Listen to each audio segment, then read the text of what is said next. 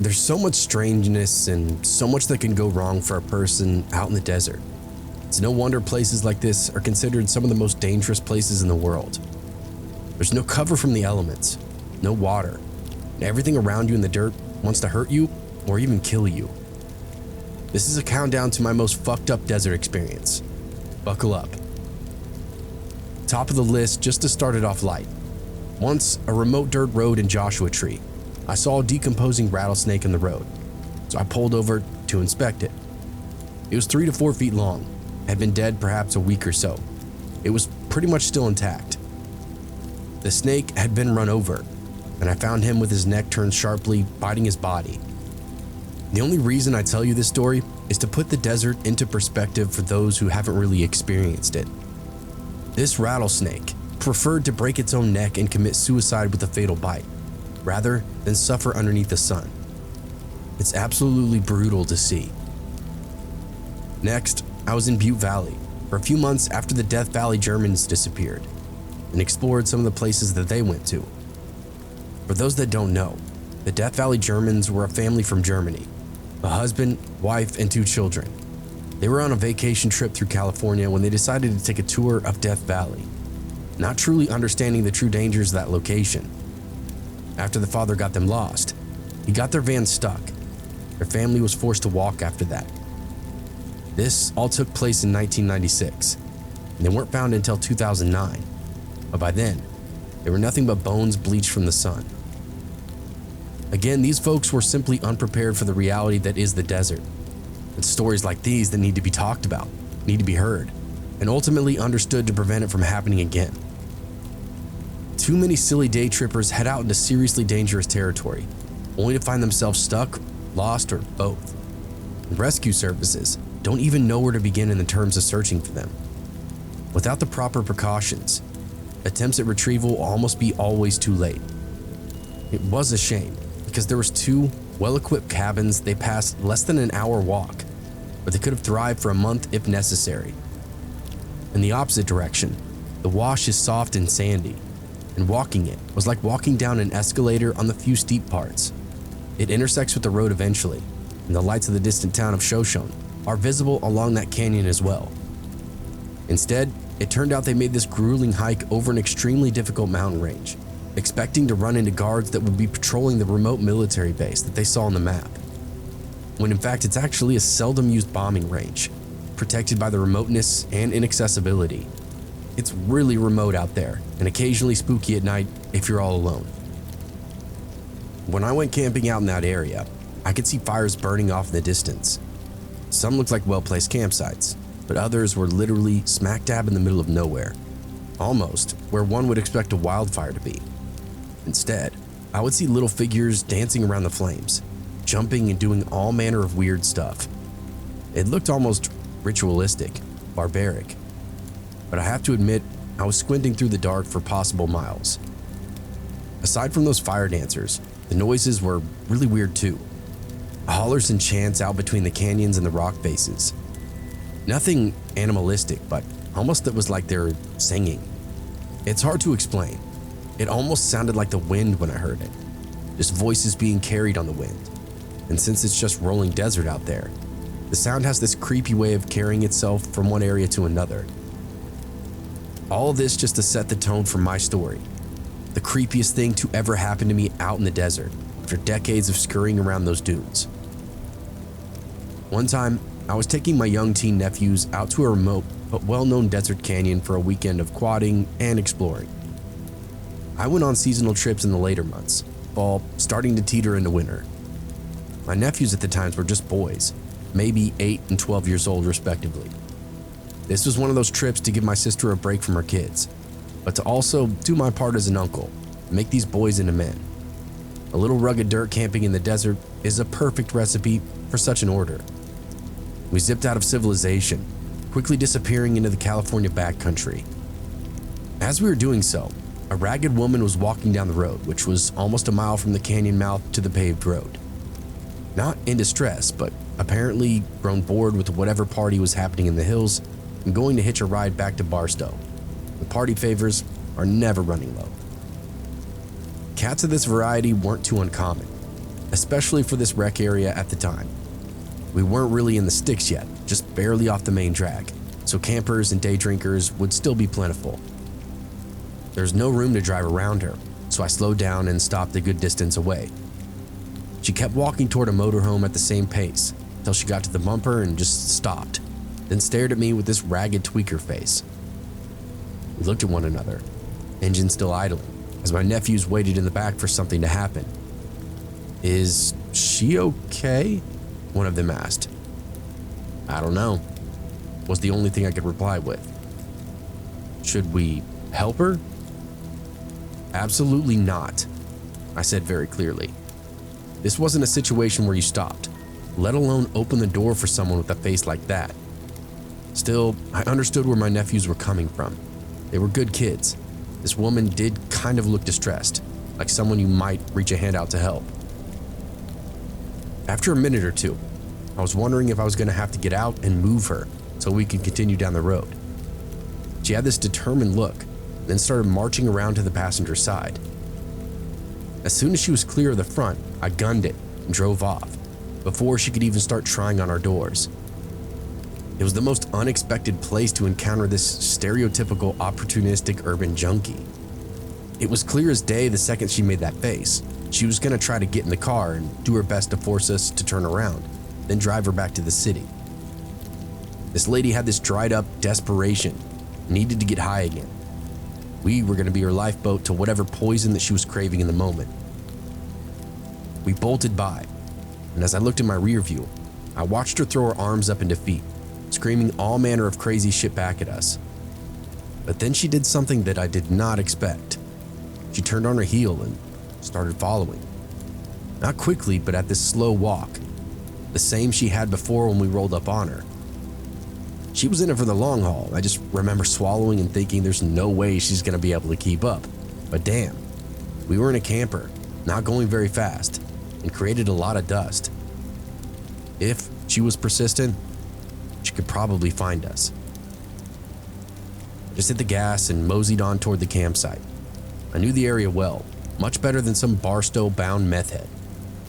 We wound back into the desert, well out of sight of that woman, until we hit the spot that we'd call home for the next couple of days. It was well out of the way, totally out of view from the mini dirt road and other camping spots inside that area. We hadn't seen anybody else on our drive back there, outside of the obvious, so we knew we were set in regards to getting some alone time. Still, in the moment, I couldn't shake the image of that crazy junkie lady, turning and following us. Eventually, I just lost myself in the chores of setting up camp, getting the fire pit ready, gathering wood, and when we were ready, setting up a makeshift area for us to relax in. All that normal stuff. My nephews helped, of course, ignorant to the fact that that lady might still be out there looking for us. The day drifted by, and of course, I forgot about that entire encounter. In all honesty, we were something like 15 miles away from where we saw her. Much further than she'd be willing to walk, I was sure of it. Probably lost the nerve after a mile or two, turned back around and headed the other direction. That way she could take her ass back to town. Either way, we were saddled up for the weekend with no plans of moving. She'd be hard-pressed to find us out in the dark. We relaxed as the sun drifted away, leaving us with just the flames for light. Cooked hot dogs, told spooky stories. I showed the kids what constellations that we could see through the trees. We eat, relax a little more, and just as I'm starting to get tired, I hear something. The kind of thing that you don't want to hear when you're all alone in the middle of the desert. Voices. They seemed far off at first, but soon I could make out the cadence. The voices, the words. It sounded like 2 or 3 more people, a girl and at least one guy. I relaxed, thinking it was just some other campers out for a late night stroll, or maybe even coming back from the spring around the bend where a little swimming could be done if wanted. "I told you it was them," a voice screeched from just outside view. Me and the boys jumped at the sound, unsure of who or what was around us. Before I could even get up, she strolled into the firelight, pointing an accusatory finger directly at me. It was her, that tweaker that we encountered on the road. I couldn't believe she found us. with company no less. "Hey, can we help you with something?" I asked. "Yeah, you piece of shit. You left me out on the road." She screamed over the fire at me. "So you come back to my camp and attack me? Get a fucking grip and get the fuck out of here," I explained in a stern voice.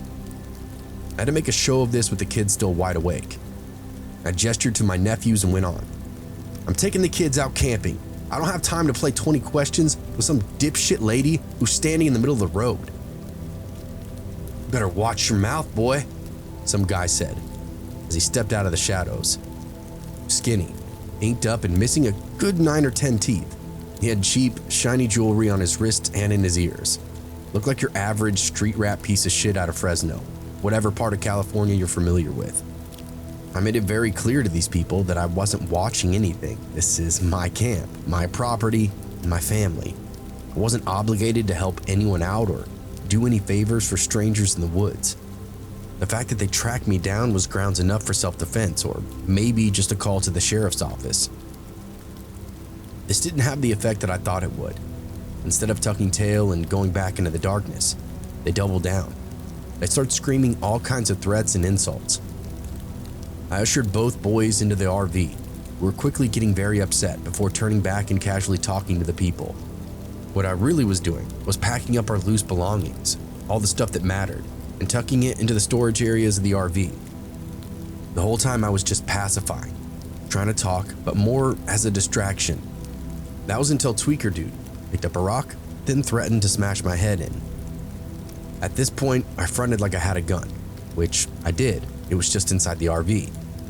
I reached into my back waistline, and that made the guy freeze up for a second.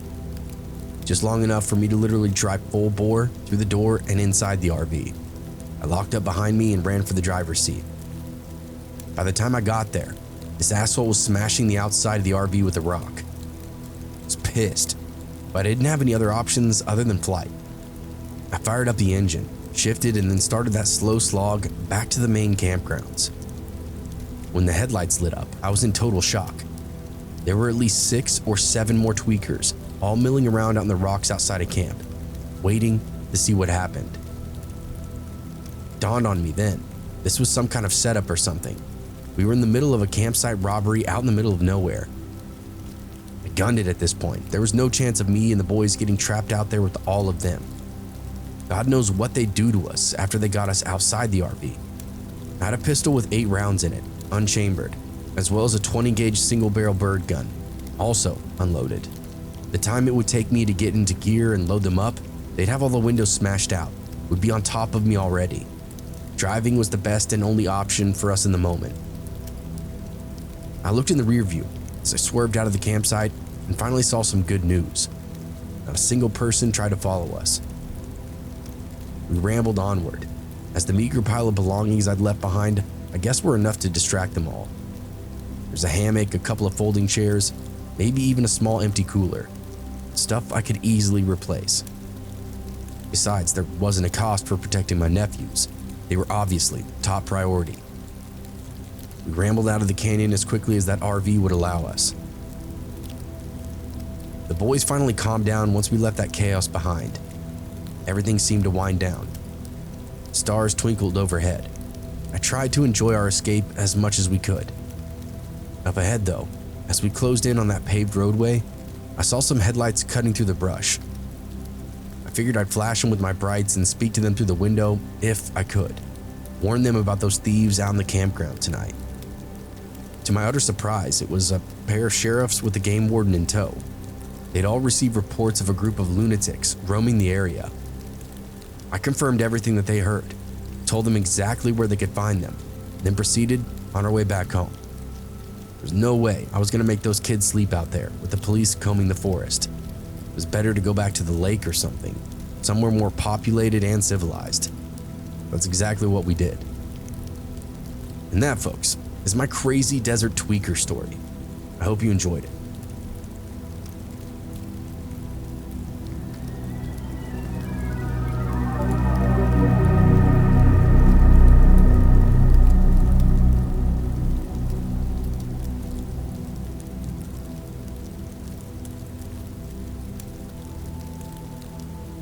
I've spent countless days hunting in the southern Texas desert.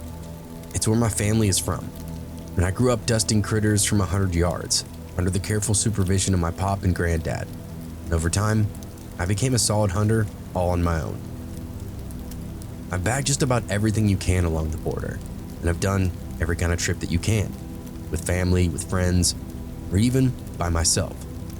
It's a fun, if not therapeutic investment of my time, and one that I've always really enjoyed. One trip haunts me though, and it was about 10 years ago. My buddies Tim and Carrie and I decided to solo hunt for wild pigs, boars as some folks call them. We've been coming to this region for years and knew the terrain like the back of our hand. Probably the best hunters out there of our immediate group of friends, which was one of the reasons we all wanted to go together. Keep the dead weight off and just bring back trophies every afternoon, compare the height and weight of our kills. The desert stretched out before us like an empty grave, sandy dunes rolling out in the distance. We set up camp in this secluded spot, far from any prying eyes. This wasn't an area known for anything nefarious, but being in the middle of nowhere, especially near the border, you just never know what could happen. So we learned early on, better to be safe than sorry. Besides, getting out away from the rest of the world was where we'd find good hunting. We all settled in for the night, passing a tinfoil wrap full of tamales around the fire. We heard a strange sound, like nothing any of us had ever heard before. It started like this low hum, then rose to a piercing whine, before dropping back down to this gentle whisper. We all exchanged these uneasy glances, but said nothing yet. It was as if we were all thinking the same thing. The hell is that? It has to be just a coyote or something, Tim said finally, breaking the silence. Yeah, or maybe it's a plane flying like overhead, Harry added, though we all knew it wasn't either one of those things. That sound continued for a while, then, out of nowhere, just abruptly stopped. We sat there listening to the silence now, our ears straining to pick up any further noises, but there was nothing. Just the crackling of the fire and the occasional hoot of an owl out in the distance. All right, well, I'm turning in, Tim said, standing up, dusting off his pants. Got an early start tomorrow, boys. Yeah, I guess I will too, Carrie said, following suit. I nodded, though I wasn't tired at all. I stayed up for a while just listening to the darkness, still wondering what that sound had been, but it didn't come back, and eventually I drifted off to sleep with my dreams filled with strange, unsettling images. Like I said earlier, I've spent decades out in this region, hunting, camping, generally just roughing it as a whole. I've never heard anything even close to that, and those dreams I had were even more unsettling. They were all more than likely unrelated, but at the time I thought something was trying to speak to me through my thoughts. Kind of freaked me out. As I lay there, I couldn't shake that feeling that we were being watched, that something was out there, waiting for us to venture into its domain. I quickly pushed that thought aside, telling myself I was just spooked. After all, we've been hunting in these woods for years and never seen anything out of the ordinary. As I drifted off to sleep, I wondered, what if this time it's different? It has to happen sometime, right? We woke up in the morning and everything was fine. We got a pinch just before the sun, when everything is suspended in that weird hazy blue. Camp was intact. There wasn't any kind of weird sounds, no signs of critters or humans alike. We brewed a pot of coffee and killed it immediately, then got our gear together for the hunt that day. Now, I knew how Tim and Carrie hunted. They'd follow ridgebacks at a slope and try to flush little herds of pigs out in the open. They'd walk with their backs to the sun, which was smart. But I wanted to be on my own, not just taking pot shots at pigs on the run. No, if I was going to out-hunt either of these guys, I was going to have to take a different approach entirely. We all wished each other good luck, and then wandered off in our separate directions. Tim went north and Carrie went west. Alas, started hoofing it southeast, the exact opposite direction. I wore full desert camo, but just the light stuff, nothing heavy or paramilitary. Just enough to let me disappear from vision if I stumbled upon a herd. I was going light for this first jaunt, as it was mostly just for scouting anyway. All I had on me was a 7-shot 357 Magnum on my hip, binoculars, and a Camelback water system, just the basics. I moved along ahead of a plateau until it dipped away into this long, winding gully. Even in the early morning light, I could see it snaking off for at least a mile. This was the kind of terrain feature you might find some pigs in, especially with it being so long. There might be water or little pockets of cactus fruit to eat. I dropped down, followed that gulch from the top lip, so I could easily look down inside of it rather than up and out. It allowed me a vantage point into the pockets of the ravine, but it also let me see the flatland on the other side. I kept my binoculars handy as I traipsed along those badlands underneath the brightening sky. 30 minutes later, I'm seeing a little sign from pigs. Then I heard some gunfire off in the distance. In the moment, it was kind of hard to tell which direction it had come from, but I thought maybe back west, the way my buddy had gone. It was possible he came upon something and decided to drop it. Part of me thought it sounded dead south, though. The border was only a few miles away. It was kind of an uneasy feeling for a moment as I walked out in the open. That gully wandered on, but I crossed it and started walking to the other side, before eventually finding a little game trail through the brush. I abandoned the gully and followed the trail, and soon there were some scat and scratch marks, all kinds of evidence of pig. I unlatched my holster and scanned the area, followed the heaviest traffic trail around. Half a mile later, I came up over a ridge and heard some rustling. Sure as shit, a monster boar came around this huge boulder, gave me its broadside. I went still and let it wander before drawing and dropping that sucker right there in the dirt. It was almost a wide shot, but the thing was so big it was impossible to miss a kill shot on, especially that close. He whined a little, but went down in a second, then died without much suffering. I was stoked. This thing must have weighed at least 300 pounds. Wasn't sure how I'd get it back to camp, but I'd killed it nonetheless. I was fairly certain I had those boys beat too, so I holstered up my gun and got to gutting the thing. The quicker I got it broken down, the quicker I could haul it back to camp. About halfway through that field dressing, I heard something off in the distance. My eyes peeled wide when I recognized the sound from the night before. The thing me and the fellas heard right before we went to bed. Some weird droning, whining, and like whispering, yelling. Too far away to understand it still. So bizarre. After only a few minutes did I understand what it was. Got closer and closer until I could hear the whine of an engine, the chug of cylinders. Those whispers turned into lyrics from some rock song. It was a side-by-side, a Razor. It was coming up on me fast. For some reason, I took a few steps back and tucked myself behind a little brush. I wasn't totally hidden, but I was positioned in a way that I could disappear in a hurry if need be. The place that we were at, there wasn't really a lot of off-roaders. The desolate but ugly area, very far from anything else. No, I had a feeling that whoever would be trouncing around here was probably a peacekeeper or a criminal. Just a minute later, that Razor came blasting into the little clearing area that I shot the boar in. They skirted to a stop and I could see two guys in goggles looking around in every direction.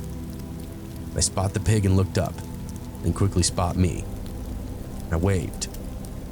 They undid their seatbelts and hopped out, at which point I noticed that they were both carrying AR-15s of some kind, scoped up and everything. They yelled something over to me, but over the sound of that side-by-side, I couldn't hear shit but my own heartbeat. The driver leaned over and killed the ignition so we could talk.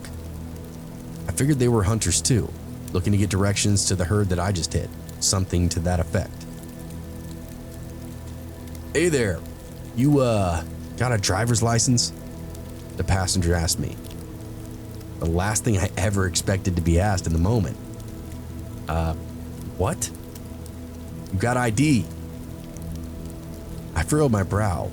Were they border patrol? I mean, the short answer was definitely no.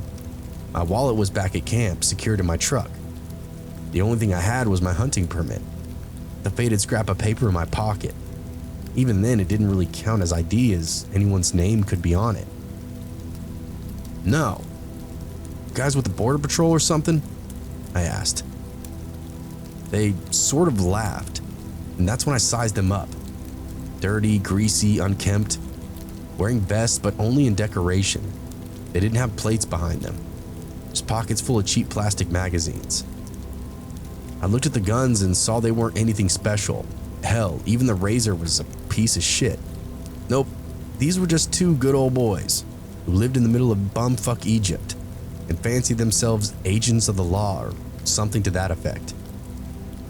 Now, we're a little different from that, one explained. You got anything to tell us who you are? My first thought was that 357 on my hip. Now it was my turn to laugh, but I thought better. I didn't want to make any moves and try to get smart. Just kind of shrugged and said, nope, I'm a Texas resident, long-time local, just out on a pig hunt. Then I gestured to that big dead boar that was between us. Yeah, we heard that. He made a gimme motion with his hand as he spoke. Gonna need you to hand that over until we can get your paperwork squared away. Now I really froze up, and I was willing to stand and talk, but this was the moment that I drew a line in the sand, literally. I wasn't going anywhere, and I wasn't gonna hand over any of my property to them either. This was all legal. My gun was legal. Everything that I was doing was well within the law. These pricks just felt holier than thou and wanted to jam people up, likely looking for illegal immigrants. Silly of them, as this area wasn't really known for that kind of traffic. Didn't matter to them though.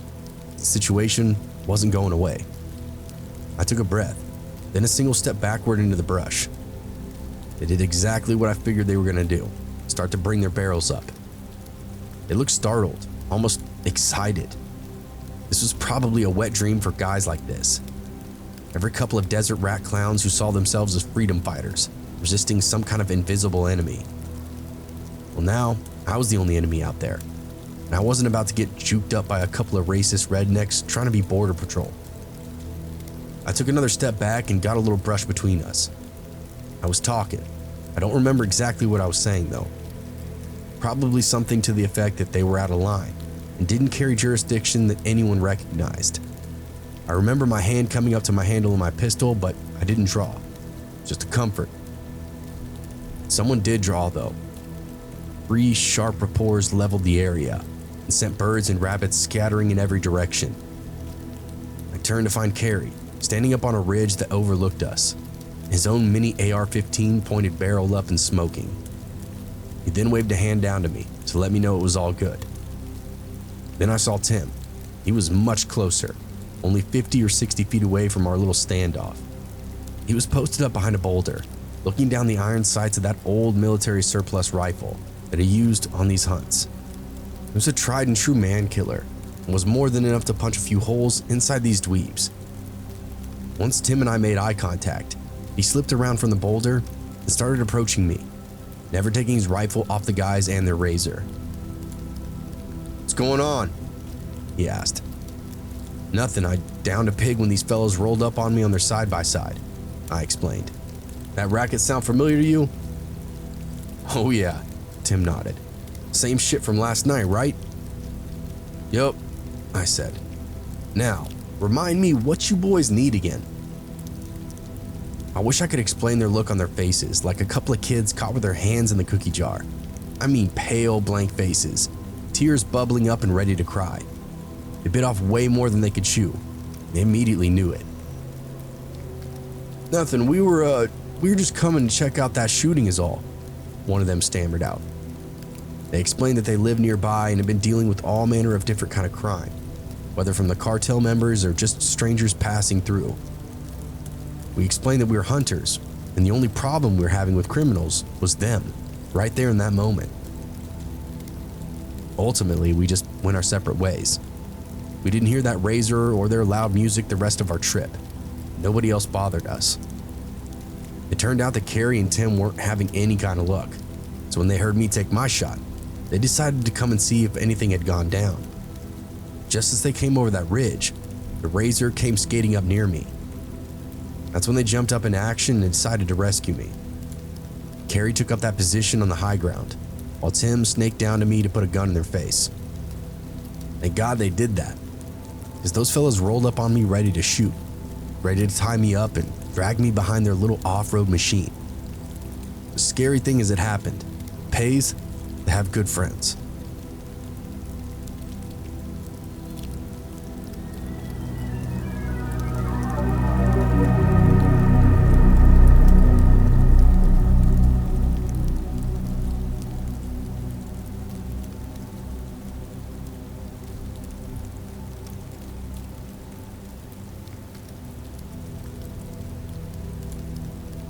I spent my fair share of time in the desert, traversing the vast expanses of sand and rock as a registered land surveyor. I've submitted several stories over the last year. I thought it was time to turn in another tale from the desert. Now this one isn't as action-packed as some of my former stories, but it was one of the weirdest and most unpredictable situations I've ever seen unfold inside the Arizona Badlands. The Southwest is my domain. I've worked from the scorching dunes of California to the rocky outcroppings of New Mexico. That being said, most of my work occurred in Arizona. I helped develop almost every subdivision in and outside of Phoenix. I've seen a lot of weird stuff, a lot of violence, and a lot of inexplicable events that only myself in the desert have witnessed. Most of my days were normal, but when you spend 90% of your time in the middle of nowhere, there are going to be some off days. One job stands out in my mind, a job that started out like any other, but quickly ended into a descent into horror. There weren't any dogfighters or crazy dumpster dwellers like last time. This job was seriously in the middle of nowhere, miles and miles from the highway, and even then, the highway itself had a 40-mile stretch before it saw society again. Just me, the sun, the sand, and my pile of GPS equipment, buzzing away at base camp. It was about 15 years ago, southeast of Phoenix, in a region so remote it made the middle of nowhere look like a bustling metropolis. I was working on a surveying project, mapping out the boundaries for a new development, making pretty good time at that. The rate I was moving, I was positioned to have the job finished early and wanted to keep it that way. Way off in the distance, I could see the silver streak of the highway and reflective traffic drifting in either direction. That's when I noticed an RV peel off the main road and onto a dusty side road. Now, this wasn't recreational area, not by a long shot. There's no water, no shade, just endless miles of sand and rock. I was taken aback, wondering what kind of tourists or campers would want to venture out this way, because the road they took would eventually lead them back to me. I paid them no more mind, just tried to focus on the job at hand.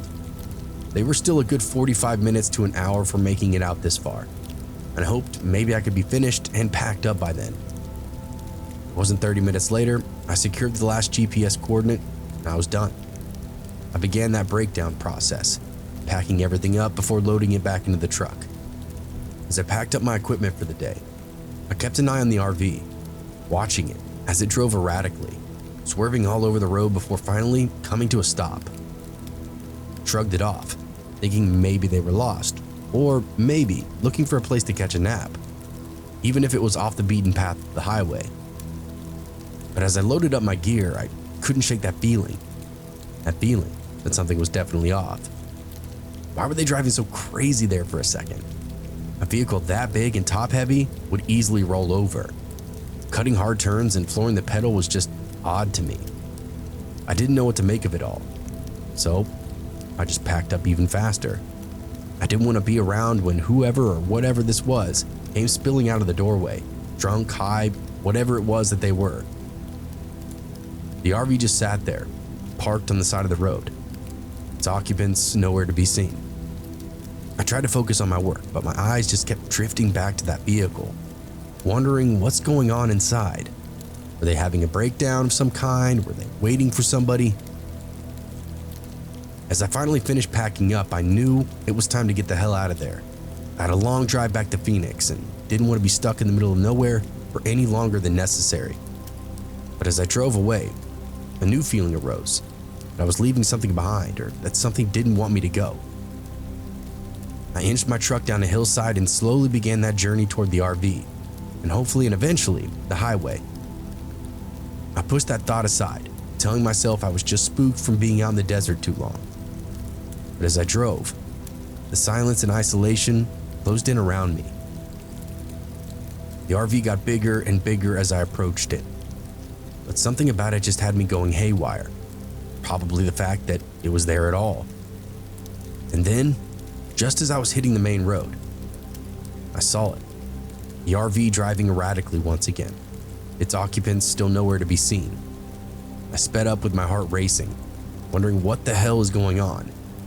And then just as suddenly as it appeared, the RV vanished from view, leaving me alone with my truck in the dusty back roads. They had turned around and were now heading in the same direction as me, back toward the highway. I could even see the dust cloud that they were creating just ahead of me, maybe a quarter of a mile. I didn't race to catch up, almost happy to be behind them and out of view. I came around a corner to see the last thing that I was expecting. That RV, with its wild driver and its wild handling, had caught too much drift and flipped, exactly as I expected it to. I came around the corner just in time to see it complete its final rotation and settle on its roof. It had flipped at least 3 or 4 times, leaving a trail of broken plastic, twisted metal, and rivers of shattered glass. Well, shit. This was exactly what I was trying to avoid. I figured they were drunk on my first sight of them, but now it was pretty much all but confirmed. Some weekend warrior thought they were going to have a little off-road fun, when in reality, they might have just killed themselves, and I was the only one around to help. I dialed 911 on my cell, an old flip phone block piece of shit, tossed it to the passenger seat. I didn't even think it would go through with how rural we were, but if it was just an open line, they might be able to triangulate it. From there, I put my truck in park and approached the RV. Not a soul stirred within. It was like a ghost had been driving this thing or something. That was until I got up to the cab, where I saw the 2 girls belted into the driver and passenger seats. They were suspended upside down, caked in dirt and blood, totally unconscious. I tapped on the glass and shouted for them to wake up, only then to smell that first whiff of smoke in the air. It occurred to me that the RV would catch fire, maybe even explode. It had all manner of extra fuel like propane and whatnot installed within. Time was limited. These people needed out, so I did the only thing that made sense. I broke the window out. It took a couple of good kicks, but when it gave, the thing exploded into nothing, just a puddle of shattered pieces.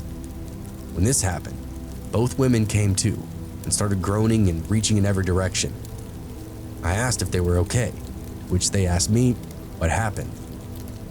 "You just flipped your vehicle. You've been in an accident," I explained. One of them nodded while the other girl just broke down into tears. She saw the glass in her hair and her blood pooling below her in the ceiling of the car. It was a lot in the moment, and I understood, but I explained that they seemed to be fine, but everyone needed to get out of the car immediately. I helped the girl closest to me undo her seatbelt, then half cradled her so she didn't fall face first into the glass that was just below. In fact, I even put my hand down flat so she could put hers on top of mine, crawl out without any further damage. She was around my age, smelled like tequila, and had one of the craziest sunburns I'd ever seen. The other woman needed a lot more help. She was clearly in shock, maybe even had some form of concussion. The glass in front of her head was shattered, and she had the makings of a pretty good goose egg beginning on her brow. She was out of it, barely talk, so I had to do a lot more to get her out. By the time I was done, more than half of my body was jammed in the cab, shirt full of glass and fluids dripping in my hair. "Is there anyone else in here?" I hollered out to the 2 girls. I figured they had to be alone, but I started to shimmy backward. Yeah, one of them stammered out. I stopped and looked into the wreckage of the back. The bed, the couch, the kitchen, everything had been tossed upside down, hardly recognizable. Before I knew it, I saw them. 2 or 3 guys scrambling around the back. What I dismissed as just wreckage settling in was actually these shirtless guys trying to get something all cleaned up. As I looked over the banged up equipment, I realized it was the remains of a drug lab of some kind, and that was contributing to the smell that was in the air when I arrived on scene. They were cooking something in there, and it wasn't a pot roast. It was meth or LSD or some other concoction, and I wanted nothing to do with it when the police arrived. I started to shimmy back, which is when one of the guys noticed me, and they started crawling at me. I could see that their eyes were all messed up, bloodshot and tinged with yellow. It was actually kind of scary watching them scurry through the debris, cutting their hands on stuff and not even reacting to it. "Hey, you guys need help?" I asked, pushing myself out of the cab and flat onto my ass. It didn't respond, just came out on all fours and into the sunlight. "What happened?" he asked me. "You guys flipped your ride," I explained, gesturing to the RV. He looked it over and ran his hands through his hair, then started screaming. This dude was so out of it, he didn't even know he was in a car accident. That explained the careless nature of the girls that'd been driving too. Didn't seem to have a care in the world. The other guys started coming out of the wreckage. One of them, which had what looked like organized prison tattoos all over his chest. They gave me some attention for a second, wherein I explained I was just a passerby and was trying to help. I hadn't made them crash or anything. They focused on each other after that, even started arguing a bit. They all seemed to be in a panic about their makeshift lab, not so much the RV. I took this opportunity to backpedal to my truck and get one foot in the door. I asked if they were good, if they needed any help, to which they said no and to go ahead and leave. I didn't need any convincing. I hopped in and checked my phone. Saw I had a few missed calls from a number that I didn't recognize. Figured the police had gotten my call. Dead reception areas like that, the service just goes in and out. I shifted into drive and went about my merry way. Back at the intersection where the dirt road met the highway, I ran into the first pair of DPS troopers heading out to investigate. I waved them down and gave them a little heads up on the situation. Drunk, possibly high, and possibly had a drug lab inside a crashed RV. I gave them a rough approximation of their location and said that they definitely couldn't miss it. Officers tipped their hats to me and got my name and number, then proceeded back into the desert. Never saw any of them again. Some of you may remember from my other story, my brother is a commander for the precinct within the Phoenix suburbs. I asked him a few months ago to later follow up with any information, and he gave me the lowdown. It was exactly what I thought. Two couples, middle-aged, had made contact with a friend who'd just gotten out of prison. This ex-prisoner was a friend of the cartel adjacent, and knew some clever ways to make a lot of cash. These two couples quickly got involved. After their first batch of whatever they were cooking and coming into their first windfall of cash, they partied way too hard and essentially went on a bender. They ended up out in the desert where I found them. Then the police found them. Word was they were all catching charges, and at least two of them would get prison time. The rest, I'm not sure. Like I always say and still say, you can never be too careful out in the desert.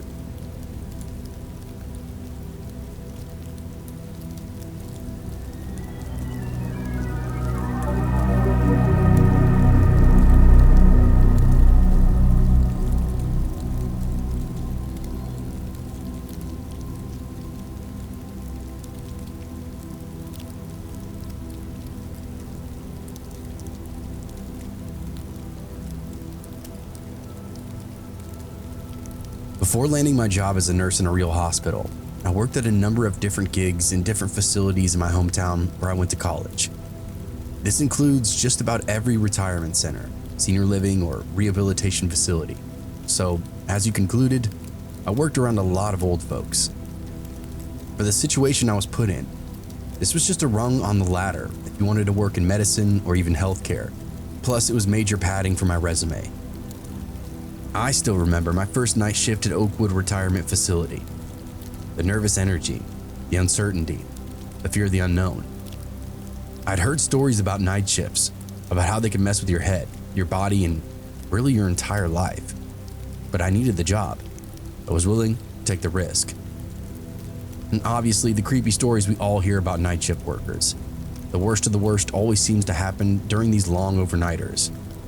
But because of the nature of my job, and all the death that I see on a normal basis, I naturally hold beliefs about God, the afterlife, and with that comes beliefs in spirits and entities. You can call it whatever energy you want. But I was afraid of seeing ghosts down the hallways, sounds that shouldn't be there, that kind of thing. It was entirely in my head, but was there nonetheless. As I clocked in, my supervisor Lisa greeted me with this warm smile. "Hey, welcome to the night shift. You'll get used to it, I promise." She showed me around, introduced me to the other nurses and other CNAs. They all seemed pretty friendly, welcoming, and experienced. I felt a sense of relief thinking that I was in good hands. Lisa was really nice and reminded me of my mom or older sister. Just honest, kind, funny, making little jokes and stuff to make me feel comfortable. It was easy to fall right into place on my very first day, and because of that welcoming energy, I had to ask Lisa what was on my mind. "So, I got a question," I ventured. "Sure, what's up?" Lisa said. "Any stories about this place being haunted?" I asked. She gave me a funny look and said, "Why, do you want it to be?" I quickly shook my head no. She laughed and said, "Good. No Indian burial ground, no poltergeist, no ghosts in the lounge. This building isn't that old, and no one that I know of has ever even reported anything. We all talk, we're close-knit, and it's just not even on our radar." That is such a relief. I've never worked a night shift, and I have all these kind of crazy stuff in my head about what could happen or what I could see, I explained. "You must really take care of them before they go." Lisa shrugged and said, "Or maybe there's no such thing as ghosts. Come on, I'll show you where we take our breaks outside." The first few weeks were tough. My body struggled to adjust to that new schedule, and I found myself dozing off during my breaks. But as time went on, I started to get the hang of it. I learned how to stay awake, how to stay focused, and how to manage my time efficiently. I even started to enjoy the quiet hours, that peaceful atmosphere, the sense of accomplishment that came with making it through another night. 6 months in, I was a pro. I knew every single resident's name, every medication schedule, every quirk. I knew how to handle difficult situations. I knew how to calm down agitated residents, and even knew how to make them laugh. I become a part of the night shift family, a tight-knit group of people who relied on each other to get through these long hours.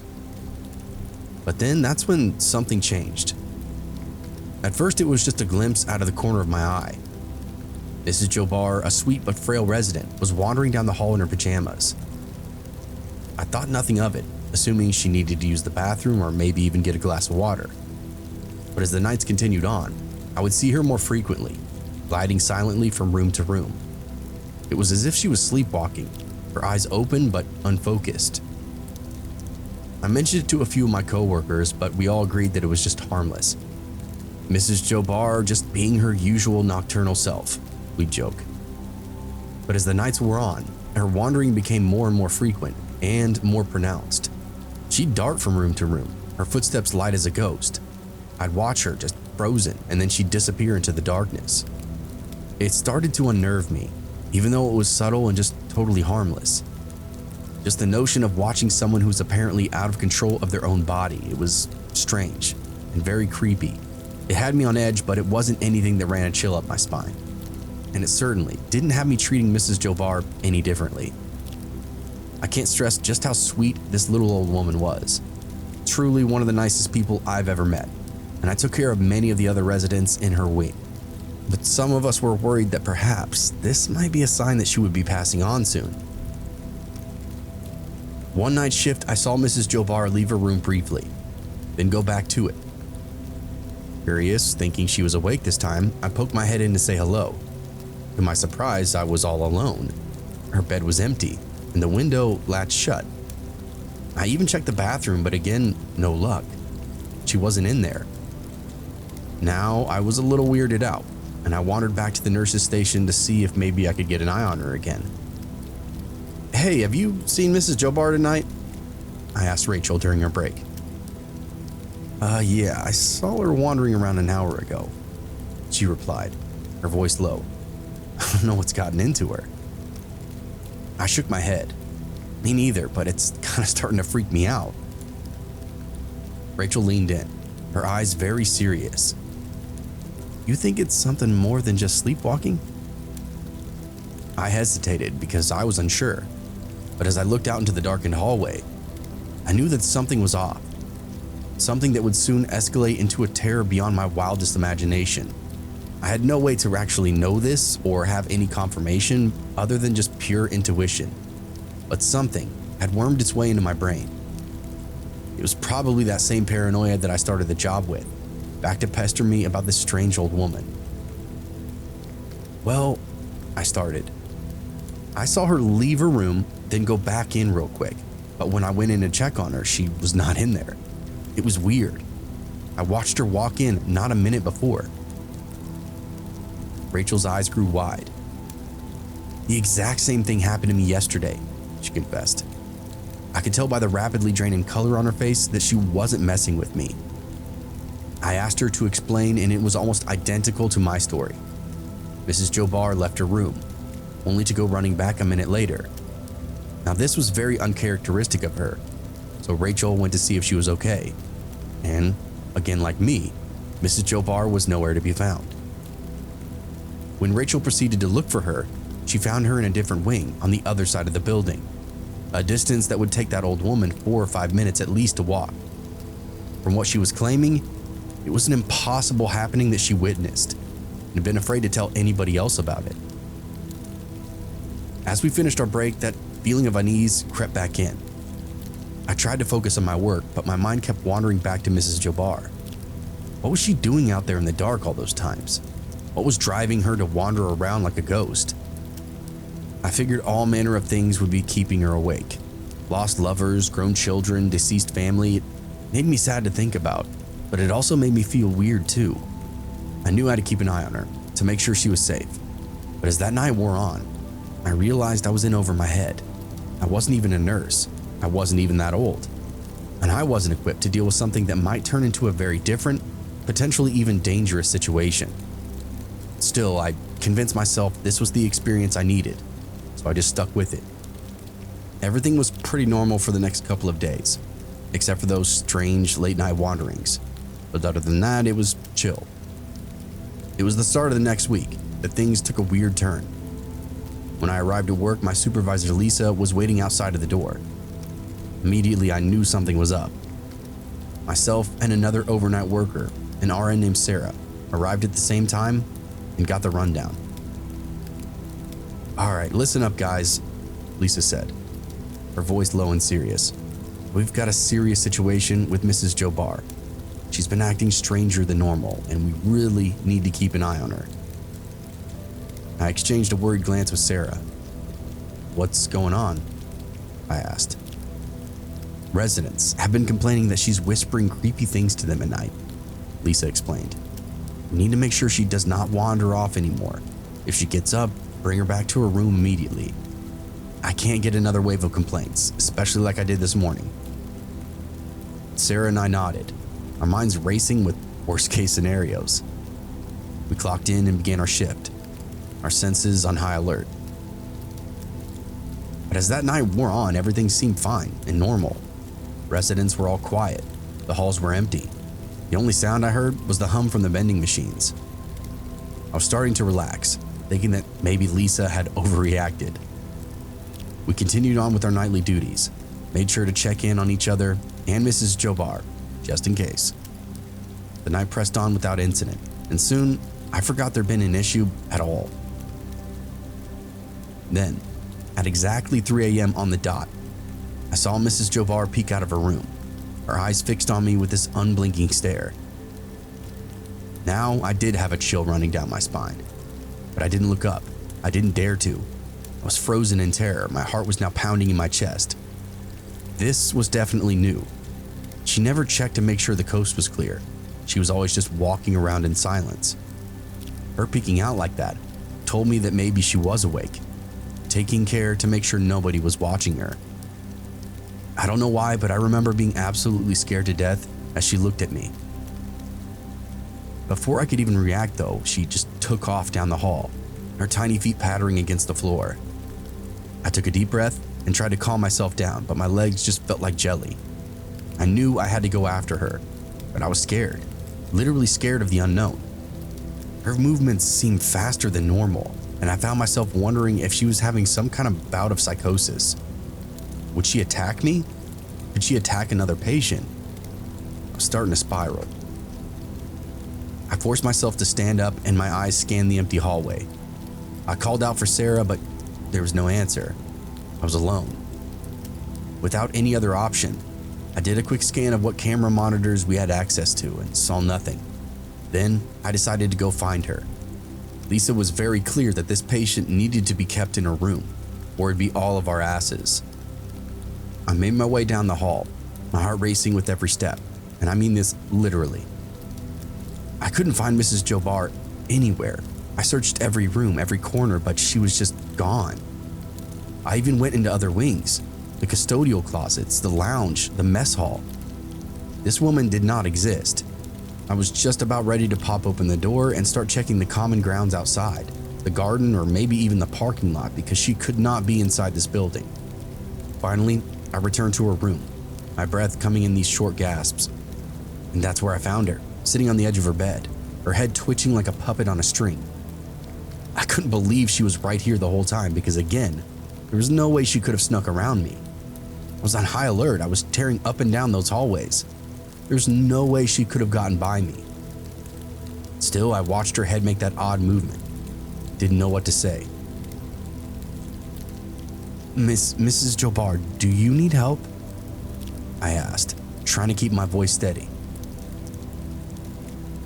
Her head snapped around, her eyes locking into mine with this unnatural movement. Margaret isn't here anymore, she declared, her voice low and menacing. Then she whirled back to face the window, went right back to twitching and making these creepy clicking sounds. This was all out of my worst nightmare. I bolted out of the room, my heart racing with fear.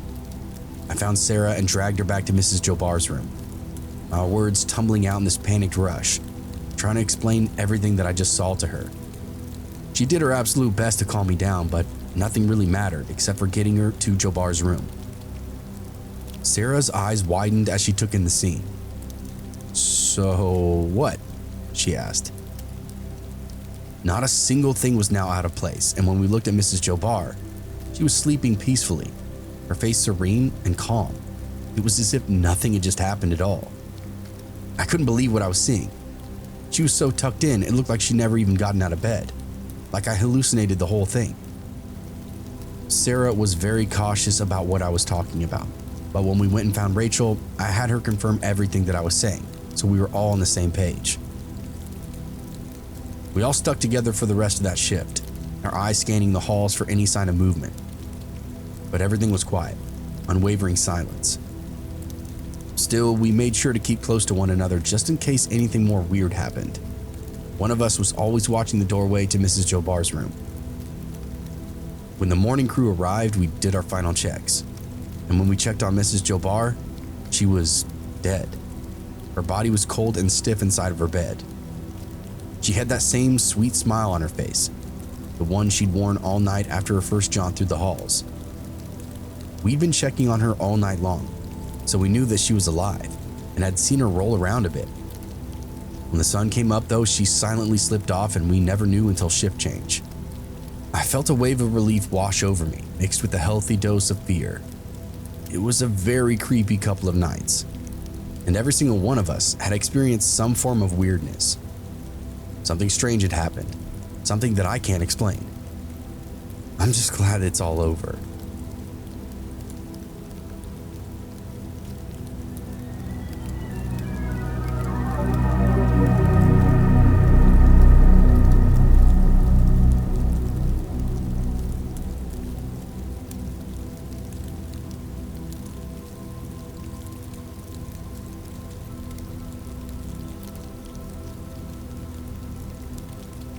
I'm a longtime Colorado resident, and about 15 years ago, I moved to a small outlier of a town called Grand Junction. Some of you will know it, but I suspect many have never heard of the name. It's quaint, mostly a blow-through town, and one that services the southwestern corner of the state. I fell in love with the place and called it my forever home. I worked at a mom-and-pop shop downtown in Grand Junction, where everybody knows everybody. Like any rural community, we have our seasons, and the rest of the year is a little quiet. It's the hustle and bustle of the locals, the thrum of the trains blowing through town. Time seems to slow down here a little bit, if you let it, almost like a place for a fairy tale. It's one of the reasons it was so easy for me to fall right into the place. Among the familiar faces, one stood out: Warren Barnes, the reading man. For as long as I can remember, Warren was a fixture in our community. His kindness, work ethic, and love for books made him a beloved figure. I'm not sure exactly how long he'd been living in Grand Junction, but I'd known Warren for as long as I can remember. It seemed like everyone on the block knew his name, knew his schedule, and everyone was very kind to him. Frankly, I'd never seen a homeless man generate such respect, but after having a few conversations with him, I quickly understood why. He was genuinely a sweet old man.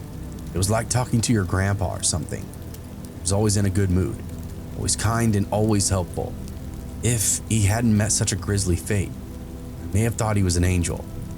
Warren's daily routine was as predictable as the sunrise. He'd start at the coffee shop, then visit the library, and finally settle into his favorite alley behind the bridal shop, surrounded by his precious paperbacks. Westerns were his passion, but he devoured everything from history to thrillers to philosophy. His knowledge was just staggering. Conversations could easily last hours. As shopkeepers, we relied on Warren for odd jobs, moving boxes, unloading trucks, or running errands. Always said yes, without expecting anything in return. His Army veteran background and travels had seasoned him, but his heart was what made him really special. Grand Junction had adopted him. He'd become our very own. Warren's relationship with the community was genuine and strong. It was Mary, the baker, who saved him fresh bread and pastries, Jake, the hardware store owner, who hired him for handyman work, and Rachel, the librarian, who always set aside new releases just for him. We all looked out for Warren, and he repaid us with his kindness and dedication. On one Sunday back in 2021, Warren didn't appear, and by the late morning, all the shopkeepers and laborers on our street knew something was wrong. We just didn't know how bad. We all waited at first, but by midday, some of the other people that knew Warren a little better than I put in a call to the police department. It's hard to track a guy down that doesn't have a house, and obviously police need more suspicion before they put up missing persons reports for a homeless man. Either way, we didn't like what we heard. The gal that owned the bridal shop just across the street said that someone had found Warren's wallet out by the boat ramp, over by the... This was pretty far away from usual places Warren liked to hang out, and as I mentioned, he kept a pretty rigid schedule. The gal actually left that day to go meet investigators over by the river to help them out and help get a better idea of what might have happened to him. By then, though, it's far too late. None of us knew just how bad the situation really was, at least not until Warren's body parts started washing up along the river. Arms, legs, chunks of his torso, just casually floating along, beaching under the bridge overpass on the edge of town, near the boat dock, that same place that they found his wallet. We were all in shock, and I mean absolutely blindsided. You have to understand, this wasn't just a hobo. This was someone I said good morning to every day for 10 years. Every single day this man would sweep the steps in front of my shop, or bring me flowers that he found growing in the alley. A truly kind, considerate individual. And someone took the night to cut him into pieces. Someone targeted him. I could feel it in my soul. How else could this befall such a distinguished member of our community? As I now reflect on Warren's life, I realize just how much he enriched our community. His love for books and learning inspired us. His willingness to help others without expectation of reward reminded us of the importance of kindness. His presence was always there, like a steady heartbeat. It made us feel safer and more connected. But as with all good things, Warren's life was not without its challenges. His homelessness was a constant struggle. We did our best to help support him. We'd offer him a place to stay, temporarily, or help him find resources. Warren would never complain, never ask for more than he needed. He was content with his simple life, surrounded by books and friends. I honestly can't say that he was actually homeless. because he called Grand Junction home, and we took him as he was. As the sun sets on Grand Junction, I remember Warren's smile, his laughter, and his infectious enthusiasm. He didn't deserve to meet the fate that he did, and it brings me some weird distant satisfaction knowing the killer was caught. If justice hadn't been served, I probably would have never slept again. My friend, my neighbor, gutted and dismembered in the dead of night, with no one around to help him. I wish his last moments hadn't been so scary. For now, let's cherish the memories of Warren Barnes, the reading man, who brought so much joy and light to our lives. His story is over, but for today, let's honor his spirit, his kindness, and his love for life. Warren, we miss you every day. I lived in Grand Junction for a long time, and the crime that happened a couple of winters ago was one for the ages. Not a lot of stuff goes on here, and I'll admit the rate of crime in our city is a little higher than the rest of the state, but that's only because we're in a corridor community for neighboring states. Lots of drug trafficking throughout here, some robbery, breaking and entering, but not a lot of outright murder. That stuff sticks with us for a long time, usually till the next one happens. I myself am an old man, living alone on a quiet street. The Cohee house was just another familiar facade, but the son, Brian, was a different story. I noticed strange behavior from him. Sometimes I'd go outside and find him in his side yard, just staring off into space. It was weird. And the first time I saw it, I called his name to say hello. He didn't respond at all. He didn't look vacant or out of it, just deep in thought about something. I chalked it up to just an introverted young man, but over the next year or two, I'd catch him doing that pretty often, but never when anyone was around. This was something he'd do when he was all alone. Next came the animal abuse. I really only saw this happen once, but still, the kid would hurt dogs and cats in the community. I don't know if he was killing them, but again, when he thought no one was looking, he'd give them a fist or a boot, throw rocks at them, they were too far away. A couple of times, I'd go outside like I was taking out the trash, just to holler at him to knock it off or go home. He'd wave at me, act totally normal, like he wasn't just hitting a stranger's dog with a closed fist. When pressed about it, he just said he was having a bad day and didn't want the dog to attack him. Said it had bit him a few times in the past. I knew something was off, but I didn't really know what to do. I wasn't related to him. I didn't want to meddle. The other thing, it turned out, was that Brian was actually a pretty smart kid. For as weird and quirky as he was, he had his family and even some of the teachers at school pretty wrapped around his finger.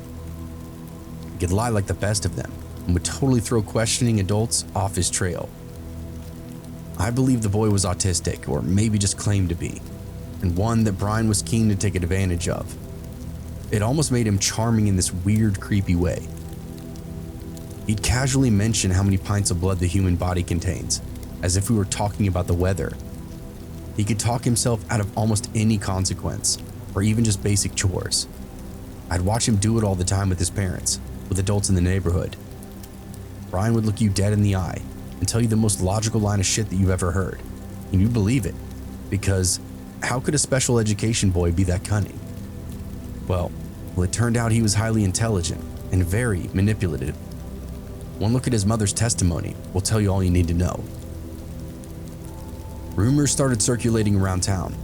Other neighbors told me about Brian's disciplinary issues at school, bullying, even physical harm to his peers. I felt a sense of culpability, having witnessed his erratic behavior and not reporting it. Still, it's hard to inject yourself into business of somebody else's kids. I remember hearing a story from someone on our street who also has kids, who went to school with Brian.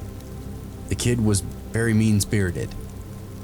He'd hear about a student in his class prone to having panic attacks, so he'd do everything in his power to make them have one. He would construct these model weapons out of his stuff he found at school, then use them to attack special needs students when no one was looking. Behind the school buildings, vacant hallways, or even on the bus. It was some of the most heinous stuff I've ever heard. Outright abuse of people Brian deemed lesser than himself. One day though, there was a couple of boys following Brian home from school. All three of them were walking, but I could tell Brian was trying to get away from these kids. I could see plain as day that they weren't friends of his. Brian made it back to his house, rushed inside and slammed the door behind him. The boys threw rocks at the door and called out, "Hey Dahmer, come out Dahmer, we just want to play, you fucking freak." When I asked the other neighbors about this, she confirmed it.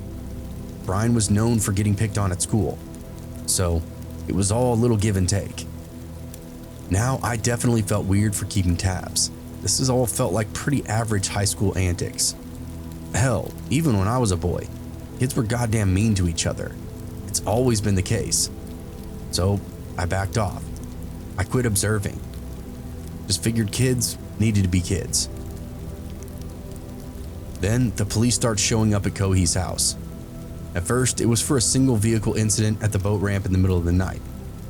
I saw Brian's parents driving off, returning later with their son.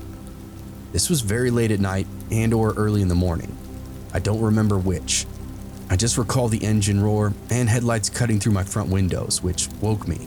And then by the time I moved myself into the living room, they were coming back, Brian and his parents. The police visits continued, and I sensed something was amiss. I mean, what other evidence does a person need?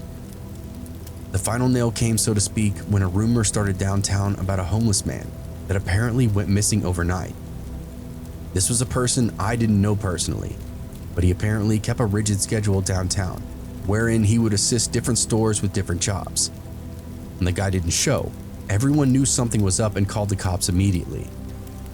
I didn't think anything about this at first, so I didn't have a reason to connect the two. I remember hearing strange noises from the Cohey residence one day. Muffled sobs or screams. Within an hour, the police arrived, and Brian was taken away. They briefly questioned him right there in the driveway. I could see him from my own living room, standing rigid, upright, like he usually did. Slowly going through the motions of discussion, but it looked forced, like he was uncomfortable maybe. It's hard to say. The truth hit me like a ton of bricks. The story coming out was that a wallet was found down by the boat ramp, Warren Barnes' wallet. And that was when I put two and two together, that Brian's car had been retrieved from the river by the police and a local tow company. That couldn't be a coincidence, right? Well, I learned later on the news that sobbing scream that I heard across the street was actually Brian's mother, discovering a very gruesome scene. In the back of Brian's closet, she found a plastic bin, the double-wrapped plastic bag beside it. The contents being one rotting human head and a pair of severed hands. Brian was a murderer, living just down the road from me. All that strange behavior that I witnessed and dismissed for so long finally accumulated into the worst nightmare we could have ever imagined. The weird interactions, the bizarre comments. Brian had been thinking about violence for a long time, perhaps as long as I knew him as a neighbor. I could have been his next victim, an old man, alone and helpless. I realized that I narrowly escaped a terrible fate. By the end of that week, I read that most of Barnes was discovered along the riverbank, some of him left under a bridge where he'd been sleeping. It seemed that Brian had put a lot of thought into his actions, but when it came to actually covering his tracks, he was sloppy and just relied on his ability to lie. Thank God that didn't work out for him, and I hope I never see him again. I personally didn't know Warren Barnes, but I can imagine the kind of man that he was. His fate was cruel, murdered while sleeping under a bridge, dismembered, and left like trash. The thought sends shivers down my spine, and I hope the man finds peace on the other side, as I imagine his last night was not something he'd want to remember. I heard from the locals that he just kept asking Brian, why? Why are you doing this? Why? Which frankly, makes my skin crawl.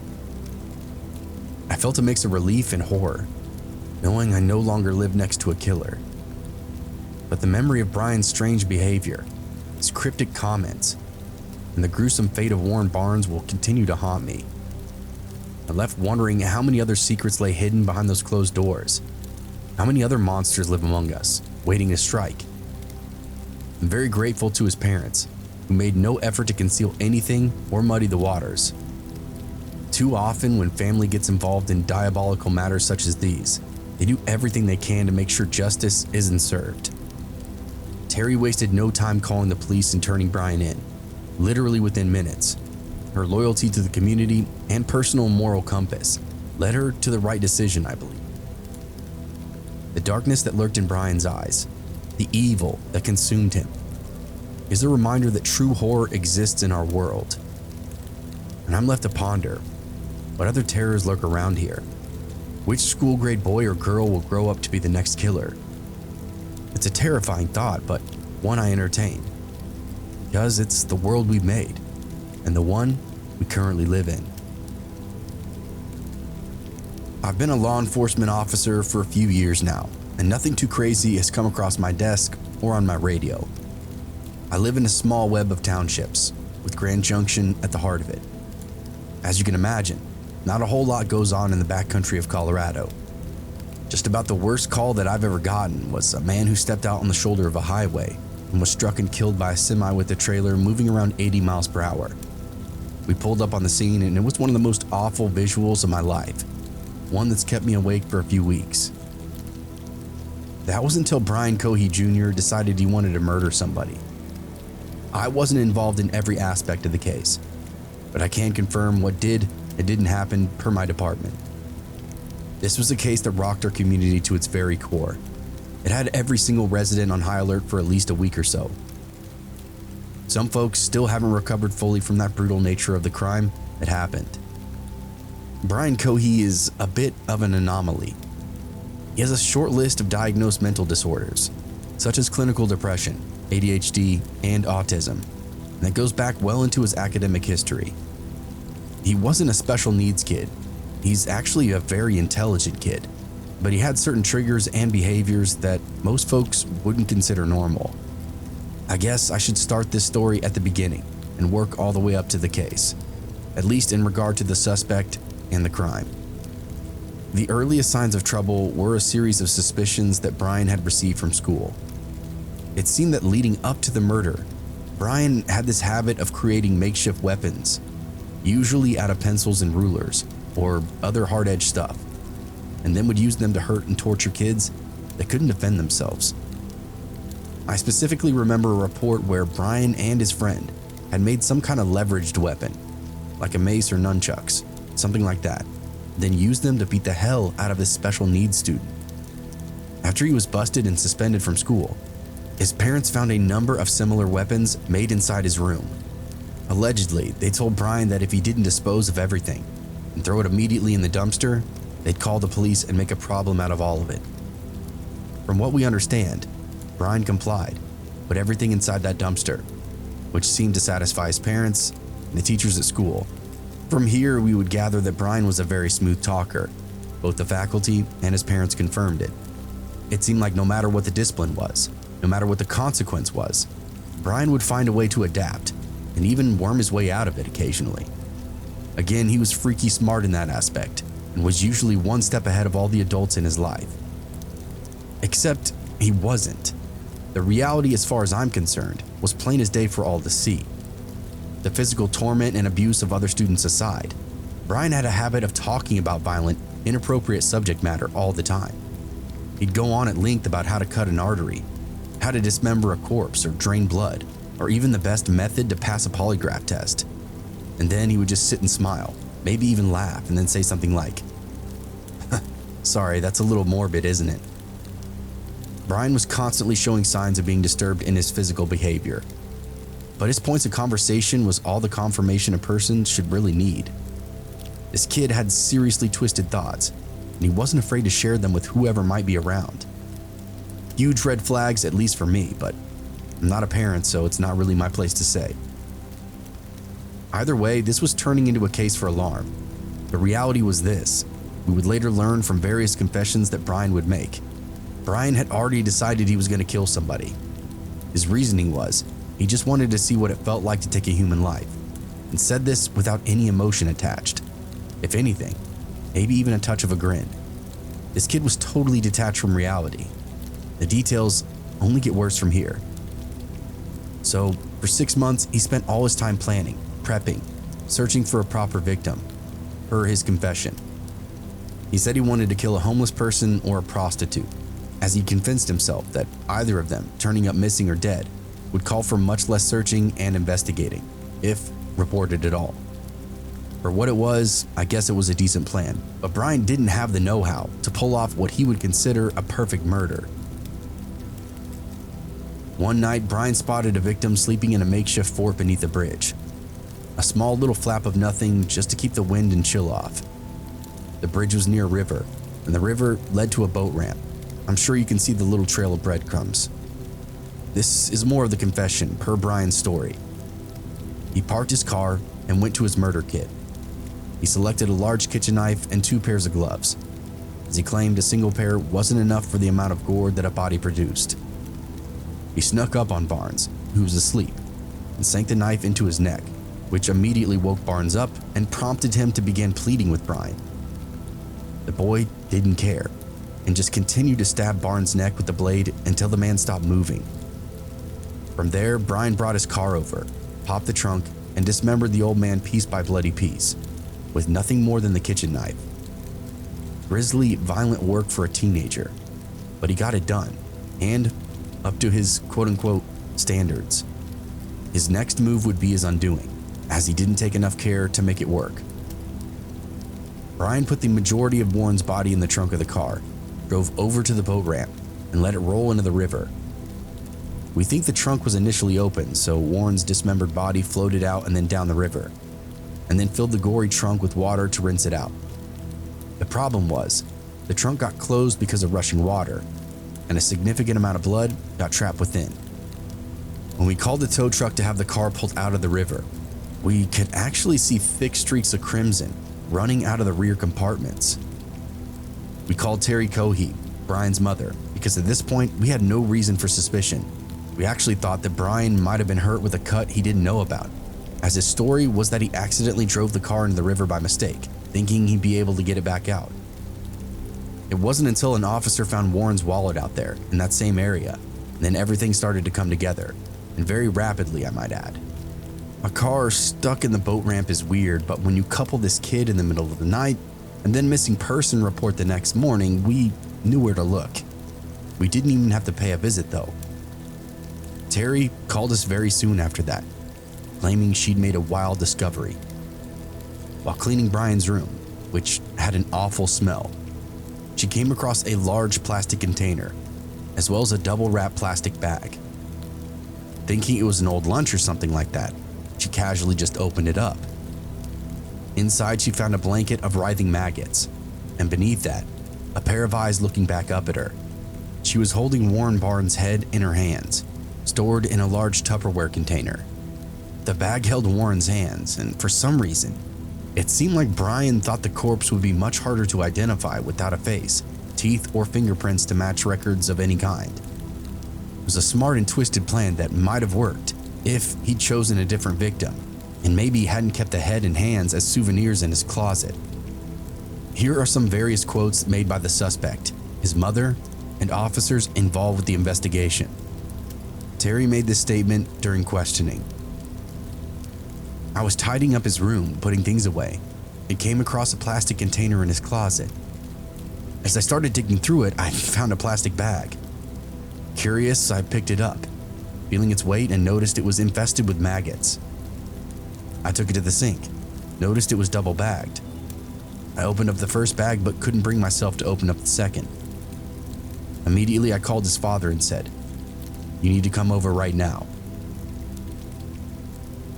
Later, when the officers arrived at the Cohee residence, they asked Brian, 'Your parents have raised concerns about some items they may have found in your room. Can you elaborate?' Brian went on to say, 'Yes, I believe so. A human head and hands, from the man that went missing. I killed him with a knife. I always wondered what it would feel like to commit murder.' He went on at length about what he did and why he did it. It was the night of February 27th. It was a full moon, and I figured I could see so well, so why not try it out? I was in a bad state of mind at the time. I have a major depressive disorder, I was driving around and I saw a shape and I was like, oh, interesting. I'm like, that's a homeless person. So I grabbed my knife. I put on 3 layers of gloves because plastic gloves can betray their users because they're so thin. I took the knife, pulled back the canvas, and stabbed his neck. At first he was in a state of panic, asking, "What are you doing? Why?" But I just continued stabbing his neck. While giving us the rundown, Brian seemed eager, almost excited to be recounting such gruesome details, even chuckling between descriptions. To this day, the responding officers, the investigators, the judge, none of us have ever seen anything like this, and I hope we never do again. His defense after the fact was insanity, but he'd already fucked that up for himself. You can't premeditate a murder for 6 months, think about how to avoid every consequence, and then just pretend you were crazy after that. He confessed far too much, leaned into his ability to explain things way too much, and dug a hole he couldn't get himself out of. The other nail in the coffin were the murder kits. Brian had an unbelievable amount of knowledge on how to kill and dispose of a person, and kept little bundles of supplies in his room and in his car. It showed clear intent that the court was not lenient on. Brian Cohey received a life sentence of the murder of Warren Barnes, guilty of first-degree murder and tampering with the body.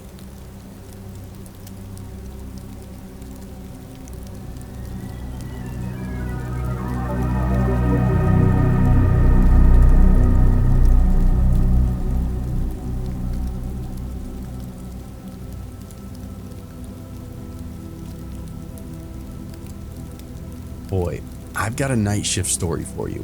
Buckle up, boozers. This one is fucking crazy.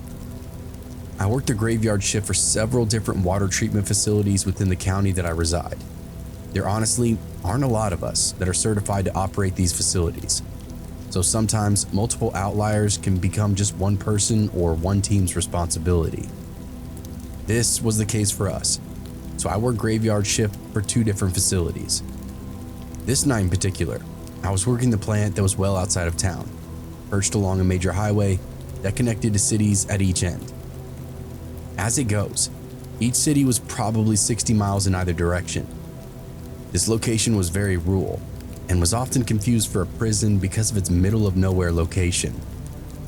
The water treatment plant loomed before me like a monolith, its steel and concrete walls gleaming in the moonlight.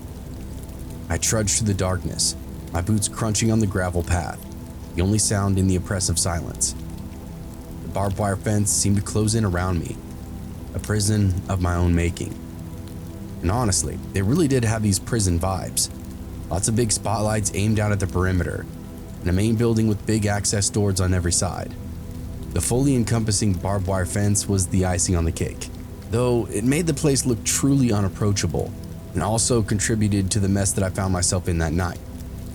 You see, when I arrive at my job, I have to unlock the chain that keeps the gate shut, then lock it again behind me after I drive in.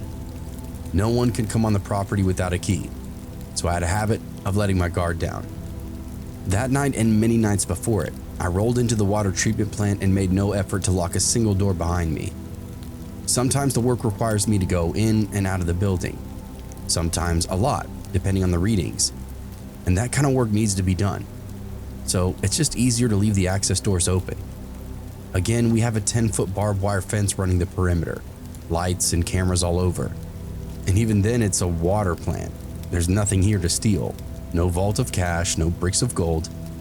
Locking doors never even crossed my mind, frankly. I was the sole guardian of this place, the graveyard shift my solitary domain. The tasks were routine, but the isolation was suffocating. I felt like a sentinel, standing watch over a fortress of water, waiting for the dawn to come. I didn't try to spook myself with unnecessary stuff, but in hindsight, I almost wish I had. If I'd been a little bit more on my toes, I might have been able to prevent this from ever happening to me.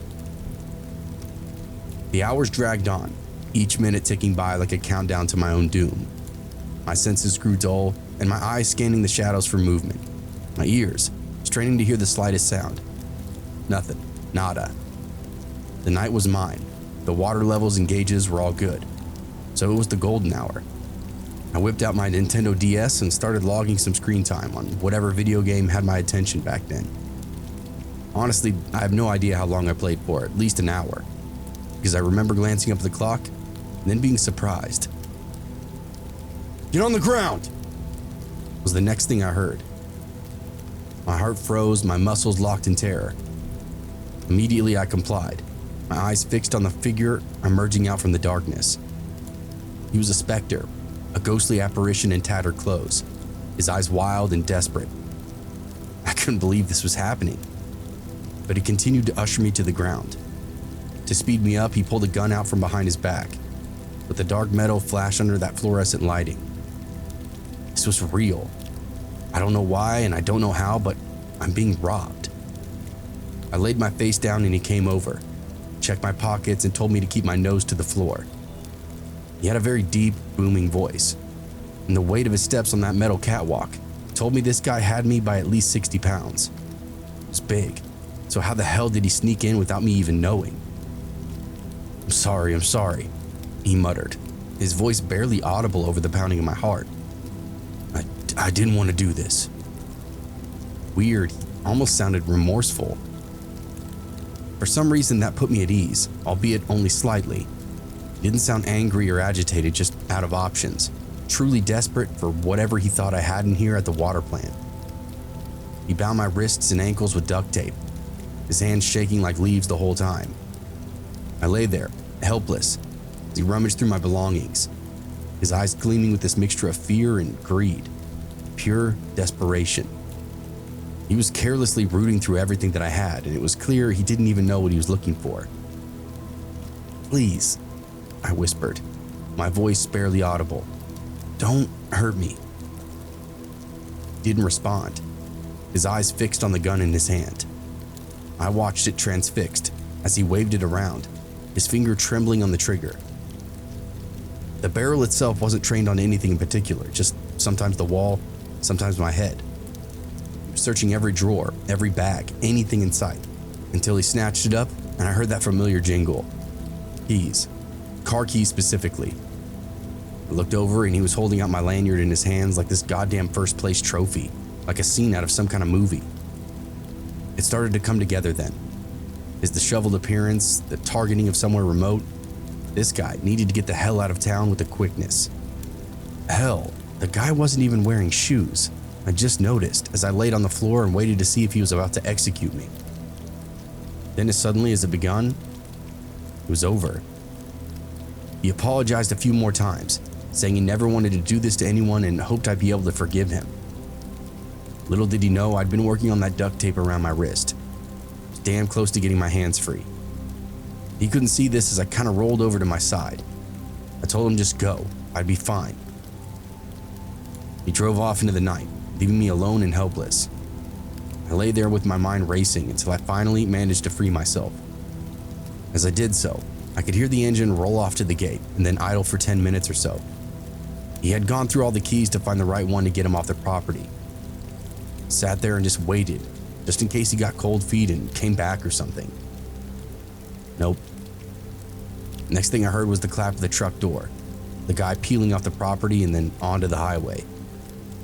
I yanked all the tape off that I could, both on wrist and ankle. Did a quick body check. I felt like my heart was slamming hard enough to have some kind of medical emergency. I'm not in particularly great shape, and I thought I could have a heart attack or an aneurysm or something. I stumbled to the phone, my hands shaking like leaves, and I dialed 911. My voice was barely audible, especially over the pounding of my heart. I let them know who I was, where I was, and what had just taken place. The dispatcher was sterile but told me that officers were en route, not to panic and there would be someone there soon. Other than that, not a word. This was off-putting as I was really hoping for some advice or at least a little sympathy. The police swarmed the facility. Their sirens and lights were a welcome respite from the darkness. Fortunately, the bandit didn't bother to close the gate behind him, so they rolled right onto the property. I waved them in through the access door and showed them where everything had just gone down. The room was torn apart from the guy's relentless search through everything. Papers, my personal property, all just kind of strewn about. The duct tape lay in a pile, the spot that I'd been subdued. I even pulled up the camera footage of the guy entering through the door, just before 3 a.m. They checked me for wounds and then took my statement. They were very thorough and took care to search everything in the facility, high and low, as not to miss anything that might lead to an arrest. They thought it was just as weird as I did to come rob a water treatment facility in the middle of the night, no less. They nodded their heads when I told them he took the truck. A getaway of some kind with a random vehicle, I guess, kind of made sense, but even then, where the hell did he come from? It's not like he left his own vehicle behind, not even a bicycle. A few officers hung out there with me until my relief came, at which point I was dismissed. Managers were notified. They gave me a couple of days. Lots of corporate stuff, very boring. I didn't get in trouble and I got a little time off out of it. They caught that guy later that same day. It turned out that he escaped from inmate custody in the next city over before getting booked. I don't really know the whole story of where he came from or why he was originally arrested, but like I mentioned earlier, the next city was like 55 miles away. This guy must have been walking for days and days through the wilderness along the highway, just hoping for something to come along. Sure enough, that water facility would have been like a beacon in the night for an escaped convict. Bright lights, a big humming building with electricity, water trucks parked all over, maybe even a change of clothes in a locker or something. It would have been everything that guy was praying for. And my stupid ass didn't lock the doors.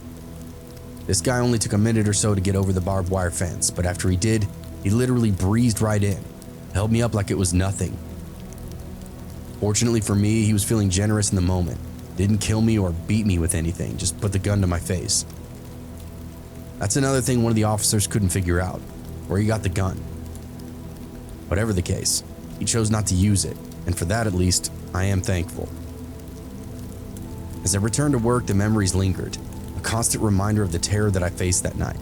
But I refused to let it consume me.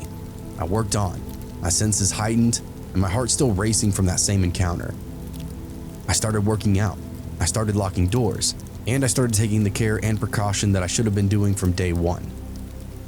Even so, I developed some pretty significant PTSD from almost being shot in the head that night.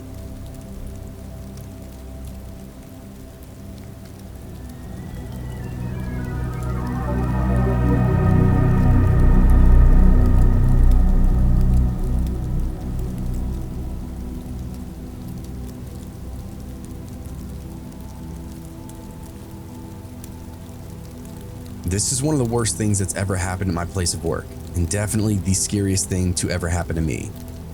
It was night. I truly felt like I was in danger and anything could have happened. I considered myself lucky for walking away from this night shift experience. I no longer do nights, but for years I did nights in residential care facilities. One of the spookiest was a sole charge dementia facility. 15 D3 residents and no one but me to keep an eye on all of them. They were elderly, pleasant for the most part, especially if you knew how to interact with them like I did. Still, there's just something eerie in that, yeah? Spending 10 hours a day with blank, vacant, unpredictable people. I was never afraid of them, but there is a sense of being unsettled that naturally just comes with the work. Around 3 a.m. in the morning, after doing an intentional round, that's where you check all the residents are safe and well, I hear the doorbell ring.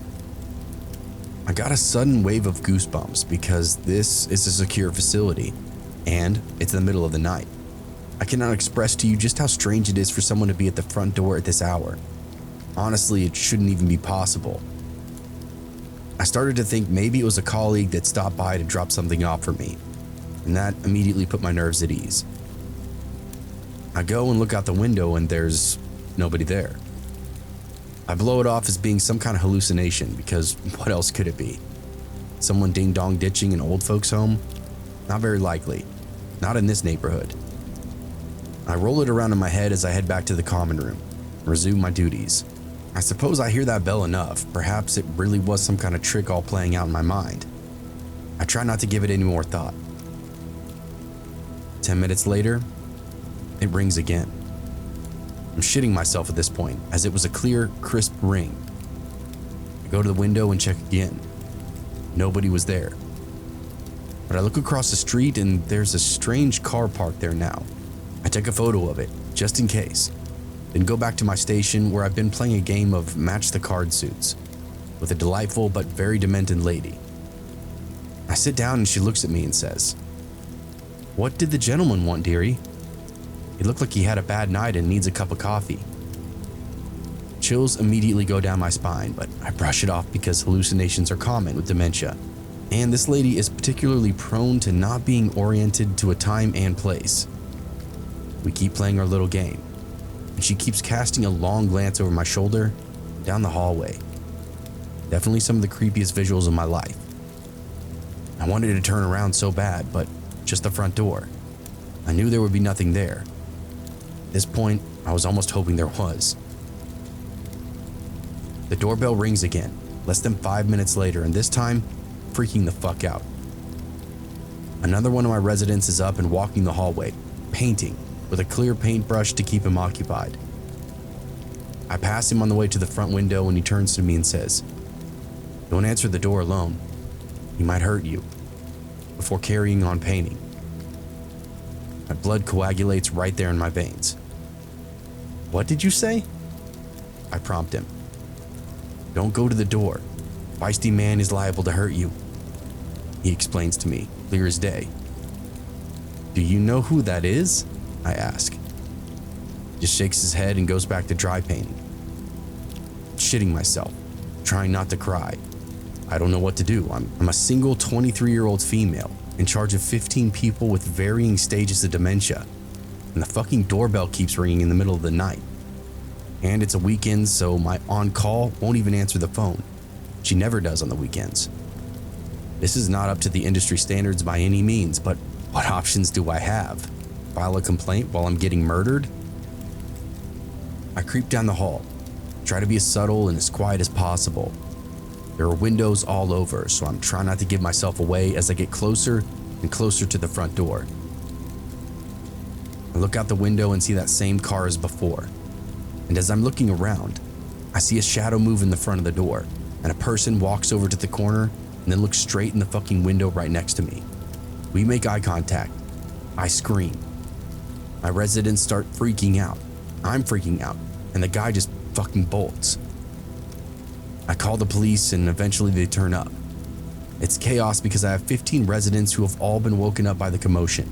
Now, I have 2 police officers in their space. My on-call isn't answering her phone, and I'm struggling to deal with this entire situation. Why was this man ringing the doorbell? Worse yet, why was he skulking around the side of the building?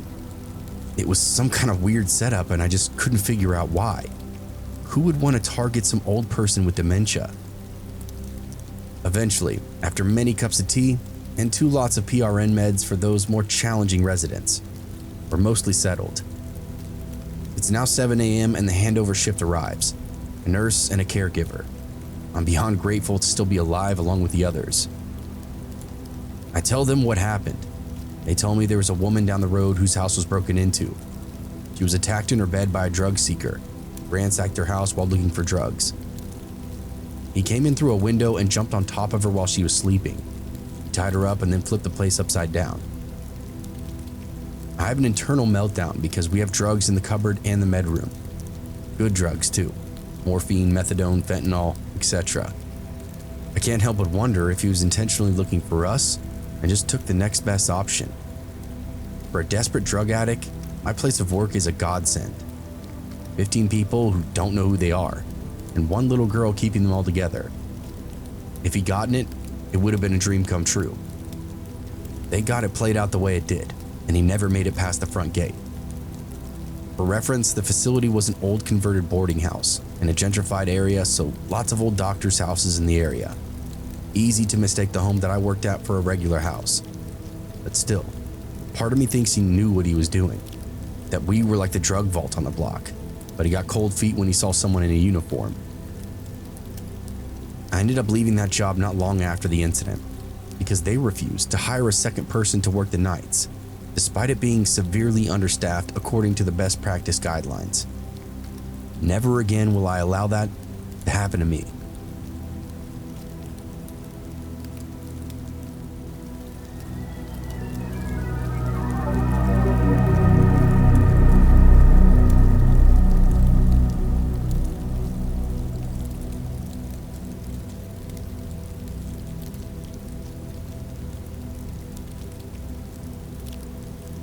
I have a story for you, but I'd like to remain anonymous. This all took place back in 2022.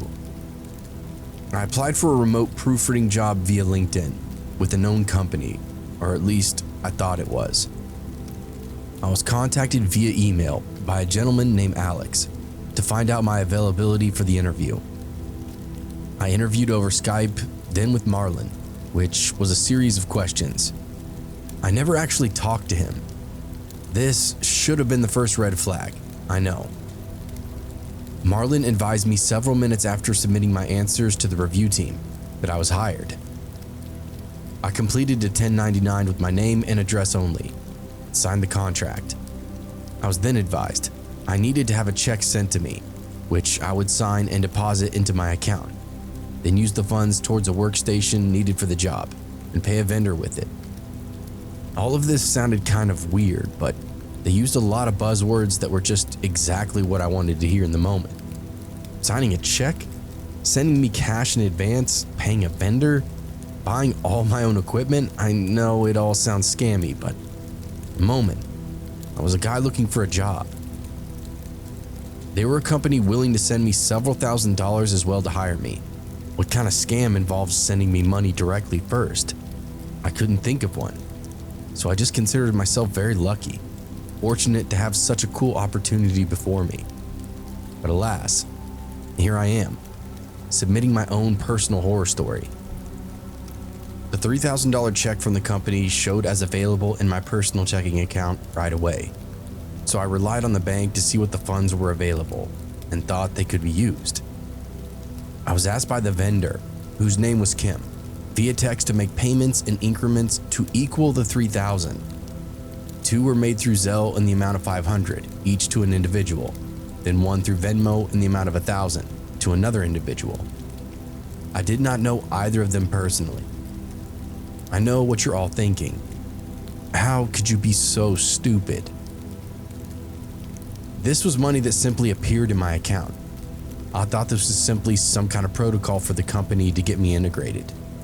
Everything seemed official, and there was company money in my account. Or so I thought. So it all seemed very legitimate. And on top of all of that, when someone hands you money with instructions, you simply do what you're told. Otherwise, it's theft. Know what I mean? Once the money showed up, I felt like I was on the hook. Otherwise, I'd be in some form of trouble. I knew the money from the $3,000 check was not my own, but I thought I could pay the remainder of what was due to the vendor from that check and still have existing funds that were already in my account. If I knew the funds were not yet available, I would have never made any further transaction. This all took place over Labor Day weekend in 2022. So what happened is this: because that money was so new to my account, it was technically still pending. So all the funds that I paid from my account were actually my own cash, not from the $3,000 that was holding. All good, I just figured I'd do a swap and let the new cash fill in more what I was shelling out for my savings. I received a call from the bank the day after Labor Day, advising me that the check was fraudulent. There was no hold place on the check. In the meantime, my checking account balance had gone into the negative. I was advised by them not to communicate with any of the individuals involved, and to immediately file a police report, which I did that day. The $3,000 was now null and void, and on top of that, I'd sent out every dime that I had to these vendors and then some. This was turning into a dark, hopeless situation. I received an email from Alex and a text from Kim about sending the rest of the funds, the workstation to be shipped to my home address. Needless to say, I did not respond to their request, nor did I hear from them again. I kept all the correspondence and filed reports with several agencies. I'm employed full-time and was in the midst of trying to earn some additional income during some hard times, particularly while COVID was still rampant. I failed to recognize the signs of a scam, was caught in a weak moment because of the day of my interview, was late to my grandmother's birthday. So I took my new hire as a good sign. It made me sick to be taken so advantage of by people from the seedy side of the web, especially when I'm just trying to do right by my family in a world without a lot of work. My wife and I are a one-income household. She is disabled, still in the process of applying for federal benefits. I was trying to do what I could to make ends meet. This really hurt us. The whole situation still has us very upset. It makes me feel especially like a failure after all this time. I need to reach out to 988 as the situation has been very traumatizing. I also had taken some time off from my job after it took place. I have anxiety and depression for which I'm treated, which obviously had worsened since this event occurred. For people that this has happened to, there is no form of relief, only brutal, blistering shame. All we can do is hide it. God forbid someone find out that I've been swindled, and then I have to explain that I'm both naive and penniless. The agencies that I filed the report with either did not contact me back or they were unable to help me.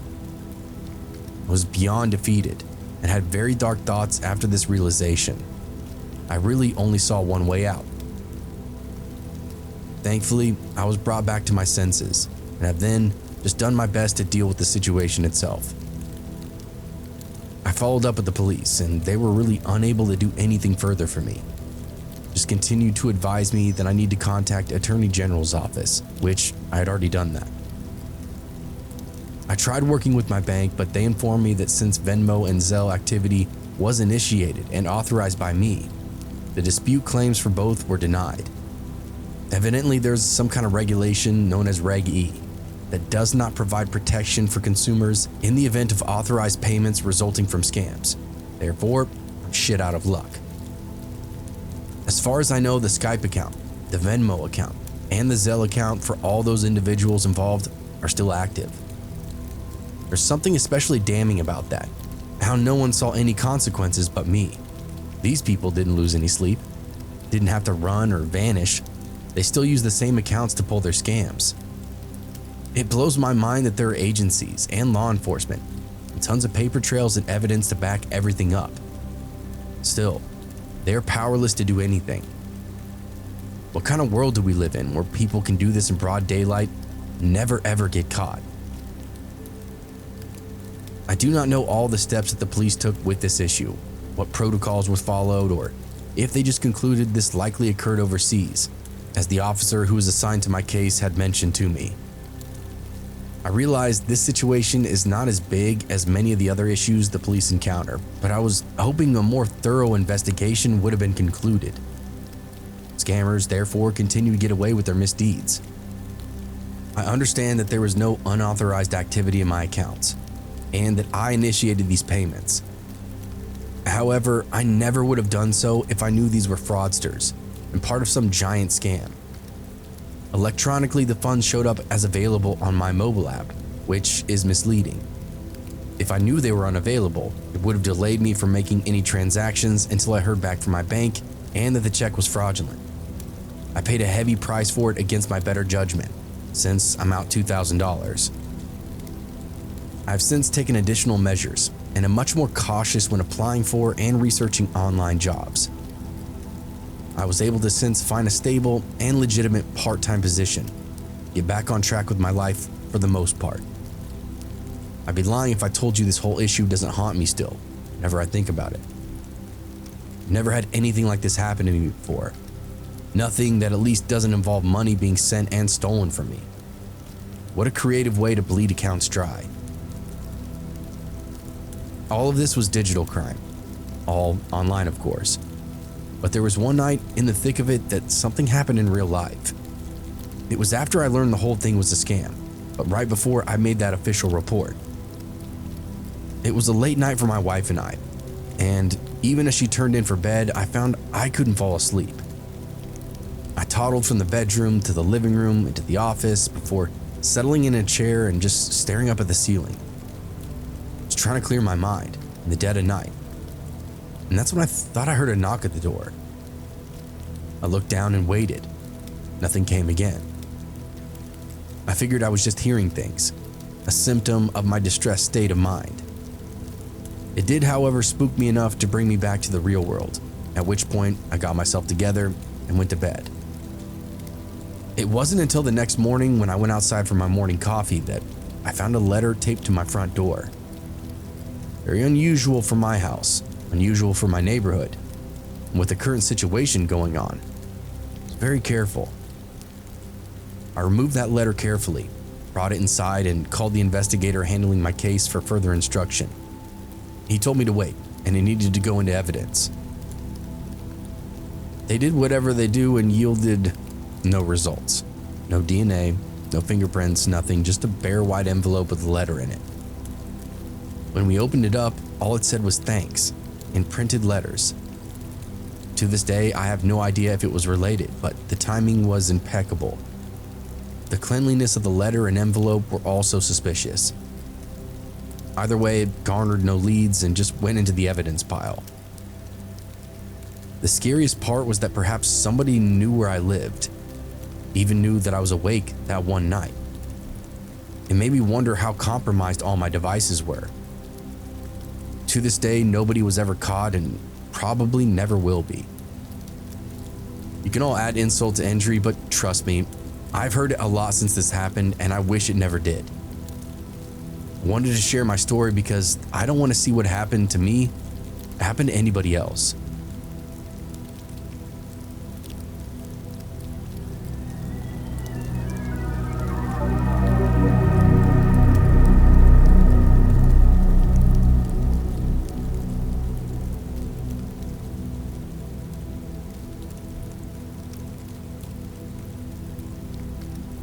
I've always loved my neighborhood. It's quiet, friendly, the kind of place where you can leave your doors unlocked without worrying about anything. I've lived in these suburbs pretty much my whole life. They've always been cute, quaint, and exactly what people expect when they envision Midtown America. We don't all know each other's names or anything. This isn't Mayberry. But we did all have a good understanding of the community and how things flowed. Crime was at a minimum, at least from what I recall. But as we know, those kind of things can always change. During the COVID pandemic, that's when it happened for us. Strange faces started appearing. I noticed people who didn't quite fit in. This was definitely happening all over the US.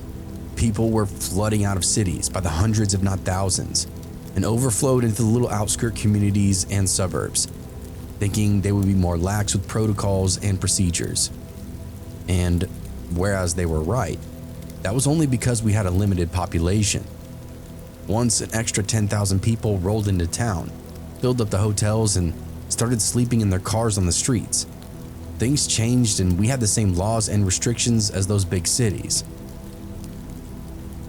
At first, I thought it was just my imagination, but as the weeks went by, I realized that something was off. It wasn't anything major, but definitely found its way onto my radar. I was working from home at the time, and with less to do. I found myself keeping an eye on the neighborhood. And that's when I saw this beat up old car with rusted wheel wells and shrouded windows. It just looked like trouble, parked in front of the Johnson house, where high school age kids lived. I thought maybe it belonged to a visiting friend, but something about it just made me uneasy.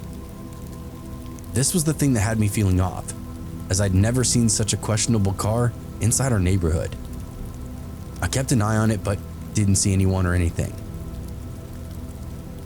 "Hey, hun, come check this out," I called to my wife, nodding towards the window. She came over and peered out onto the street. What am I looking at?" "That car, doesn't it just look off to you?" She frowned.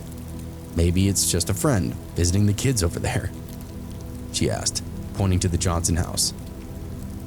Yeah, maybe you're right," I said, dismissing it. "I just came to this weird conclusion, it looks off." We agreed that it was out of place, but there was nothing else really to do, not unless we wanted to call the police. And I wasn't that invested. It just felt definitely overboard in the moment, crossing a line, so to speak.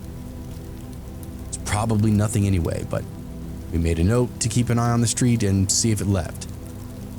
It did, sporadically, coming and going at random intervals, and all without ever seeing the driver. It was mysterious, but not the end of the world. So I ended up just forgetting about it. It was probably just COVID paranoia clouding up my brain. Fast forward a week. I noticed the police are now patrolling the neighborhood. Now that was unusual. We never saw cops around here unless it was a speeding ticket or a lost cat. I didn't put two and two together at first, just figured it was a random patrol. Or maybe they were looking for some troublemaking kids. Not the first time a group of high schoolers would tear through backyards to get away from whatever nonsense that they had orchestrated. They patrolled one day and then the next. And by day 3, I remembered that weird car and thought, maybe something is up after all. Then I saw an officer taking a report from the house next to the Johnsons. My curiosity was piqued at this point. What else did I need, you know? It was pretty obvious that something was going on at this point. And I was being nosy and wanted to know the severity. I watched from my window as the neighbor explained something in what looked like vague detail to the officer, who was writing it all down. "What's going on?" I asked my wife, as we watched the officer nodding and taking notes. "Maybe somebody reported a suspicious person," she suggested. "Or maybe they were having a party over there. Aren't we not supposed to have gatherings larger than 6 or something like that?" She was right, this was pretty early on in COVID, and we did have those stupid rules in place like that. Suddenly put back at ease. It probably had to be something with COVID, probably something really stupid, and here I had myself all worked up. Still though, I kept an eye on the scene until that cop left and everything went back to quiet. My wife and I settled in, hung around, had dinner, and forgot about the weirdness just outside. We sat down to watch some Netflix for the evening and found that we couldn't get anything to work. The internet was connected, but the speed was non-existent. Nothing would load, only spinning buffer circles. After a few minutes of tinkering, we didn't know what else to do. A couple of calls to friends, to customer service, and nobody had an answer. We tried resetting the router, and that worked, but only for a minute. Finally, we gave up and just hung out on the couch. As the night wore on, I couldn't shake the feeling that something was definitely weird and off. I kept glancing out the window. That's when I saw them out there again. An unmarked police cruiser, parked down the lane, partially hidden. My heart began to race as I realized whatever was going on, it was serious this time. Could that have been what knocked out the internet? "Hey, hon, come take a look at this," I whispered, nodding to the police car. She peered out the window, her eyes widening. "What are they doing out there?" I shook my head. "I don't know, but I'm definitely going to find out tomorrow." We huddled at the window for a little bit longer, waiting to see if anything else happened. It didn't. Nothing stirred, no lights, no sounds. We talked about it amongst ourselves again, maybe thinking it could be connected. And if it was, how? And above all that, why? Why was all this weird shit happening all of a sudden? Again, I know we were probably just a little on edge from being literally invaded with COVID refugees and all kinds of other awful stories about squatters and the like. Or even the whole communities being taken over by wackadoos. As we went to bed, I couldn't shake that feeling still. Something's going on in our quiet neighborhood, and I was determined to get to the bottom of it. "I'm gonna talk to the neighbors tomorrow," I told my wife as we settled in. "Maybe even the police too." She nodded with her eyes still fixed on the window. "All right, hon, but be careful." I nodded, but as I drifted off to sleep, I couldn't shake that feeling. The feeling that we were caught up in something that we definitely shouldn't be. The next morning I popped up, got myself ready for the day, and then just bided my time until I thought it'd be appropriate to cross the street and start my line of questioning. I almost wanted to see if the neighbors were up and about, maybe even come outside before I went out and bothered them. I was nervous about what I might discover. Also, I was nervous that I wouldn't discover anything at all. I walked over to the neighbor's house just a minute later, feeling this sense of unease. The street was empty. No sign of that strange car or the police car. That was kind of annoying because they were like my go-to pieces of that weirdo evidence, the cars on the block. Without them there, I was without anything tangible to show them, if that makes any sense. Either way, I went up to the door and knocked, and after a brief moment, it opened to reveal my neighbor, all clean cut and looking sharp. Least suspicious guy in the world. "Hey man, what's up?" I asked, trying to sound super casual. "Not much," he replied, stepping aside to let me in. "Just dealing with some weird internet issues." I nodded sympathetically. "Yeah, we've been having some trouble too, but the police were here, right? What was that all about?" He hesitated, looking around nervously.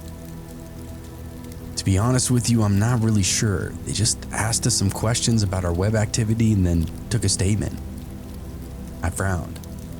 "That's weird. Did they say what it was about?" He shook his head. "No, they just said it was some kind of security matter."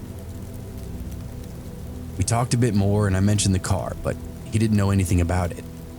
He said he was just having web trouble, pretty much the exact same issues that we were having. And then his internet service provider actually reached out to him, advised him to unplug his modem and his router, everything that made the network, and wait from there. He thought it sounded like a scam or something, but it turned out it was a legit company, so he did as instructed. The next day, the police showed up, confiscated the equipment, and that's the last he's heard. We said our goodbyes after that, and then I went on my way. I left his house feeling more perplexed than ever. As I walked back home, I decided I'd try my internet again. Maybe it was working now. But when I connected, I found that it was still not working properly. It said connected, but I couldn't access any websites or send messages. Whatever it was like it didn't want anything outbound at all. I spent the next hour troubleshooting, scanning for viruses and checking for any possible hiccups that might be causing any issues. I didn't find shit, so as a last-ditch option, I unplugged everything and let it sit for a while. And then when I plugged it back in, I reset the network and changed both the name and the password. For some reason in the moment, I thought this might help. As this was all going along, I just happened to take a look outside, and there, I saw that dingy piece of crap car. I knew it had to be involved in what the hell was going on. 2 houses with no internet, police patrolling at all hours. It sounds like a straight-up conspiracy, I know. But I finished up my network stuff and hopped on my phone, which still worked without Wi-Fi. Started looking for answers there, mostly just on Reddit. Most of the posts and comments that I was finding talked about compromised internet security, but that couldn't be us. My wife and I didn't open spam or visit funky websites or anything of the sort. Just then, there was a heavy knock at our door. I hesitated, feeling a sense of dread. Who could that be? The police coming to take my modem now? I thought about my neighbor and the cops coming to take his stuff. It's definitely a spooky feeling in the moment, so I sympathized with him. I thought maybe he was up to something no good, something private. Maybe the cops caught him and were in the middle of a bust or something. I knew I wasn't up to anything nefarious, but someone was here anyway. I slowly make my way to the door and open it, to find a disheveled young man walking away from my entryway. It was like he knocked and then all of a sudden got cold feet. Remember, it took me a minute to actually get up and answer the door. I figured maybe he just got tired of waiting. Figured I wasn't home. Either way, this dopey looking kid definitely wasn't the cops. "Hey, wait!" I called out, feeling a sense of unease. "What'd you need?" He turned back and his eyes were sunken and skin pale. "Why'd you do that?" he asked, his voice barely above a whisper. He then stopped in place and kept his beady little eyes on me. Do what?" "Why'd you do that?" he asked again, but this time he almost screamed it.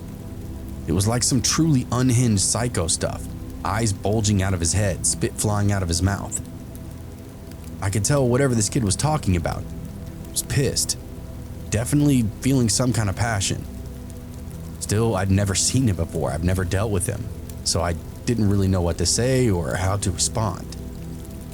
He shook his head and walked away, leaving me even more confused and uneasy than ever. As I watched him disappear into the distance, I realized that I was definitely out of my element with all this. Internet issues, the police visit, the strange car, it has to be connected. It was all closing in on us. I'm not a cop, I'm not an investigator, I'm not even really a fighter. I just felt the weight and proximity of something potentially dangerous. I wanted out. I wanted police on site immediately. I stepped back inside, my heart racing with fear.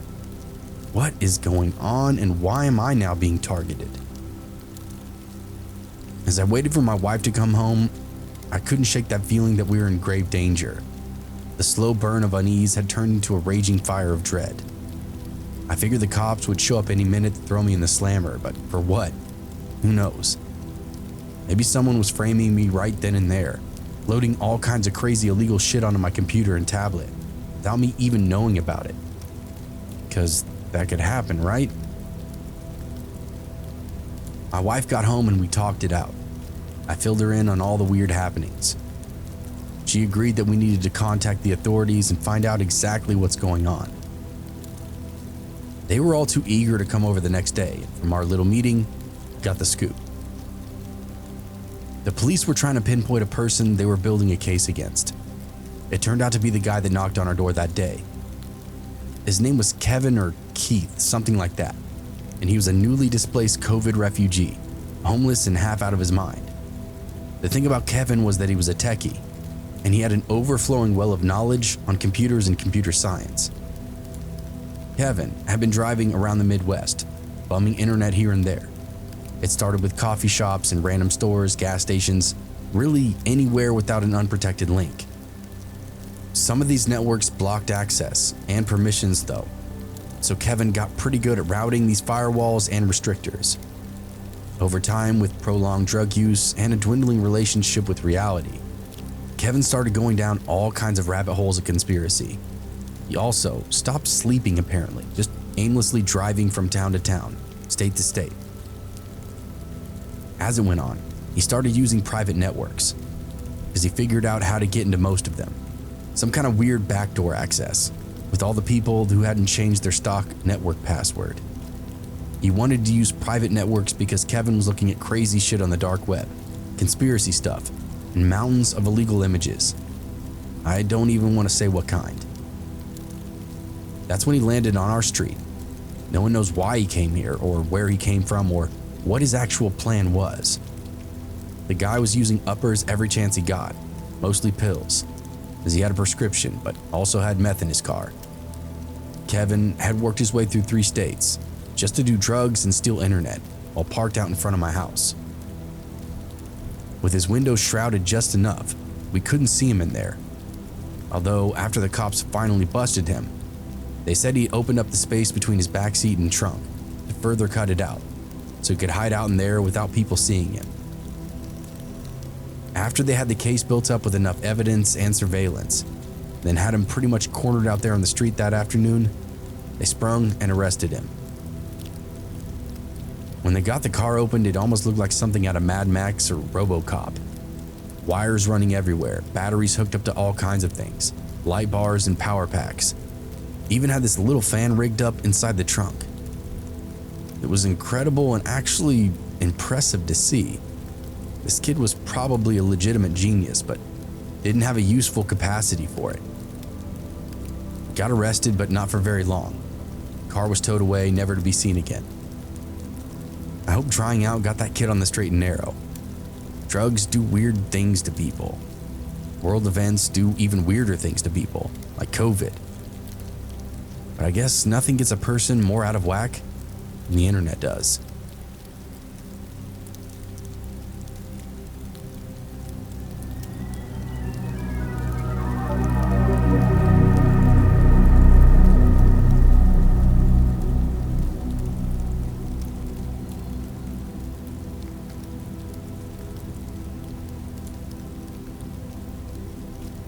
I have a story that's about the dark web or something adjacent to it. I'm not really sure, but it was definitely one of the scariest things that's ever happened to me.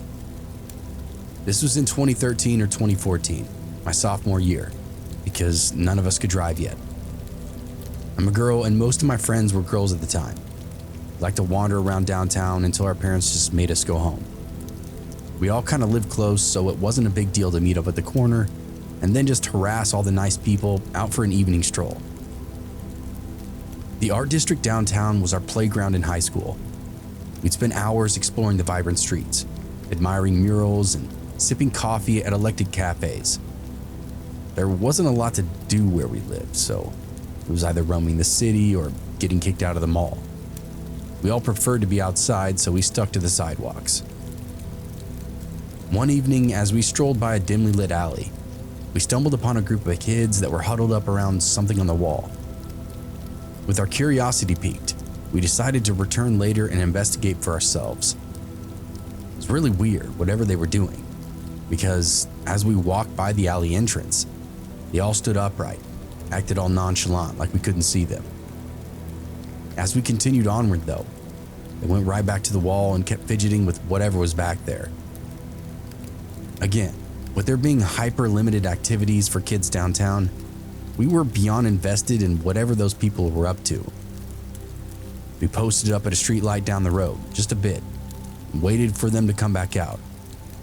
After like an hour, they finally did. The hell could have kept their interest for so long?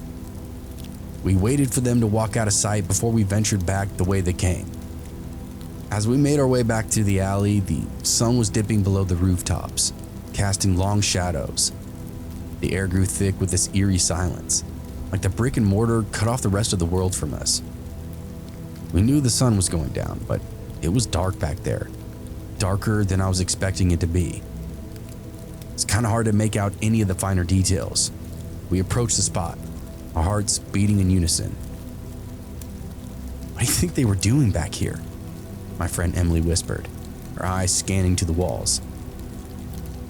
I shook my head, my gaze fixed on the spot where the kids had been. That's when I saw a USB port, sealed between the bricks, gleaming in the fading light. It was totally sealed in the brick, just a port for someone to come up and hook up to. Guys, look at this, I called out, my voice barely above a whisper. They all gathered around me, their faces reflecting in my own mix of fascination and trepidation. The port seemed out of place, like a secret hidden in plain sight kind of thing. The hell could it be for? One of the strangest things I'd ever seen. Who put it there and why? Why make it accessible? This is freaky, Emily said, her voice trembling. I laughed and pushed her shoulder, trying to make light of it. Oh, come on, Em. Those kids were messing with it. It's probably anime or some kind of nerdy stuff. Everyone then shared a collective laugh. It's true, we did see other kids playing with it, so it's not like some greasy guy in a trench coat was loitering back here, trying to get us to hook up to it. Still, I was super curious, so I had to ask. Should we see what's on it? I don't know, Emily said. Come on, it's probably nothing, I shot back. My friends exchanged nervous glances, but I was resolute. I rummaged through my backpack, producing a couple of adapter cables. Are you sure this is a good idea? My friend Sarah asked, her eyes widening with concern. She was already known for being a buzzkill, so I didn't really pay her any attention. I smiled, my heart pounding with excitement. Come on, it'll be fun, guys. With a deep breath, I plugged the USB into my iPhone. The device buzzed to life, downloading gigabytes of data. I couldn't wait to see what kind of weird stuff we might discover, or maybe some secret diary. Who knows? Looking back, I feel like a total dumbass for just hooking up my personal device to some random port in the middle of the city. Either way, my phone restarted, and we waited in silence, our eyes fixed on the screen. What would it show? Whose secrets would start playing across my screen now? We all started talking and laughing, feeling the fun bleed back into the group. It started as a worry, but now that the phone hadn't blown up, we went back to giggling. The phone booted up again. We all exhaled collectively. Nothing seemed to happen though. We laughed, relieved, and began to walk away. I tried to access the gig of whatever I just downloaded, but I couldn't. We were on the move now. I told myself I'd look at it later and delete it if necessary. We carried on the rest of the evening without incident, till it was curfew and I had to go home. I made the solo march back to my place, tinkering with my phone, and found that literally nothing was different. Whatever had been downloaded has apparently erased itself because there was nothing in my history nor my downloads. Satisfied, I went to bed thinking nothing more about it. As the days passed though, my phone's erratic behavior was escalating. Apps opened and closed on their own. Messages sent to my friends made no sense. My financial apps were useless. I couldn't even check my email. I felt like I was losing control, but my embarrassment kept me silent. Out of everything, my banking apps were the weirdest. I mean, I was a kid back then, but I still had access to an ATM card and stuff like that. Was worried that whatever had gotten into my phone might be able to get into more delicate areas of my life, and from there, God knows what. Still, being a dumb kid, I took zero precaution. Just forgot about it like I did everything else. We had a good laugh about the random texts my phone would send, as they were either wordy or total gibberish and would fire off at any hour of the day. Super weird and funny for whatever reason. Then, my laptop joined in on the chaos. It froze one day, then rebooted. The login screen taunted me with the same menacing message. All your secrets belong to us. I felt like I was being watched, like someone was waiting for me to make another mistake. I stared at the screen in silent horror and wondered what they were talking about. Secrets? Belong to who? What secrets? My stomach flip-flopped at the notion. Again, young and stupid, I just closed the screen to the computer and imagined it would all go away. It would be back to normal again in the morning, if not maybe after school. Just have to fix itself. But I wasn't the only one experiencing strange issues. My dad mentioned his phone was acting up. My mom was struggling with the internet. As the week went by, I was hearing more and more about the weirdness in our home. Internet going in and out, smart things acting up, apps doing whatever they want on the phones. It was like the Wild West for technology in our home, and it happened all at once. Only I knew where the problem had come from. I knew then I'd brought something sinister into our home, something I couldn't handle all by myself, but what options did I really have? Telling meant telling on myself. One night as I lay in bed, our security system blasted to life, and I can't express how terrifying it was to be woken up by something so overwhelming. Alarm systems like that are so loud they rattle your teeth. They thump inside your chest, and displace every piece of hair on your head.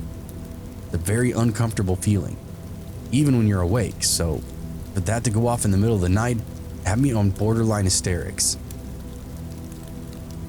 The alarm sent us scrambling into the living room, our hearts all racing. My dad quickly checked the doors, but there was nobody there. Tried to disable the alarm, but it wouldn't budge.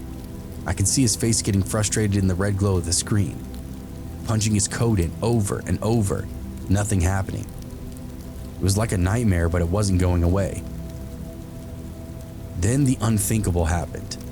The alarm ceased, and a voice spoke through the intercom, its tone very chilling. Hello? Can you hear us? What? Who is this? My dad screamed into the intercom. Hi. We just wanted to say that all your secrets belong to us now. My eyes peeled open and I went numb, literally collapsed against the wall and slumped to the floor. My mom came over to console me, screaming for my dad to call 911. He killed the power to the security system somehow and the speakers went silent. It was then I broke down, confessed everything to my parents. They were shocked, but quickly sprang into crisis mode, taking down notes on everything that I could tell them. They're furious, naturally, but we were already in the thick of it. There's nothing else to do. We all slept in the same room that night, just to be sure nothing else crazy was going on. The next morning, they contacted the police and all kinds of different damage control experts, namely their personal taxes and financial people, even a cybersecurity guy.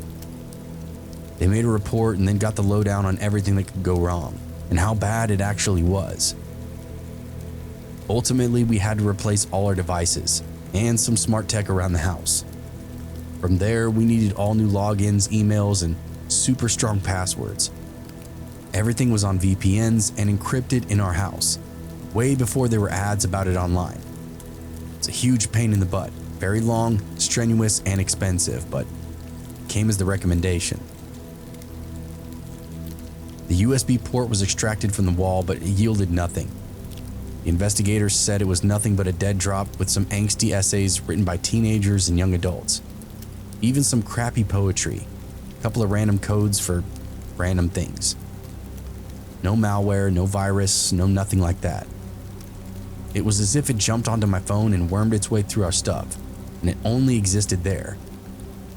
It was all very creepy to think about.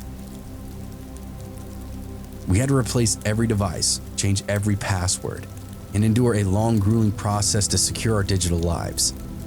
It was a nightmare, one that I foolishly invited right into our home. As we struggled to rebuild our digital security, I realized how lucky we were. Our finances were intact, our private lives remained private, and we avoided the shame of being hacked. There are some true horror stories of people losing everything to scammers and hackers, so to come out unscathed was really a blessing. I learned a hard lesson. Never mess with things you don't understand. Never underestimate the power of the unknown. It was almost like taunting a raging bull, and I was powerless to get out of its way. The internet is much the same. You don't ever want to turn its eye on you. From that day on, I treated electronics with respect, never taking their security for granted. The memory of that USB port and its sinister message remained etched into my mind, a constant reminder of the dangers lurking in the shadows of the digital world. Dangers we can't even perceive. You wouldn't want all your secrets belonging to them as well, would you?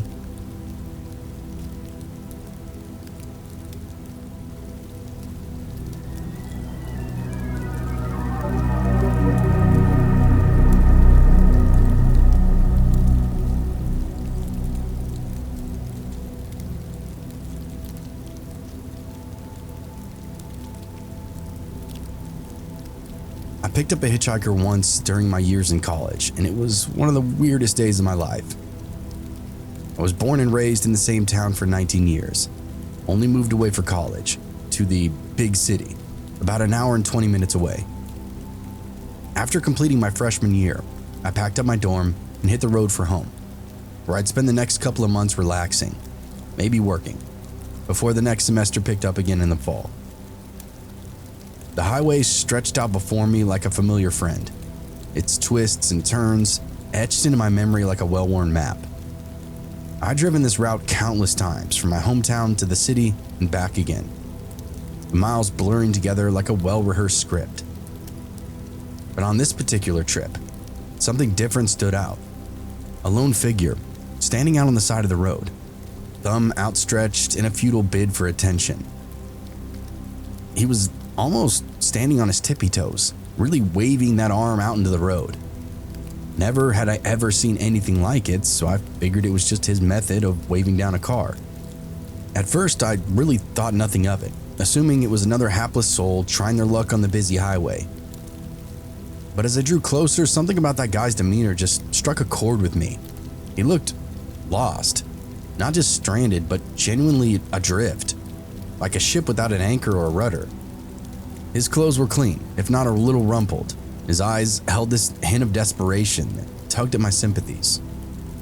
He couldn't have been much older than me, and for a moment, I envisioned myself out there, desperate in the sun, hoping a kind soul might stop, even just for a second. Before I knew what I was doing, I was pulling over, tires crunching on the gravel shoulder. The hitchhiker's eyes lit up with gratitude as he approached my window. As he got closer, I could start to see some of the finer details. Indeed young, right around my age, very clean, as if he showered this morning, but just very fidgety. Something a little off about his demeanor. "Hey, thanks for stopping, man," he said, his voice laced with relief. "I'm just trying to get to the next town over. I had this stupid fight with my girlfriend. I need to get home before she does something stupid." I raised an eyebrow, intrigued despite myself. "Sorry to hear that," I said, trying to sound non-committal. "But I guess I am headed that way, so I can give you a lift." His face relaxed into this grateful smile. "Thank you, man. I owe you one." As he climbed into the passenger seat, I couldn't help but notice the faint scent of sweat and anxiety clinging to him just like a shroud. His eyes darted around my car, taking in the familiar surroundings with this mixture of curiosity and unease. He looked like an animal caught in a trap or something. I didn't really know what to make of it. "So, what's your name?" I asked, trying to break the tension. "John," he replied, his voice a little hesitant. "And you are?" I gave him my name, and that seemed to put him at ease, at least a little bit. As we pulled back onto the highway, the silence between us grew thick and heavy, like a fog that just refused to lift. I glanced over at John, his eyes fixed on the road ahead, his jaw clenched in this tight line. Something about this guy just didn't add up, but I quickly pushed that thought aside. It's the worst thing that could happen, right? It's only an hour away. "So, what happened with your girlfriend?" I asked. John just looked over at me with this pure disdain. "It's not really any of your business," he said back. I nodded and bit my lip, already feeling like this was a huge mistake. Why the hell did I bother to pick him up anyway? I was a young man with relatively new age ideals, and I thought I was doing a service for my fellow man by just giving him a ride. Looking back, it was stupid, because I know I only picked him up because he was young. Figured young people were safer. The reality was, there was no one more dangerous or unpredictable than some 19 or 20-year-old kid. We rode in silence for a bit. I felt put off, like I'd lost control of the interior of my own car. I felt like I was being held hostage by this guy's weird, brooding presence. So I did the one thing that I was good at. I kept talking. "So, your girlfriend, what's she gonna do if she beats you home?" John scoffed and shook his head. "What won't she do? Fucking crazy bitch," he said, looking out the window. "She'll flip the whole place upside down, steal all my shit, even the dog, and then break anything she doesn't seem valuable enough to take." "Damn," was all I could say. "Yeah, so if you could hurry the fuck up, that'd be great," John said a little louder than necessary. I settled into my new seat, rolled my new problem around in my head. How the hell was I going to deal with all this? There was probably no way to get him out of the car now that he was inside it. And it's not like I could call the cops to my car out here in the middle of nowhere over a person I voluntarily allowed to get in my vehicle. I had very limited options to deal with this asshole, but I fancied myself a college student, a pretty smart guy, so I resolved just to figure it all out. As I punched the gas pedal around the corner and cruised from 65 to 75, the answer hit me. Do exactly as he said, just hurry up. We were already 15 minutes into the drive, well outside of city limits. There was less than a half an hour of driving left. I'd drop him off the second we hit town and call it a wash. No harm, no foul. As I started hauling ass, he got a little bit more normal. It was almost like I was on his level now. We started talking a little bit. He told me that he and his girlfriend were from Washington or somewhere far away, but had been scoping out my state to see if they'd enjoy living here. They were staying with John's cousin in some small town out near where my hometown was. While checking out the neighborhoods in the city, they had their disagreement. John's girlfriend left him on the side of the road. He walked to the edge of the city, where the heat and nothingness took over, jammed his thumb out, and that's where I found him. I pressed a little further for some juicier details, as I could tell this guy was a chronic asshole.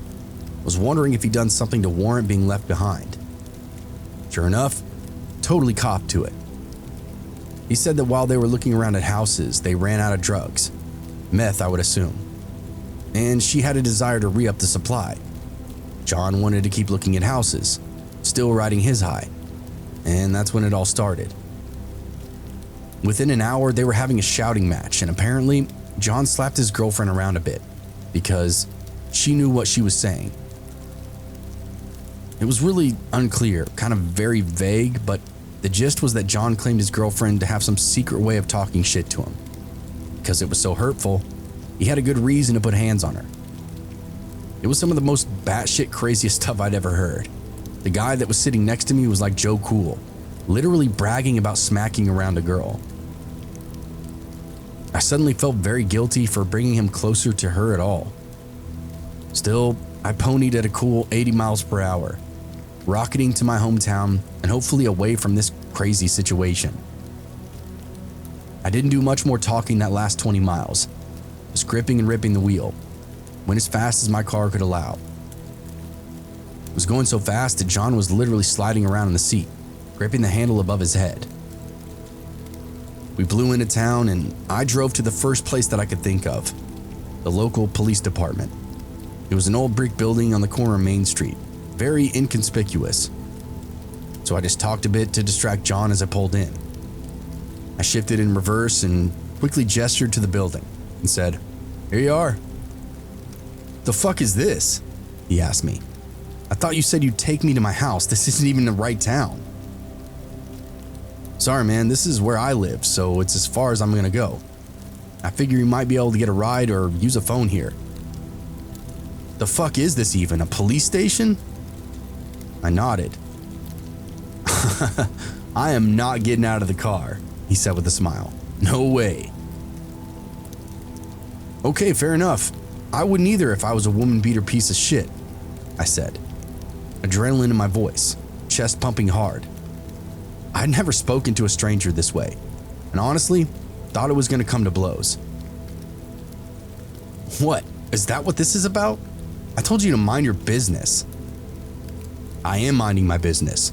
Now get the fuck out of my car." John nodded and looked around for an option of any kind. All he found was the door handle. "You're lucky you're smart too. If you pulled this shit anywhere outside of town, I'd saw your head off and steal your car," he said with a smile. "It's what I did to the last guy." At this point, my legs were shaking. He was out of the car, so I wanted to quickly create that distance. I looked behind him, at the police station, doing something of a pump fake to make him think that there was cops coming up behind us. Totally worked. He whirled around and I punched the gas, backed up and rolled onto the street. Didn't even check for traffic behind me. I drove off, did circles through town for a bit just to make sure there was no chance this guy saw the direction I went home in. He didn't really tell me or do anything crazy after that. He was in a police parking lot after all. He just stared me down, and that was the last time I ever saw him. The weirdest part of it all to me was that he didn't look or even really act like a drug addict. He could have passed for a totally normal guy, totally sober. It probably helped him when he needed to lie about whacking his girlfriend around. I honestly hope that asshole never made it home.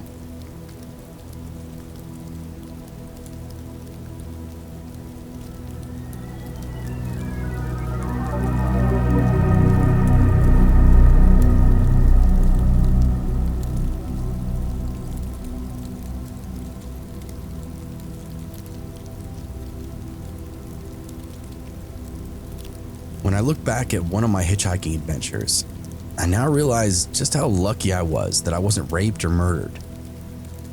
At the time, I was having fun in the 60s. Never considered anything really bad could ever happen to me. I mean, come on. It was the decade of free love and acceptance. New Agers and hippies were trying to see the beauty in life, not the heinous. Sometimes, being naive could blind someone to the realities of life, or even certain situations like hitchhiking. I have to give you a little background before you read about the truly scary part of my story. The summer after high school, I worked at my parents' gas station and traded for tuition at a business school in the fall. I tried to be good, but got myself kicked out shortly after I mastered typing and lost the art of shorthand. Whereas this has always been a valued skill, it was really all I learned. So I didn't apply, finding another job. In 1969, the lure of sex, drugs, and rock and roll, coupled with this teenage angst and hormones, gave me one choice: grab life by the balls and run as fast as you can. I kissed the hippie lifestyle and embraced every romantic notion to become a full-blown hippie. Headbands, smoking pot, listening to music the society deemed unacceptable, entertaining ideas of a different age. I moved down the road a little bit to Eugene, Oregon, a university town with a football team and everything. It was a bit of a culture shock, but with my new perspective on life, a culture shock was kind of what I was looking for. I wanted things to be new, different, and above all, exciting. My very first communal house was on a gate street, just blocks away from the student union, also known as the Cannabis Campus.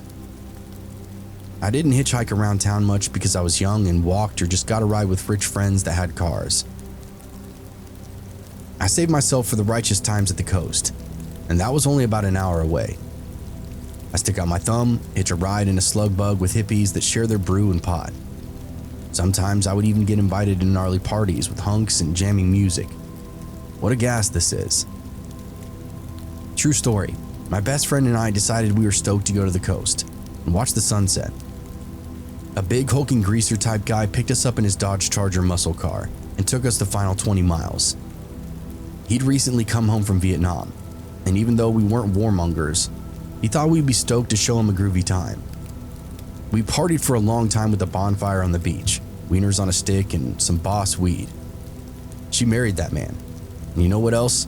After her brother came home from Vietnam, I married him.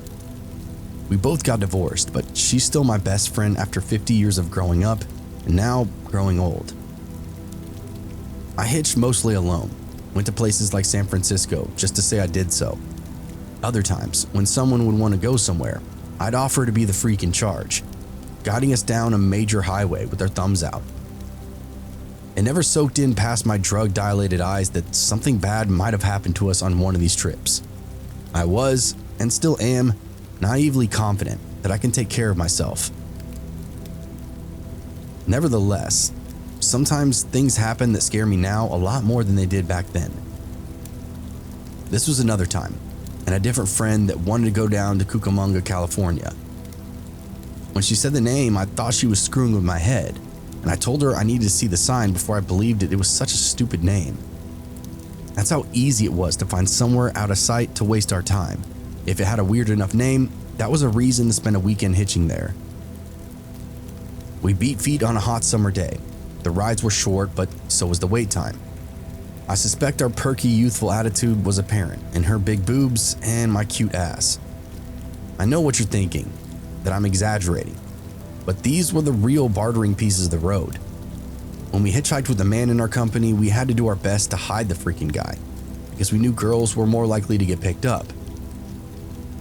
Once we got a car to stop, put our bubbling faces up in the window, the driver didn't care if it was a guy or two, as long as a lady sat up front to do the entertaining. But if it was just me, or one or two of my pretty friends with nice bodies, we were flying down the highway, having people fight to give us a ride. That is such a scary thought to me now. What the hell were we doing? Exposing our bodies on the street in order to get a stranger to stop. Like I said at the start, I'm truly amazed that I was never murdered. Around Medford, we could see the Siskiyou mountain range and was ready for cooler temperatures and a change of scenery. Our last ride was a bug with working windows and primo weed. We were having a blast, excited about catching some California rays. Along comes this fancy new F-100. We peace signed each other for luck. This truck would surely have some AC, and the chrome dome would be safe. I slid to the middle. My friend squished her tall frame next to the door.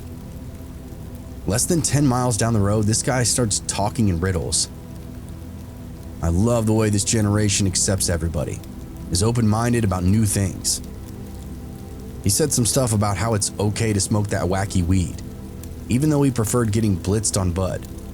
He rambles on and then explains how he's into flower power and free love. Out of nowhere and in a flash, his dick's out, and he asked, "You don't mind if I beat off, do you?" My face turned towards her. My eyes got so big they nearly popped out of their sockets. What the fuck? I said whatever, turned to look out the window. This was slowly turning into a nightmare. This was real danger, and I don't have any means of escape. I'm literally sitting right next to this psycho. We were flying down the road at 80 miles per hour. Even if we had to jump, we'd be nothing but a blood stain on the road when it was all said and done. He's booking it at freeway speeds. His right hand is doing the Johnson jerk at the speed of light. Thankfully, it's over pretty fast, and he goes right back to talking about politics or music or something else. He was all smiles, completely polite when he dropped us off a few miles down the road. When his sperm-white truck disappeared over the hill, we dropped to our knees in a laughter that was mixed with hysteria and a little paranoia. We still had a long way to go, needed to flip-flop our head away from Peter Guy and towards the bitchin' times ahead. Whenever I swap stories with hitchhikers, this is definitely the most common one that I hear. It's like everybody who's ever stuck their thumb out, man or woman, has ended up on the wrong end of some driver wanking it. It's super weird. I think it has to do with the power of actually driving the car, but who knows? It's fortunate that most of my trips were playful and exposed me to some interesting people. I was pretty insulated inside my rural community. The college town itself had very little diversity. I know how naive it sounds, but I met my first out-of-the-closet gay as a 19-year-old. It was the wee hours in the morning on the outskirts of Chicago. I figured I would be standing by the exit rail till dawn. It was bone cold. I was dead tired. A misery level 4 had just kicked in. Then, I see a car coming out of the fog. It slows down and stops directly in front of me. I didn't even have to run down the road, wondering if they would take off again when I got close. Sometimes assholes thought it was fun making the stupid hippie run because, well, they always did. Anyway, they were cool heads, only a few years older than me. At first, they started to banter like they were movie mobster types. I'm not scared. I'm wearing my gifted paracord bracelet. I'm just an organ hick, and these boys were deciding to educate me in the moment. It turned out one guy was an actor, and they were coming home from a play. They were going to a party at home with wine and hash and offered the couch if I wanted to rest. At this time of night, it sounded like a utopian dream, and I sure as hell hoped that they shared that hash. We continued driving through the well-lit streets to where the worn-out buildings are kept. I remember the stairwell was so narrow that my backpack banged against the walls. My goofy giggle echoed my awkwardness. I don't remember exactly how far up it went, but I do remember that they had this tiny window that looked out onto a neighborhood that before tonight I never knew existed. God, I was so young and unseasoned about big city ways. The night unfolded with some wine, and they didn't bogart the hash. It was weird how these guys never mellowed out. They geared up and became the most outrageously campy gays I've ever met, like right out of a movie. They got more and more wild, more and more feminine, before eventually clothes start flying off. I partied as long as my hazy brain could last, but too much too soon, and I had to crash. I lay on the couch loaded to the max, trying to absorb all the groovy expressions and stories being flown around. I felt so grown up, hanging with all these city people, and wanted to season myself with their worldly ways.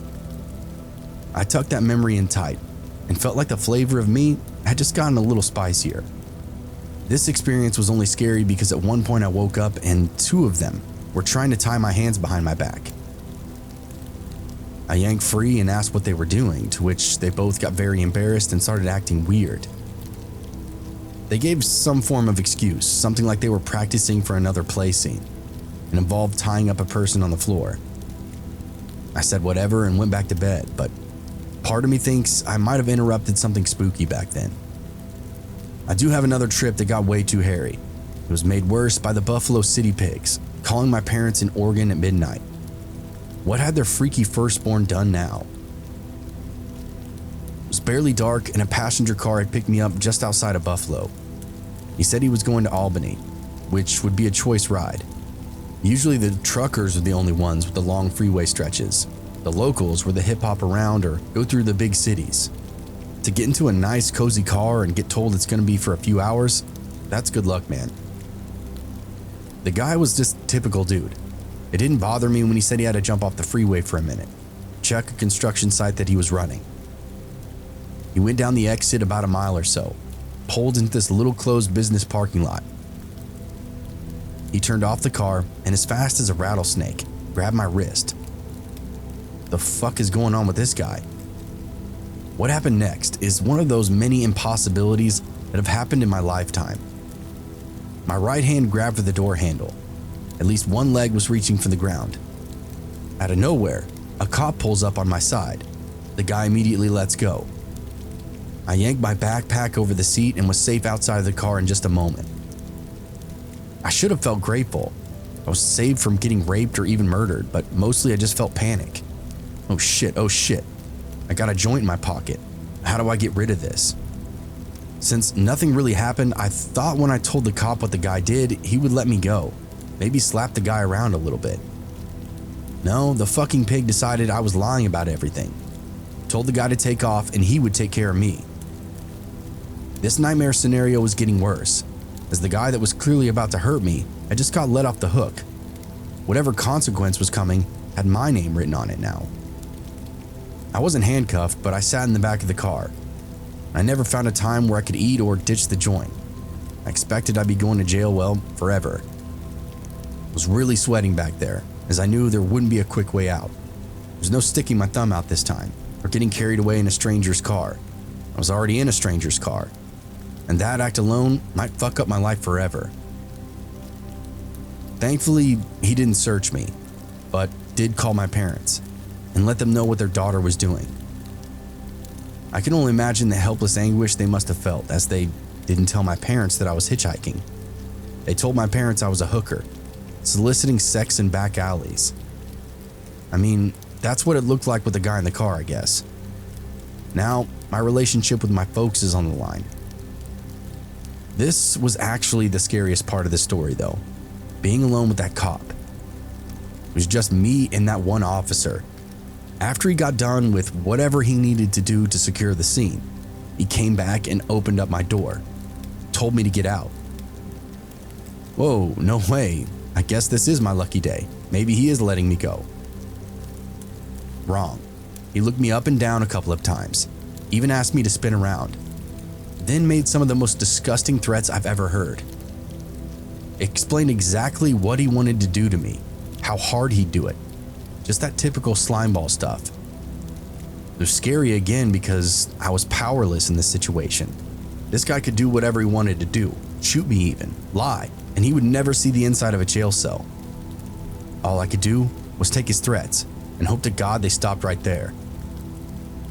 After that, he put me in the back of the car, drove me to the station. While we drove, he reached a hand in the back seat like he wanted to cop a feel. But I was done being a pushover. I'd scream, bite one of his fingers if one of them wormed their way over to my legs for a little touch. We got to the station unmolested, where I was led into a holding room. I sat in a hallway for a few hours. Eventually, they let me walk out the front door and down the road. I found a little hidden spot behind this dumpster, decided just to lean back, smoke the evidence, and let well enough alone for the night. There was clearly no help to be had in the city, nobody I could turn to, so being on the street kind of frightened me. I wouldn't be caught walking around in the dark, so I just hid back there till sunrise, then did my best to hustle a safe ride home. I was young, clueless about how dangerous hitchhiking could be. I was so mad at that cop in the moment for getting me in trouble with my parents that it didn't even dawn on me what predicament I had just escaped. Clearly that man had driven me to some seedy back alley area of the city. It was gonna hurt me back there. How bad, I can't say for sure. But I will say, I later learned and found out that area was a known site to dump off prostitutes. There were probably dead girls back there while I was getting arrested. That's how bad that area was. When you read this or hear this, I'm sure you're yelling or saying to yourself, "Stop. What the hell is wrong with you, girl?" It's true. I had a lot more miles notched in my backpack than friends, but it seemed like my niche. Also, these were much different times when peace and love was the slogan, and challenging the status quo was the decree. I indulged in lots of pot and hallucinogens, but never really got caught up in the hard drugs. I didn't trust myself. Still, I wouldn't change 1 minute during this 2.5-year stage of my life. Honestly, I wish I had the stamina and a long weekend to do it all over again. Even if I still look back and shudder.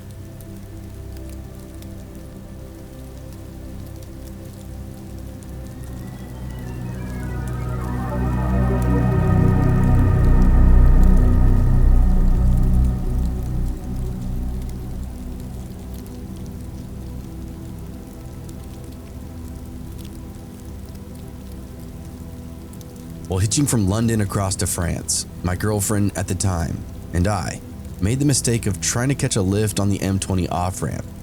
We'd seen plenty of people hitching here before, didn't really think much of it. It was the busiest roadway leading in the direction that we were attempting to travel in. The issue is, we'd never actually hitchhiked before. We ultimately had no idea what we were doing. A security car pulls up with wailing sirens. The yellow-jacketed man jumps out, barks at us to put our bags down, and wait for the police. Not long after that, a police car comes along, and 2 friendly young policemen get out and tell us that we're not allowed to hitchhike here. They ended up giving us a lift to the port at Dover, where we caught a ferry across to Calais. Those police lads seemed to be pretty understanding, especially after we had words face to face, and they could see we were just a harmless couple trying to travel for free. They offered what advice they could give us while they drove us to the port, even gave some more advice after we landed in France. They were very understanding, got us on the right foot towards our ultimate destination. Our real mistake was not finding an onward lift from our fellow travelers whilst on the ferry. You see, the boat was packed to the brim with all manner of cars and travelers, most of which were paired up. We were the only people on the boat that didn't have a ride the second we hit the port in France.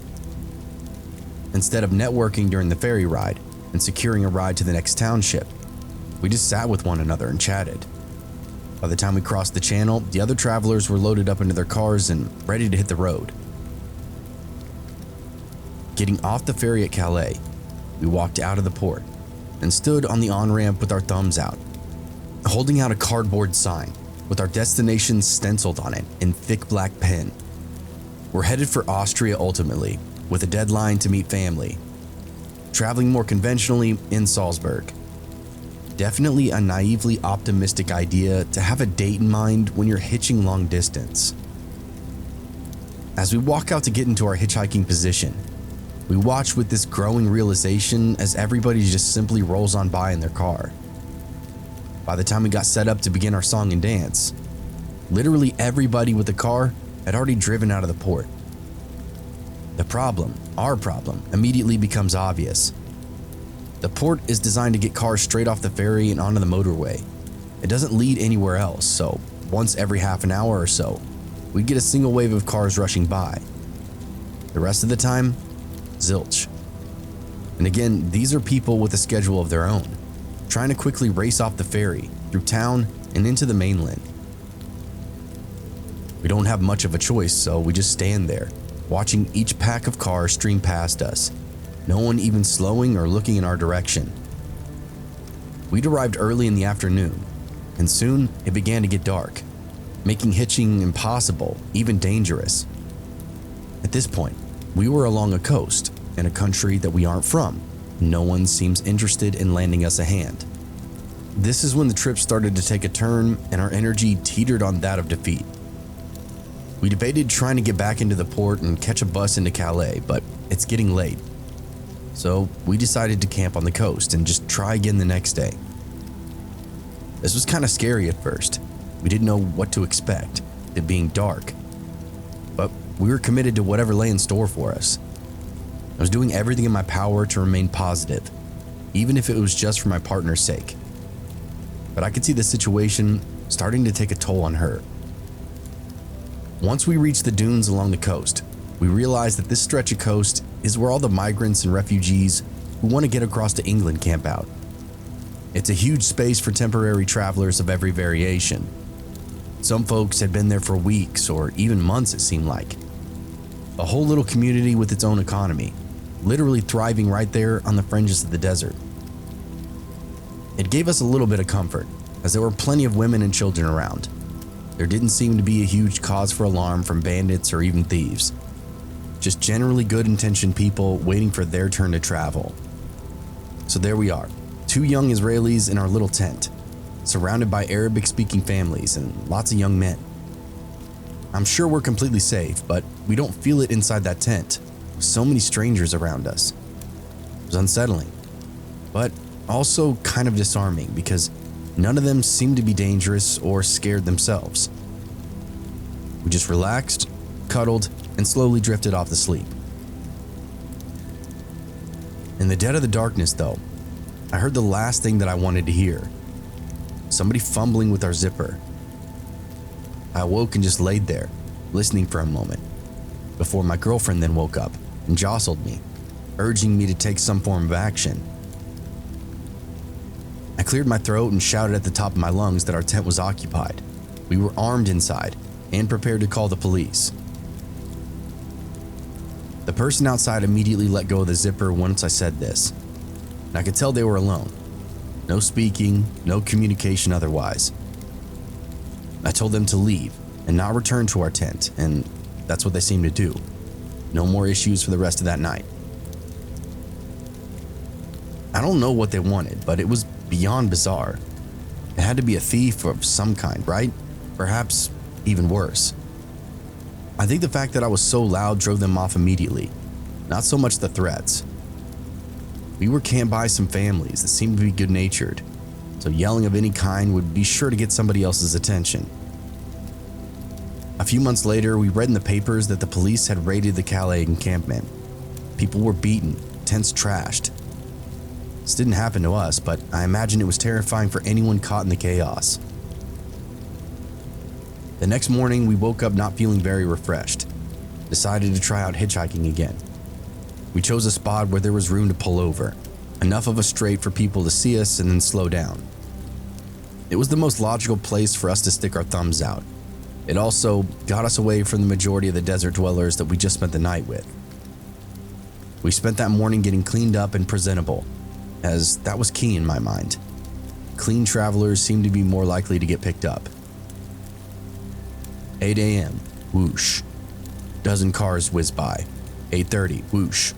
9 a.m., whoosh. 9:30, 10, 11, noon, whoosh, whoosh, whoosh. We were getting seriously demoralized by now. Out of our 4 days to get to Salzburg, we spent the first day and a half standing in Calais. This is before cell phones. No way to let our family know that we were running late or even if we're okay. It was starting to dawn on me that this was a mistake. We were potentially stranded without any idea of how long it would take us to get back. 1 p.m. comes and goes. 2 p.m. the same. Nobody even slows down. My girlfriend at this point is just sitting dejectedly on our bags, while I try to look cheerful. Nobody's gonna stop for miserable-looking hitchhikers. At this point, though, there are large enough gaps in between the rushes of cars, and for some reason, the ferry traffic was slowing down, and with it, our chances of getting a ride anywhere. I could feel the hungry, prying eyes of the desert-dwelling campers behind us, eager for us to return to the camp for the night, so they could try their hand at raping or robbing us. This isn't any kind of racial slight, it's just the reality on the road. Bad things can happen to hitchhikers going international. 2:30, nothing. 3 p.m., nothing. The usual wave of cars just whizzing by us. But then, out of nowhere, a squeal of brakes. A big black BMW at the rear of the pack comes to a complete stop, a good 300 meters beyond us. Everybody else disappears over the horizon as our savior slams into reverse and accelerates the whole way, then squeals to a stop right next to us. "Get in!" Our Czech hero, his wife beside him, handed him a Red Bull every 100 kilometers. I don't remember their exact business, but the couple seemed pretty well off, affluent, and very, very busy. In hindsight, I think they were high, probably on coke or some other stimulant. They talked loud and fast, and were interested in any kind of discussion. I will call the driver Jacob and his wife Kat. Jacob's foot is lead heavy. He has a radar jammer to foil police speed traps, and he does not go below 200 kilometers all the way through France and Belgium to Frankfurt, which is where he dropped us off. And I'll admit it felt only like 10 minutes later, but was actually 600 kilometers closer to our destination. To say that we were flying was a drastic understatement, but we were grateful either way.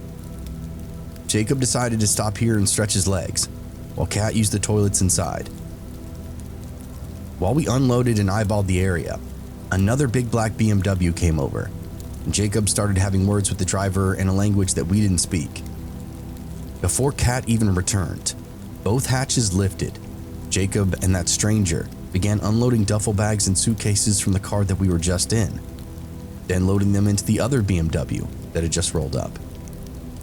Some kind of bait and switch. The cars were literally identical. Even the drivers looked similar.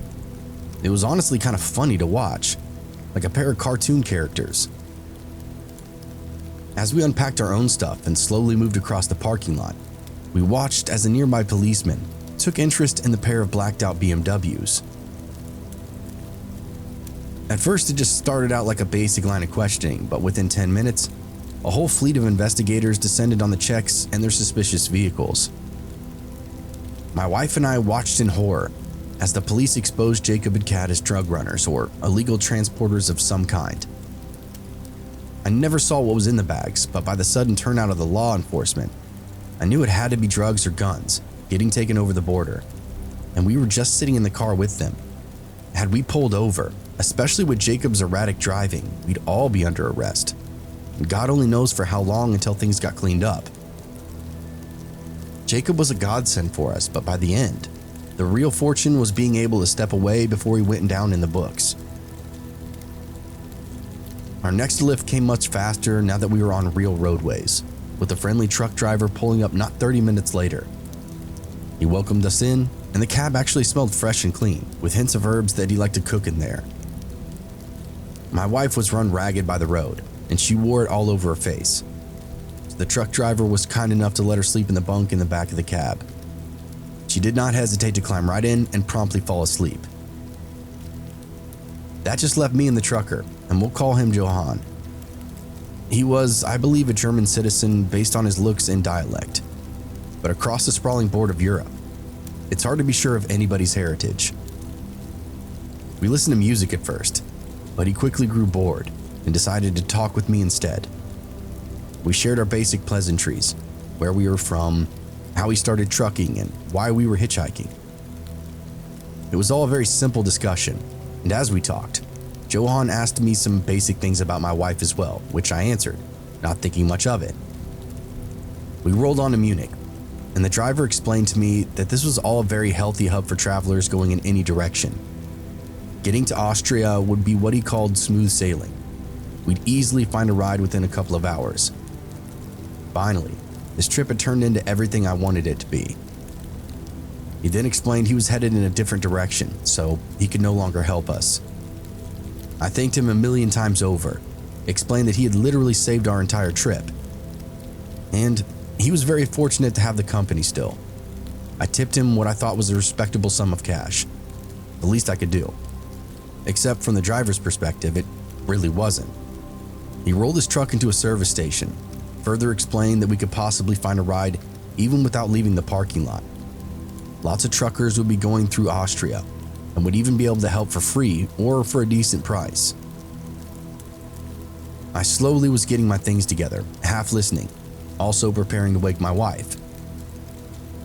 It wasn't until I turned my focus on Johann for a minute that I noticed he'd unzipped his pants and began stroking himself.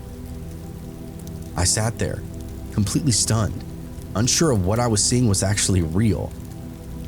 He didn't even blink, just continued to talk, casually looking at me and out the window. I didn't bother asking, clearly this was part of whatever plan the trucker had in place. I gathered all of our bags and shouted my wife's name to wake up. It was time to leave. Johann becomes immediately agitated, saying he let her use the bed. The least we could do was stick around to break it in with him. Honestly, wasn't sure if he wanted to have sex with me or my wife or both of us. Maybe he just wanted to watch. Whatever the case, we were literally trapped inside the cab of this man's truck as he continued to pleasure himself and slowly undress. My wife hopped up, confused but alert, simply followed me through the passenger door. Johan never shouted, he didn't grab at us. I guess he knew better. He knew we were already creating a scene. He even kind of apologized through the door as I closed it in his face, turned my back on his truck, and hurried my wife to the trucking station.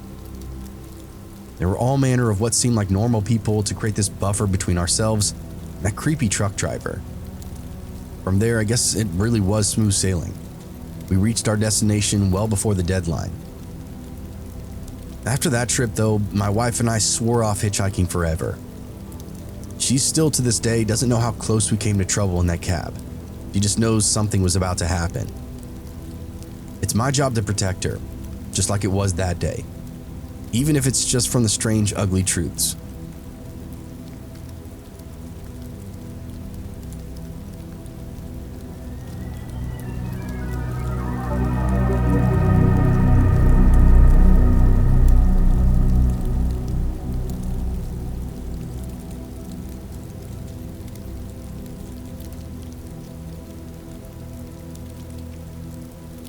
I went to camp every summer throughout most of my youth, even my teenage years. Myself and others from school went to the same program, so we all became very close. This was like our own little getaway, because the camp that we attended was outside of our home country, tucked away in the beautiful rolling hills just over the border. It was something that I looked forward to every single year. I would always drive with the same organization every year, from the time that I was 7 all the way up until I was 18 years old. Me and the other campers spent a lot of time together on these car rides, singing and playing games to pass the time. Because of all that time together, it may not be very surprising what happened to us. We would always drive together as a group, in buses to get to different campsites, and of course, to and from our city. Now, this youth program was actually in Hungary, and I'm from Germany, so it was this really long ride and we drove overnight.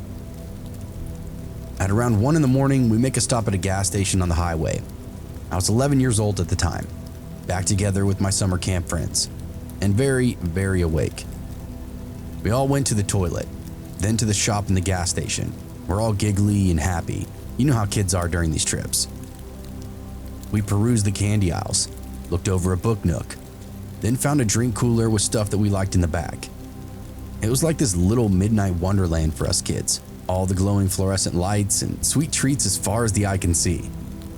As we shopped though, I remember hearing this very, very loud sound, like a big metal block falling onto the asphalt. Even felt the ground shake a little bit when we heard it. It was somewhere outside the building, but still so loud that it snagged everybody's attention for just a moment, but no longer than that. No one really asked about it. Nobody said, "What was that?" Nothing. We all just continued to explore that little roadside store, stretch out our legs as much as we could for as long as we could. I remember everybody kind of laughing about it for some reason, and heading back to the bus thinking nothing more of it, really just ready to hit the road again. When we arrived at the bus though, the energy was off. Everything was now weird. What at first had been all giggles and smiles, kids playing in the dark, was now a dreary sort of detention feel. No one seemed to be having a good time anymore. In fact, anytime the kids got a little too loud, one of the counselors would come over and shush them, ask them to be quiet. We all just flopped into our seats and waited for the bus to start moving again. I'd say around a half an hour of nothing more happening, we slowly realized that something was indeed very wrong. A story would go around about a boy coming out of the woodland up ahead, right near that gas station. A large box truck coming around the corner failed to stop and ran him over.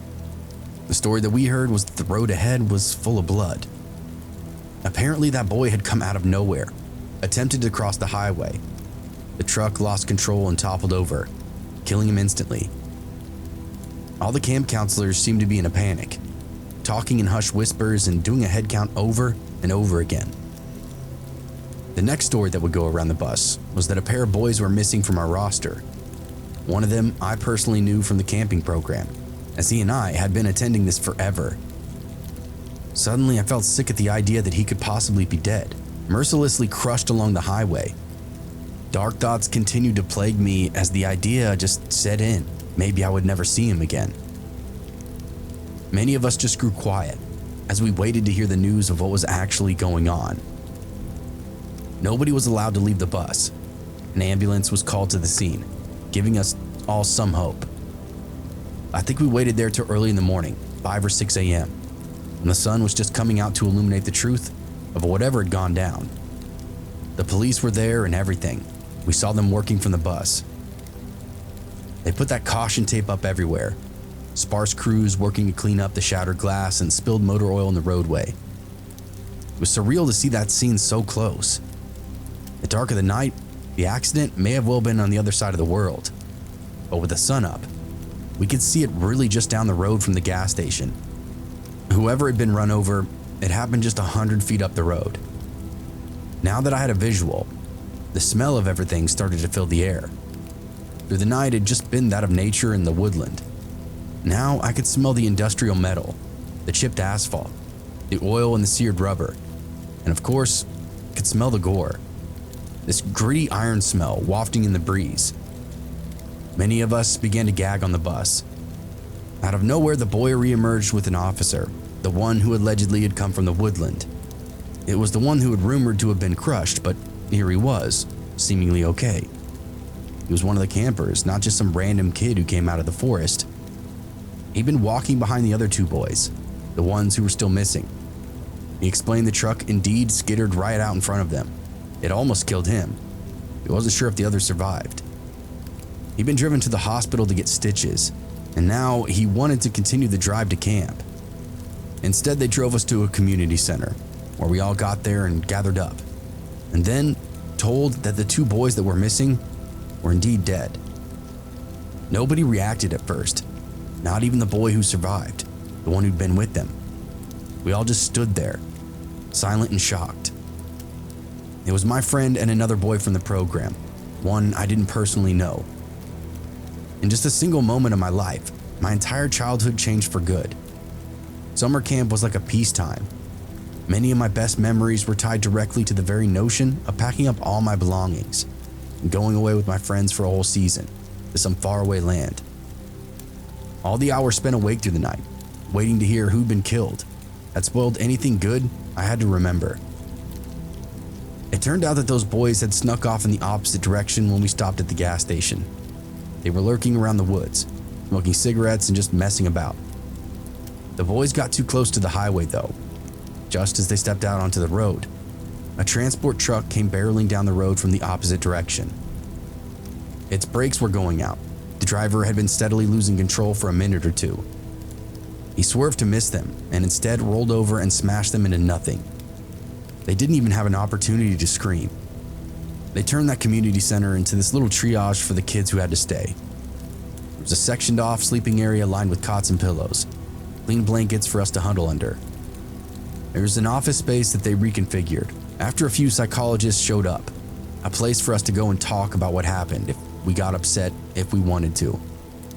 They also had a recreation room with movies playing on a television and board games in the back. It was weird. It's on the news and everything, and I don't really like to think about it.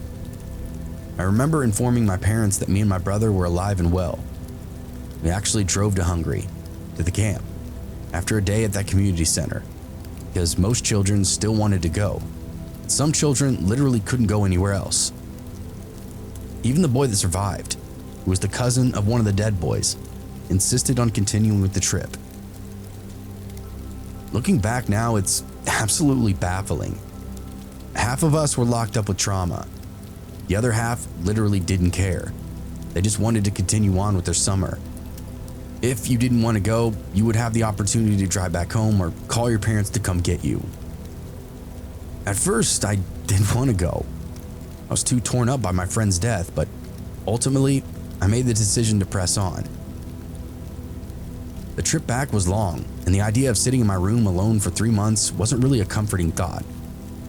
I decided that having a good summer to honor my friend might be a good way or a better way to start processing what had just taken place.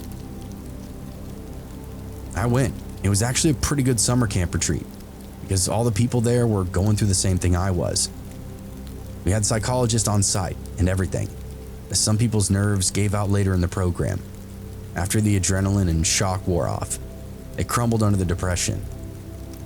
There was supposed to be ultimately 50, I think, or 60 kids. By the end, there was only less than half of us left. Still, I think we shared a tighter bond that year because of that incident. Damn near every night we would cry together around the fire. That's also not to say it didn't have its strange occurrences that year too. People were claiming they saw and heard things that nobody had ever reported before. This was a highly trafficked, highly respected summer camp. Not some dingy, scary, allegedly haunted campsite full of druggies and alcoholics. To see and hear strange things, supposedly, was definitely out of the ordinary for this retreat. There was an incident where one night, 2 of the girls had come back from the toilets, screaming their heads off. They were younger, part of the elementary group. It took us supervisors a good 10 or 15 minutes just to get them to calm down. By then, one of the older, real counselors had found us and was taking over the situation. Once they finally calmed down, they told us what had happened.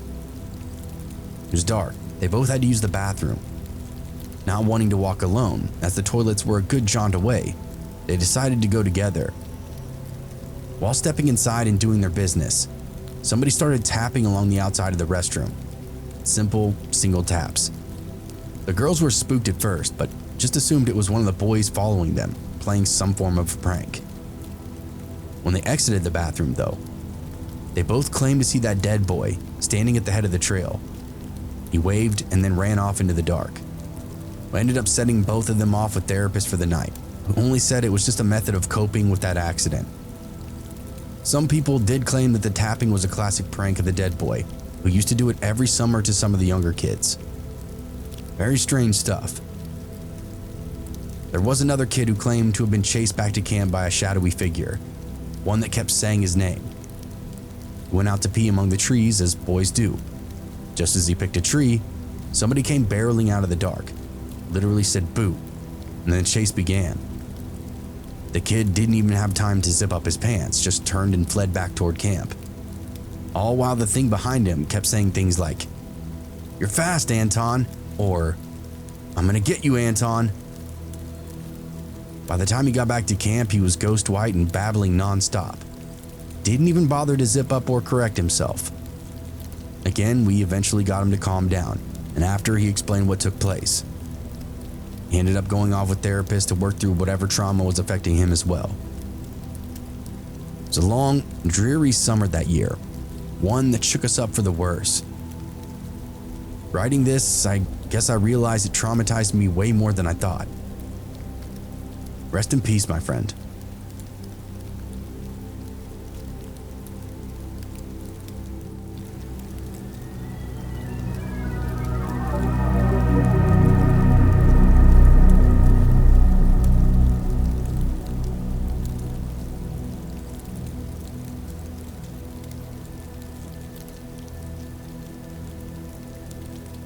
I was about 10 years old and went to a summer camp in Oregon named Camp Harold.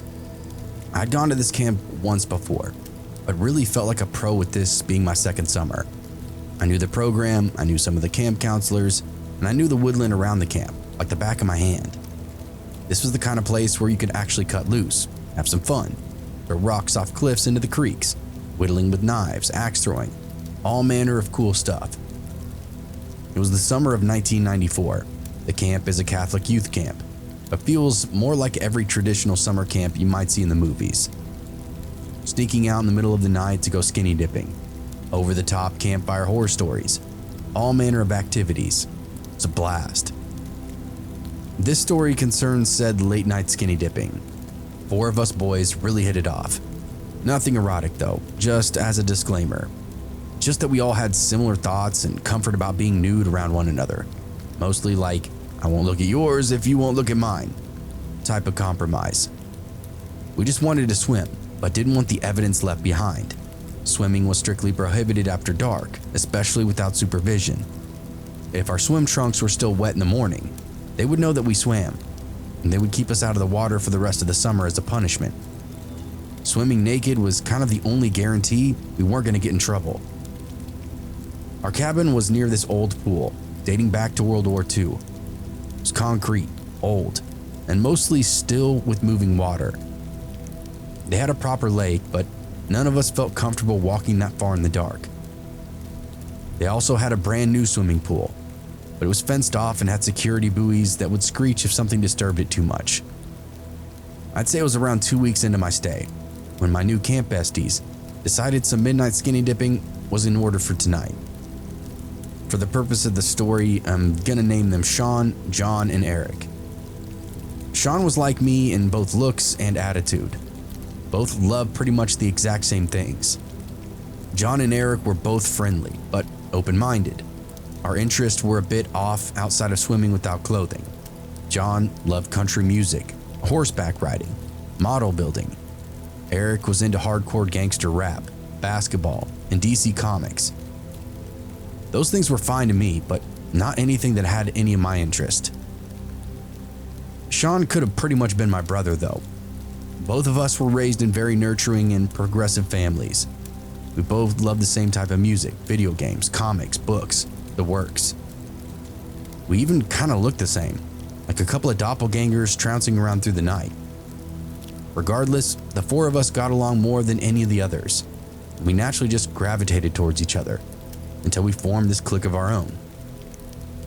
The four of us snuck out like ninjas in the night. I was skinny as a rail back then, quite adept at sneaking too. My eyes have always been pretty exceptional in anything other than total darkness, meaning no light particles at all. So I didn't really need a flashlight, though we took one just to be safe. Our plan was to go strip, swim, then get out and walk the trails just a little bit, just to air dry, then return to our beds unnoticed. We all make it to the pool undetected, chucked our clothes and began to swim. Sean and I sat next to one another. We were talking about stuff back home, like girls at school. Eric and John were in the middle of a who can hold their breath the longest contest. Sean was telling me about this girl in class that he was sweet on. He was too afraid to ask her out or anything though. I said we're still 10, let's worry about dating in high school. He agreed, worried that there might be some law or something he'd be breaking anyway. Very shortly after this, Sean put his hand on my chest, like really hard. Again, I want to restate this. It wasn't a romantic advance. It's that, oh my God, type of slap to the chest. Much like a parent would prevent someone from walking into danger. What? I said. Oh my God, somebody's out there. Sean shivered. No, the water was cold, but not freezing. It was still around 80 degrees outside. So I figured if I wasn't shivering, then everyone else should be fine, right? Where? I said. Sean pointed, even grabbed my chin to point me in that direction. Sure enough, he was right. Even in the dark, at around say the 6 foot to 6.5 foot height, were a pair of eyes and a shadowy shape of a man. The eyes almost behaved much like a cat's would when it reflects in the light. That animal-like yellow and green in the dark. It was at the height of a man though. And it was unmistakable. The longer we looked, I could actually start to see the heave of the chest from the breathing. I could see this crazy kinked hair atop his head, and what looked like a jumpsuit. Something right out of a horror movie, except it was happening in front of me in real time. Sean and I whispered to John and Eric to get over to us. They do, and we quickly show them that shadow. John damn near screamed, but just did that kind of squeak, slapped his hands over his mouth. Eric uttered some obscenity, wondered if it was a counselor on night patrol. We asked why they wouldn't have said anything to us then. Shine a flashlight and yell, "Hey you kids," or something like that. Eric insinuated something fairly dark, to the effect of maybe he was a voyeur or a pervert of some kind. That was an even scarier thought. Sean asked what we should do. I said, we grab our clothes and run. Nobody gets lost. I'll take the lead since my night vision is the best. Once we get close to our cabins, we throw our clothes back on, climb back into the cabins, and get into bed. We all agreed. I counted to 3, and we ran. We grabbed our clothes. I hadn't thought to put my sandals back on, so let me tell you, running on that trail hurt for days after this. We ran, looking over our shoulders. All the while, that figure seemed to be following us, but also at the same time getting further and further away. We make it to the rally point, got dressed, and then climbed back into our cabins. We slipped back into the bunks and nobody was the wiser. Every now and again, while walking to the campfire, we'd swear we'd catch a glimpse of that figure. All summer long, it was just this eerie presence. My counselor one night sat all 4 of us down. He noticed a drastic change in our moods and behaviors. We said that we would tell him, but we didn't want to get into any trouble. He said that we wouldn't, on the contingent that we fess up. And so, we told him the whole thing. We admitted about sneaking out, skinny dipping, and that shadow figure. At first, he just laughed. He told us that he started going to Harold back in the 70s. Sneaking out to skinny dip was practically tradition among the young boys, and we shouldn't do it, but he also said it was kind of a no harm, no foul type of instance. His expression darkened after that. He confessed that as far back as 1978, the last year that he attended as a youth, he also saw that same figure. He told us that he told his counselor roughly the exact same story. He and a much larger group of boys had snuck out for a skinny dip when they saw the figure themselves. My counselor said that his counselor told roughly the exact same story from when he was a camper there too. Turned out that there's this whole history of kids sneaking out to swim, only to spot a creepy figure lurking in the bushes. It had been going on for at least 30 years now. Did it talk to you? He asked us. What? No, I said. It talks?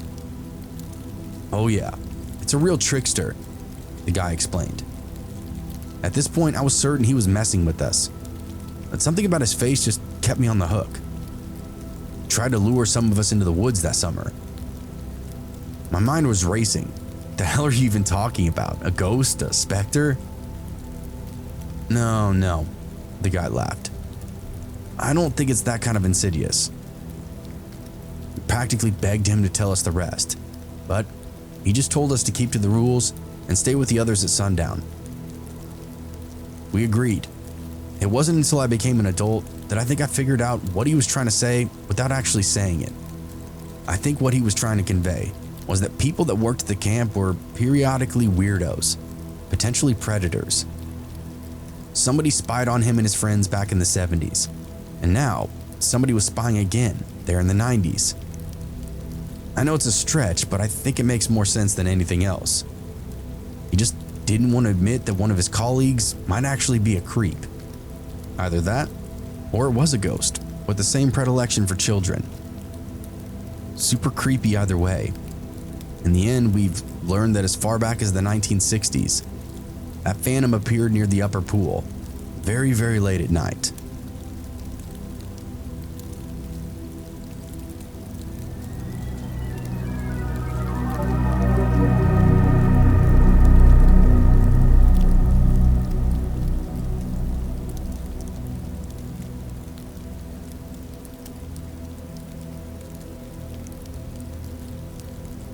Imagine spending an afternoon in a cave, waist deep in hot water, as a man lectured you about how fossils, the whole lot of them, had been planted by scientists as a part of a massive conspiracy.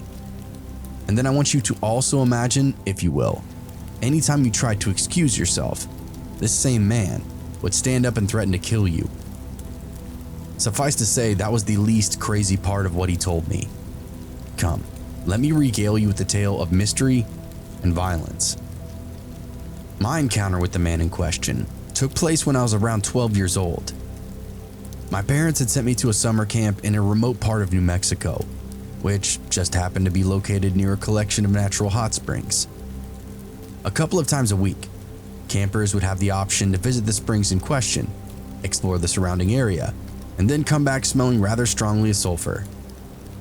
My favorite part of the attraction was a fairly large cave that housed a single pool, about the size and shape of a hot tub. Inside a secluded corner where the only light came from the cracks inside the walls. It was the first place that I'd visit whenever I found myself in the area. But on one occasion, I discovered that it was already occupied. At first glance, the man looked harmless enough. He was average height, thin, and bespectacled in a way that made him look rather like a high school art teacher. The long hair and gray streaked beard that might have helped with that as well. When he saw my friends and I hesitate at the mouth of the cave, he beckoned us in, assured us that there was plenty of space for everybody. Now, had I been on my own, I would have quickly turned tail and fled from that creepy figure in the darkness. But with a group of other campers who were accompanying me, it felt like it offered some semblance of protection. We strutted inside the cave, crammed ourselves into that natural jacuzzi, then listened in with ever-increasing bewilderment as our strange host regaled us with this truly insane theory. "You know," he said to us, apropos of nothing, "dinosaurs didn't exist, and scientists." He spat out that word like it left some kind of bad taste in his mouth. "Have miles and miles of laboratories hidden beneath the Earth's surface, where they make all of these fossils. They stick them around the planet for people to find, so nobody will dig any deeper into those spots." Why?" asked one of my friends. The man then smiled in this way that almost might have felt grandfatherly, had it not been for the insanity in his eyes. "Well, there's lots of reasons, but mostly, they don't want people to find the laboratories, do they? That's where they make the chemicals, you see." Of course, somebody had to ask, and it might as well have been me. "What chemicals?" That's the big secret," replied the man. "Humans don't actually need to eat solid food. It's there in the Bible. The only reason that we get hungry is because the scientists spread these dangerous chemicals throughout the air.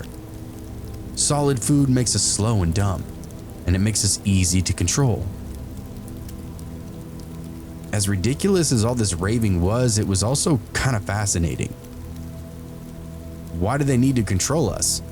I pressed on. "Also, what about before those scientists existed?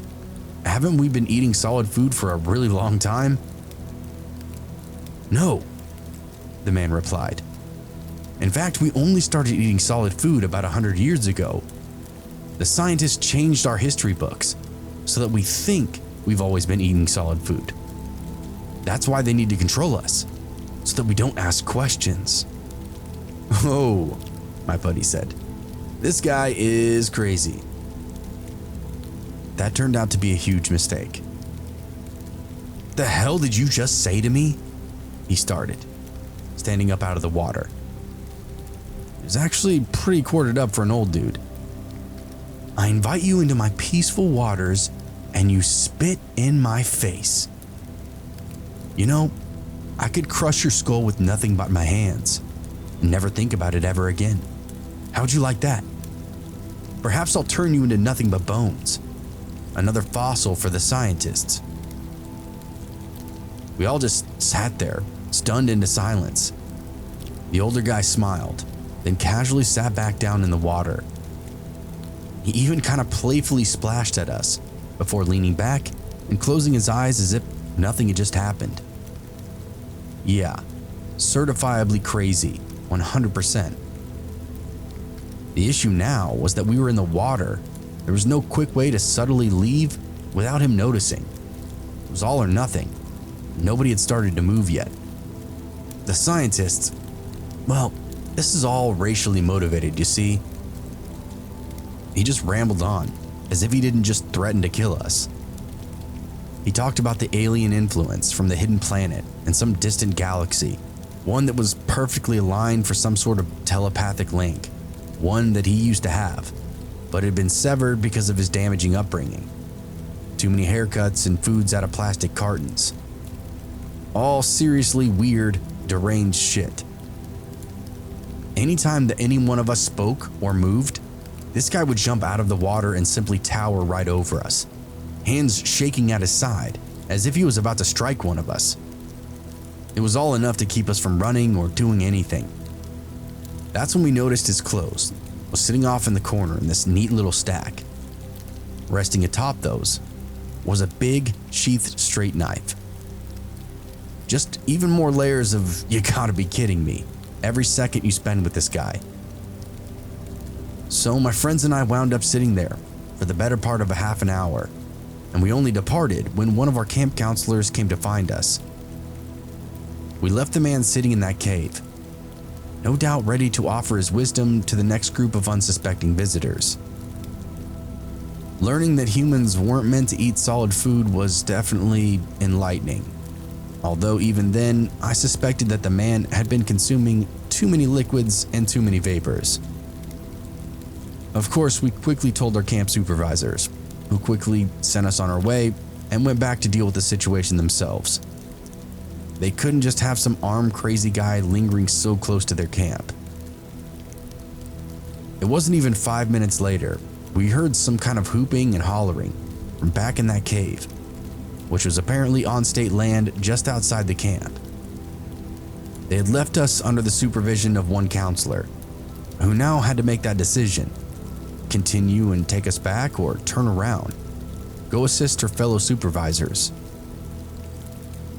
More screaming quickly filled the air, and then it just stopped. We all pressed to the camp. Once we got back, the counselor got on the horn, called the local police department. The sheriff was on site within a half an hour. Just some random dude that was on patrol in between towns. She guided him back along that back trail that would lead to the cave and those hot springs, as the counselors who went to deal with that whack job still had yet to return. Rumors were now going around the camp about a crazy hippie monkey man out in the woods.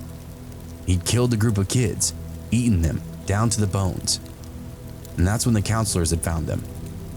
Only one of them had escaped the encounter. The rest were left screaming in the cave. It was absolutely wild to hear a rumor about myself in real time going around camp. I was allegedly dead, along with all my buddies, by the hand of some backwoods inbred genius monkey man, which honestly wasn't that far off. Everyone ate dinner and gossiped about the craziness in hand. It wasn't 45 minutes later, the sheriff came back through with a conspiracy guy in handcuffs. Turns out he was a local and very well known among law enforcement. He had had a lot of weird opinions, many of which landed him in trouble. He didn't think that he needed permission for anything that he did, and people in the area didn't hesitate to call the cops on him pretty much on sight. He found that spring by the camp. He'd been spending quite a few days there, but now, threatening children, it was going to be a long night for that guy. Thankfully, we never saw that guy again, but what a trip that memory is. All the kids watching him get hauled through camp to the squad car, shouting all kinds of crazy shit at the top of his lungs. Long ponytail, hairy chest, spectacles. He did look like a crazy monkey man. It was hilarious and scary as hell at the same time. Glad I only had to meet you once, caveman.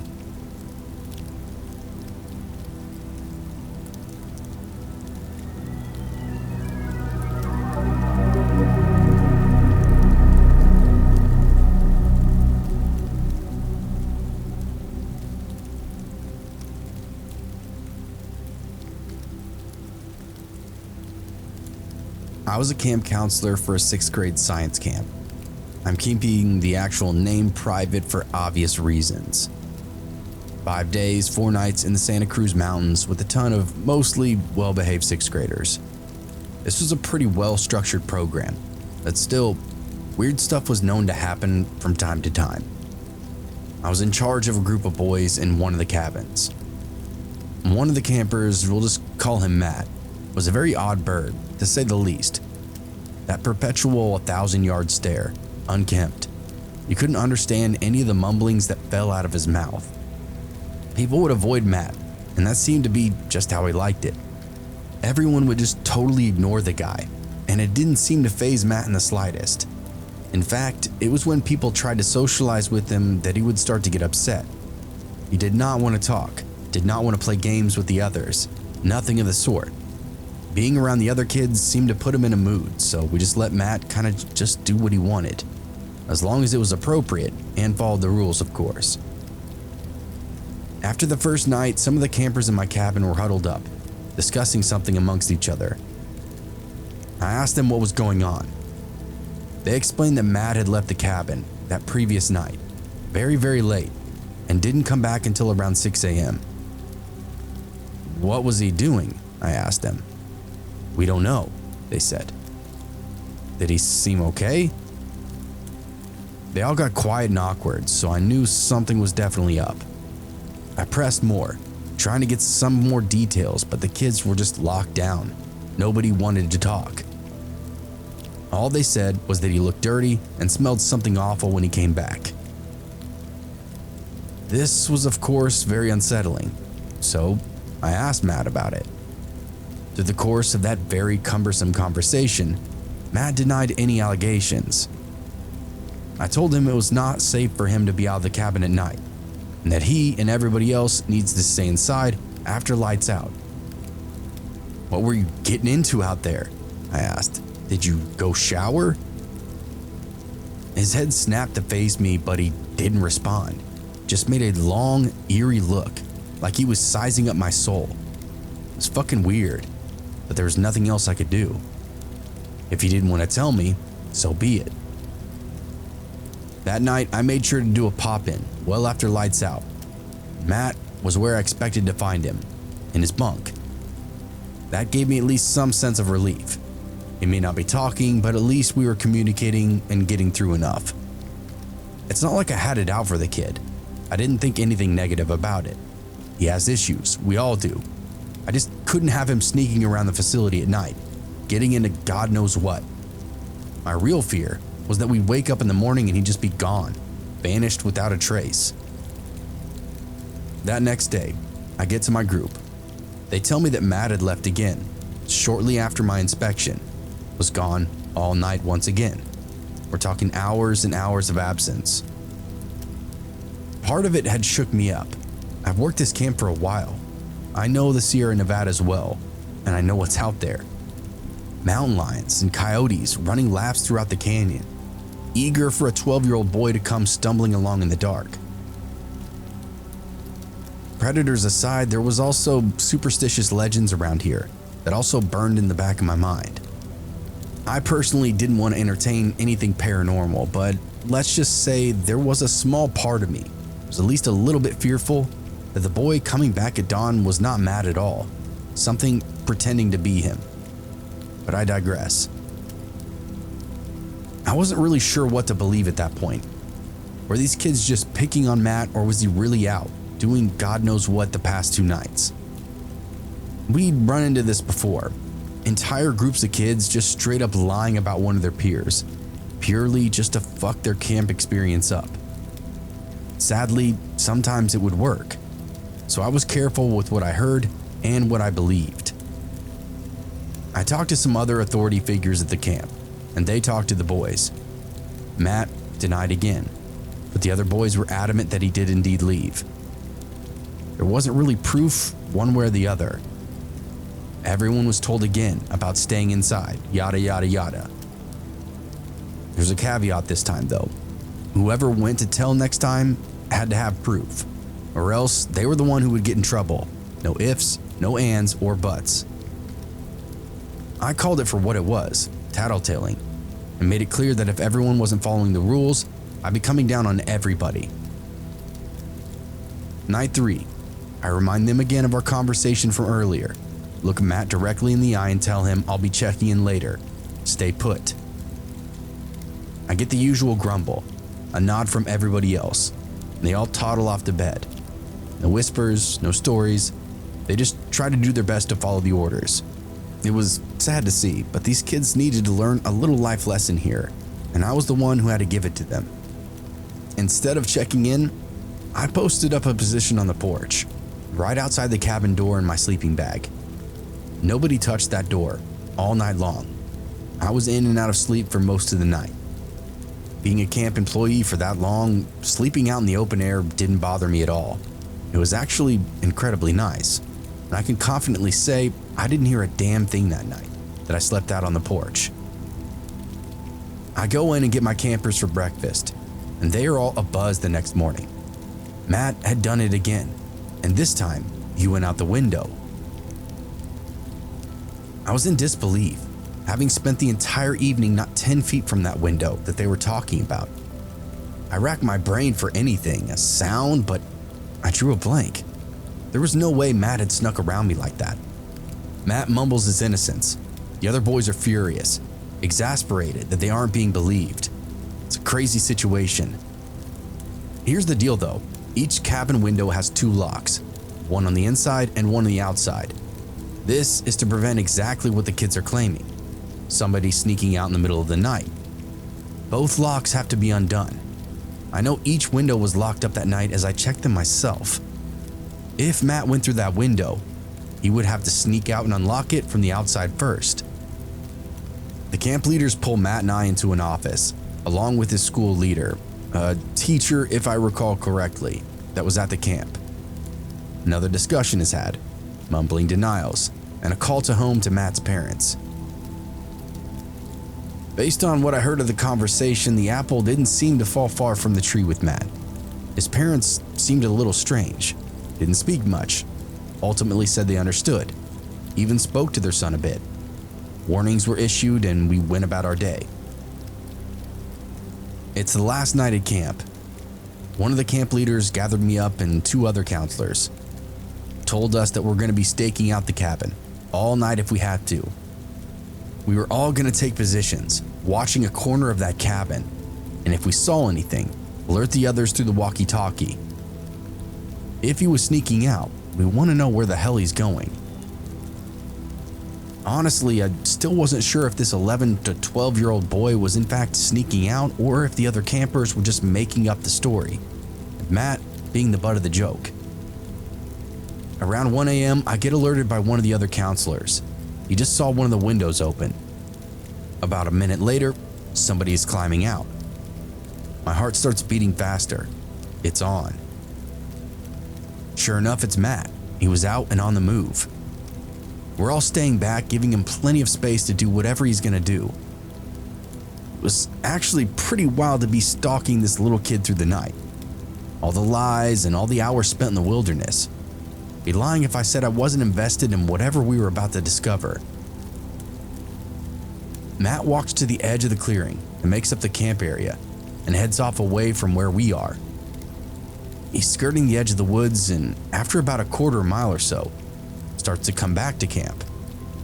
He's headed directly to another one of the cabins, one of the female cabins, walks right up to it, dropped down on the ground, and scurried underneath it. The 4 of us were huddled up at this point, maybe 50 to 100 yards or so away. We all looked at one another like, what the fuck did we just see and what the fuck do we do now? The camp leader guy that was with us says, all right, we need to go get him. We head towards the cabin. He busts out his big mag light and gets down on the ground where Matt had entered. Calls out, Matt, we know you're in there. Just come on out now. After a few minutes and a few more demands and threats, Matt crawls out, doesn't say a word, doesn't make eye contact, will not look at any of us. No amount of anything we said to him was getting any kind of response or any reaction. It was almost as if we weren't there at all. Very, very creepy. We walked him back to the cabin, got him in bed, and saw some pretty smug faces on the other boys in his cabin as we were getting him situated. I stayed in the cabin the rest of the night, sitting in a chair and keeping an eye on Matt. He never moved or made another peep, just stared at the ceiling with this level, metered breathing, as if he were running calculations in his mind, almost like he was running back to what went wrong and how he got caught. The next day, all the schools were leaving. Matt was not allowed to partake in any activities and had to sit in the office until his school left. The camp guy told me later they'd gone under the cabin early that next day and found Matt's nest. There was some trash like candy bar wrappers, chip bags, a dead bird, a a dirty towel under there, situated directly under a small gap or hole in the floor. Nobody knows exactly what he was doing under there. I'm sure you can theorize exactly what he was doing, just like we did, but it just creeped me the fuck out. Get this though, that dead bird had been gnawed on, and not like in an eating way. If a scavenger had found the bird there would have been pieces missing. This was as if a little kid was just sucking and lightly chewing on the upper half. Super weird. Some of the maintenance guys that went under there later said they found a bunch of dead mice too, with that same kind of chew marks. No idea what happened to Matt, but I'll never forget that experience. It made for one hell of a summer camp memory.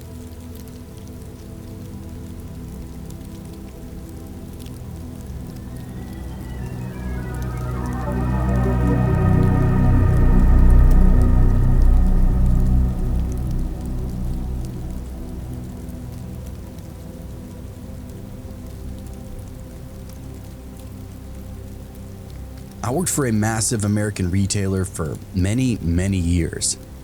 Honestly, it was my first serious job out of high school, and as time went on, I secured enough bonuses and pay raises that it became a lucrative job for quite a while.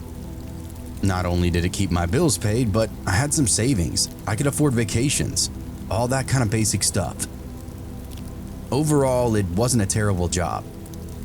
I've read a lot of horror stories on Reddit about things that happen to people while they're at their jobs.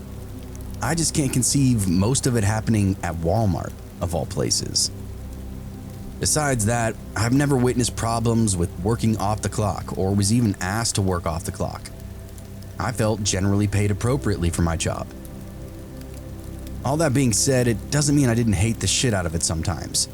And it also doesn't mean that nothing bad ever happened.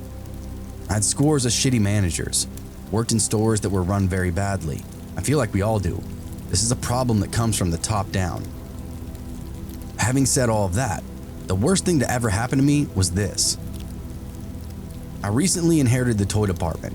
This was around 10 years ago. It had gone without a manager for like 6 months, and the one they had before that was utterly incompetent and just really lazy. So the department itself was just a complete mess. The toy department took up 15% of square footage of the store, so for it to not have a manager, it was kind of like having the whole corner of the store be the Wild West. Kids would come in and absolutely annihilate the displays. Older kids would come in and do pranks, throw stuff all over, even damage some of the merchandise. It was a seriously challenging position to take on for myself, but at the end of the day, I figured that if anybody could, I could handle it. You see, I'm a toy department professional, literally. I can take any toy department and make it look like somewhere that you want to shop. Clean it up, stock it right. I worked my ass off to fix it, and the back room too. So it was daunting, but I had a lot of confidence in myself. And I knew I'd pretty much be doing it alone, because Walmart doesn't really give a fuck about toys. But I figured if everybody just left me alone and let me work my department, it would all be fine. Again, it's just plastic and cardboard. It's not like I'm dealing with expiration dates or things that can spoil. It really isn't rocket science. So here's to what actually happened. I decided the first thing that I want to do is physically clean the place up. There's overstock everywhere. The bike rack and Power Wheels rack was just a dumping ground for any kinds of crap that you can imagine. Small cars were piled up, bikes in a jumble, huge bouncy balls thrown into the mix. The more I cleaned up, the more I would find. Though I soon was bagging up trash, candy wrappers, and all other kinds of nonsense.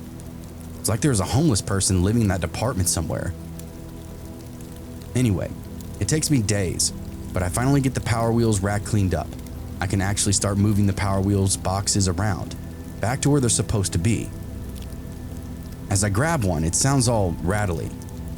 I thought maybe some other toy had fallen in or a bag of screws inside the box had busted. But then as I move the box, I see that there's a wet streak where I'm moving it. Then there's a hole in the corner. These things generally run from like $75 to $300. And this is not what I expect to see on some kind of expensive item like it is. Oh no, it has to be mice, right? Well, No sooner did I have that thought that 2 mice come bursting out of the hole, go sliding across the tile floor right in front of me. I scream, jump back, and recompose myself. This is a personal nightmare for me because I know the facts that are involved. There's 1 mouse, there are hundreds somewhere else. I saw 2, so I know in my heart there's probably 200 lurking in the toy department, the department that I was handed over on a silver platter. I could literally feel my body get coated with sweat as I realized that I bit off way more than I can chew. Perhaps I really didn't want to deal with this. I push the box some more and it sounds like a fucking rain stick. It's all like psh, psh, psh, like there's sand inside. I'm like, what the hell is going on in this box? But I'm not curious enough to open it yet. I know whatever's inside is bad, and the more I'm around it, the more I can start to smell it too. Holy hell, how has this been sitting here for this long? A few weeks, maybe months? The reality of the situation dawns on me. I realize I could get sick from just touching the outside of that box. There's a lot of factors at play, and none of them are beneficial to me. Then I think, well, fuck it. I have to get this off the sales floor. We obviously can't sell it in this kind of condition. And I don't really want to break this open right on the sales floor because I don't really want any customers seeing whatever's inside. It's just bad business, and like I said before, I consider myself a professional, and I can handle some damn mice. So I get a cart, try to load up the box. The bottom of the box basically just gives way, and mouse poop cascades out. Bits of paper, liquid, the most wretched shit that I've ever seen. Every time I moved the box, it was just shit everywhere. Mounds of it, piles of it, rivers of mouse shit running right out the bottom. You ever see Jurassic Park? Remember when they found that dying Triceratops next to that absolute unit of shit next to it? It's like that, except pure black and dribbling this weird mucus. It was definitely enough to turn my stomach just at the sight. The smell was 100 times worse. It's both a home and a cesspool for mice. Active decay in real time. At this point, I'm about to hurl, and I get that stupid box onto the cart finally, go grab my personal protective equipment, and clean the shit out of the shelf, the floor, the air, my hands, everything that was exposed. Usually, I'm not the sort of person to even get gloves for most of my jobs, but I wish I could have gotten a fucking biohazard suit for all that. It was absolutely disgusting. There was zero chance of getting anybody else to help me too, so I just knuckled down and told myself I'll do whatever I gotta do. I take the stupid box to the back. It's like 5 feet high, 3 feet wide, and 2 feet long. Just imagine how much potential there is for all the shit in this box. It's everywhere, pouring out of the bottom, flowing into the hole in the corner, and the liquid, whatever it is, oozing down the cart and leaving a trail from the wheels. Once I get to the back, I go to the area where we take all of our damaged goods. Tell the woman that's there that I'm gonna throw this thing out. Explain to her what was going on with it. Mark it down, but don't touch it. This is a legitimate biohazard and should not be inside our building. I explain everything to her pretty calmly, pretty clearly. I'm doing everything by the book. But just how wrong I turned out to be. She throws a fit. She says that we need to talk to the manager. So we wait. Once he finally comes and eventually decides what we need to do is open the box and wash the merchandise. I say absolutely not, no way. This is for children. It's filthy, I'm not touching it. It's not safe or sanitary. Nobody should have to clean this thing. We go back and forth for a while until finally I pull out the facts for him. Mouse poop is a toxin. It affects children the most. There's a reason they say to check nurseries and baby rooms for mouse poop or evidence of any kind of rodent. They carry all kinds of bacteria and diseases that kids simply just don't have an immune system for yet.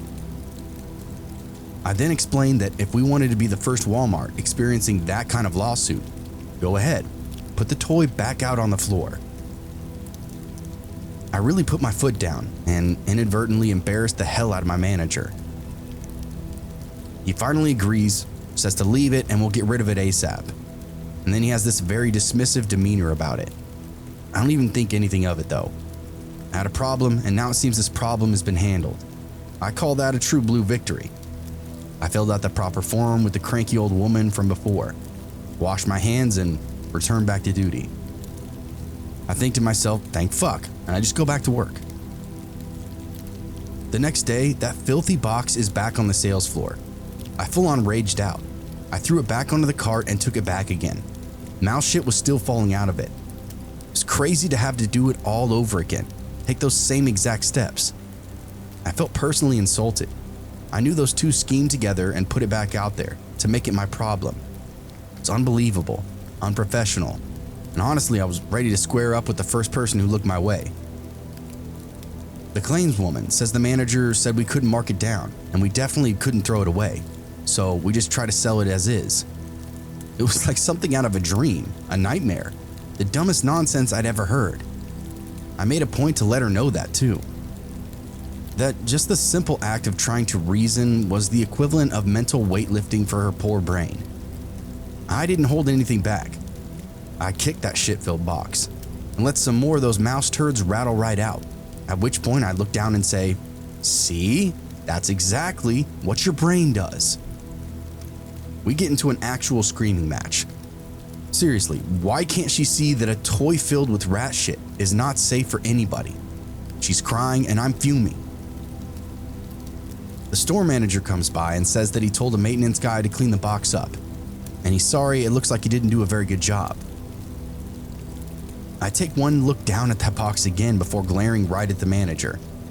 Clean the box? There is no cleaning this box. It's a living, breathing pile of excrement.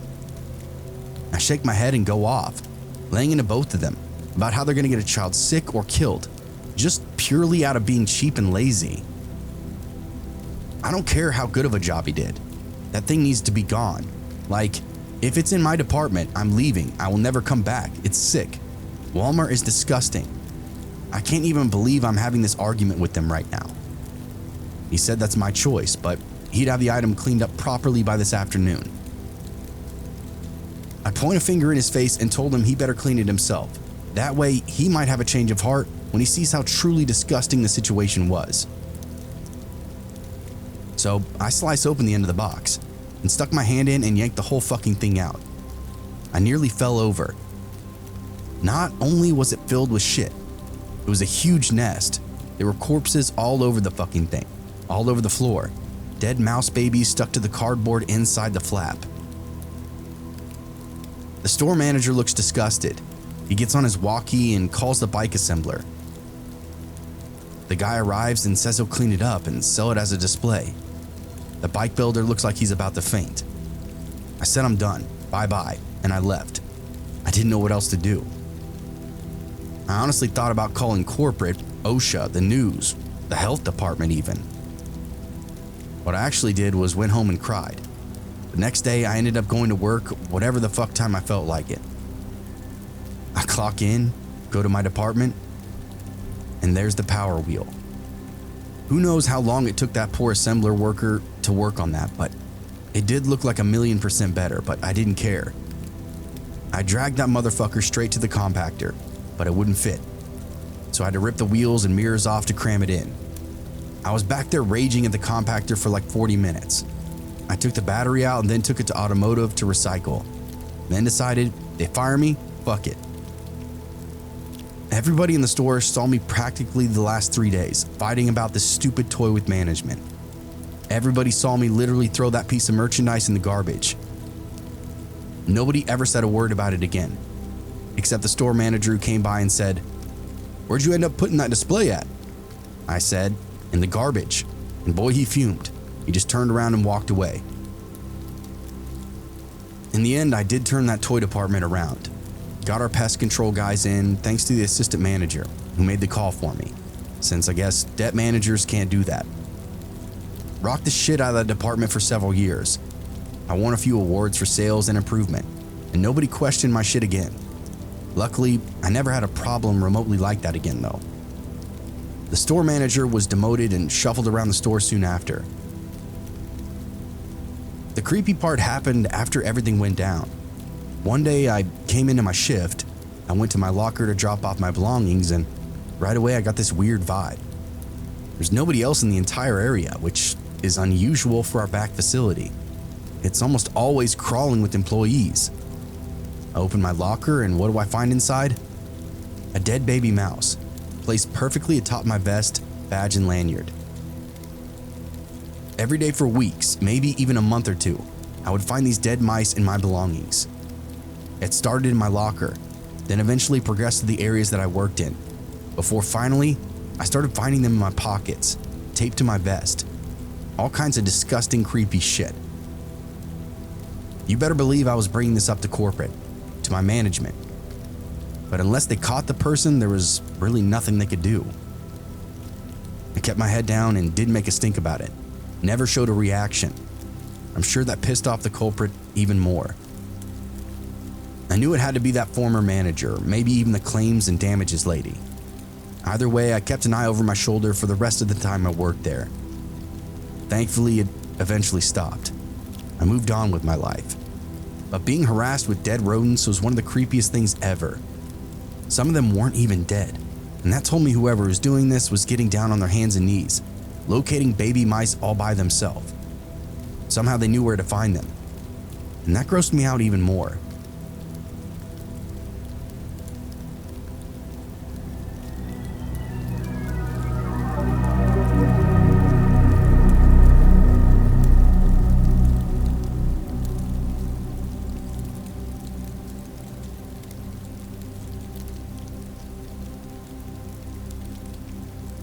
I was a cashier for 2 years, and it was pretty much exactly what you expect.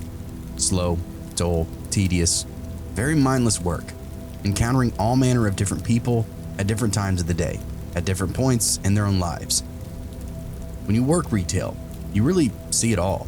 Blow-ups, breakdowns, psychos, weirdos, you name it, they're walking the aisles. It's honestly just part of the gig though. Dealing with people comes with any customer service job out there. That's exactly what retail is. Honestly, I actually enjoyed it for the most part. I know, weird, right? But the worst experience I had at Walmart was the night that I referred to as the comedy of errors. It's a long story, so forgive me. I'm writing this on my phone. It happened about a year or so into my experience behind the register. I call it the comedy of errors because ultimately, it should have been a harmless interaction. Instead, I got caught in the crossfire of a misinterpretation, and that further spiraled down this rabbit hole of stalking and eventually assault. Firstly, I was the only lane open, and you know exactly what I'm talking about. It's been a busy day, the store's packed to the gills, and for whatever stupid reason, there's only one bottleneck to siphon these people out, and that bottleneck is through the funnel that is me. If you were shopping in the store that day, I touched your items. I sent you on your way out the door. It's just one of those days where only one register was available. Now, there is a lot of people that say that in their own stories, but usually it's not true. Why? The company uses data from last year to assign shifts from the current year. So, for example, if a snowstorm came in on January 2nd, 2014, and we were bombarded, the computer would assign a bunch of cashiers to work on January 2nd, 2015. This system leads to days where there are very few cashiers and days where there's many. On this day, it was a slow day of the year, so there were fewer than usual. Also, there were more people that had already called out. I was alone, and I kept the entire store on my shoulders that day. It was kind of a perfect storm, now that I'm explaining the context. We were severely understaffed, but the call-outs really made it a problem for that specific day. So, I enact time-saving measures to help us get ahead. Firstly, I would, in between orders, give people in line their own dividers so they could start putting their groceries on the belt while I was helping the person in line before them. Constant flow. This made sure there was always somebody in the bullpen, so to speak, and then get ready while I raced through the current cart of items. It made my job faster paced, but that's what we really needed in the moment. Well, this woman, who for the story's sake I'll just call Ellen, comes in my line with her son. He was transitioning from female to male. I had no way to know this, besides the way they presented themselves, but as you can imagine, I was too busy to engage. I failed to notice that there was a potentially trans person in line. This is neither here nor there. It's just merely the first error of the series of errors. I'm actually pretty open to that kind of thing, so I use male pronouns for him and will do so here. As I give the customer in front Ellen her divider, I overtoss it, It bounces off the items on the belt and lightly hits the woman in line. Ellen then claims I assaulted the customer out loud for everybody to hear. Goes on to make a bit of a scene out of it. I asked the woman I threw it to, and she denied Ellen's claim. Exactly what I said is, I did not hit her. I did not. I apologized regardless, and the woman's husband made a joke about knocking me out. He was clearly joking. This really helped to clear the air, at least for me, because I was stressed and everybody was annoyed in my line. I went on with the joke and they enjoyed it and went about their way.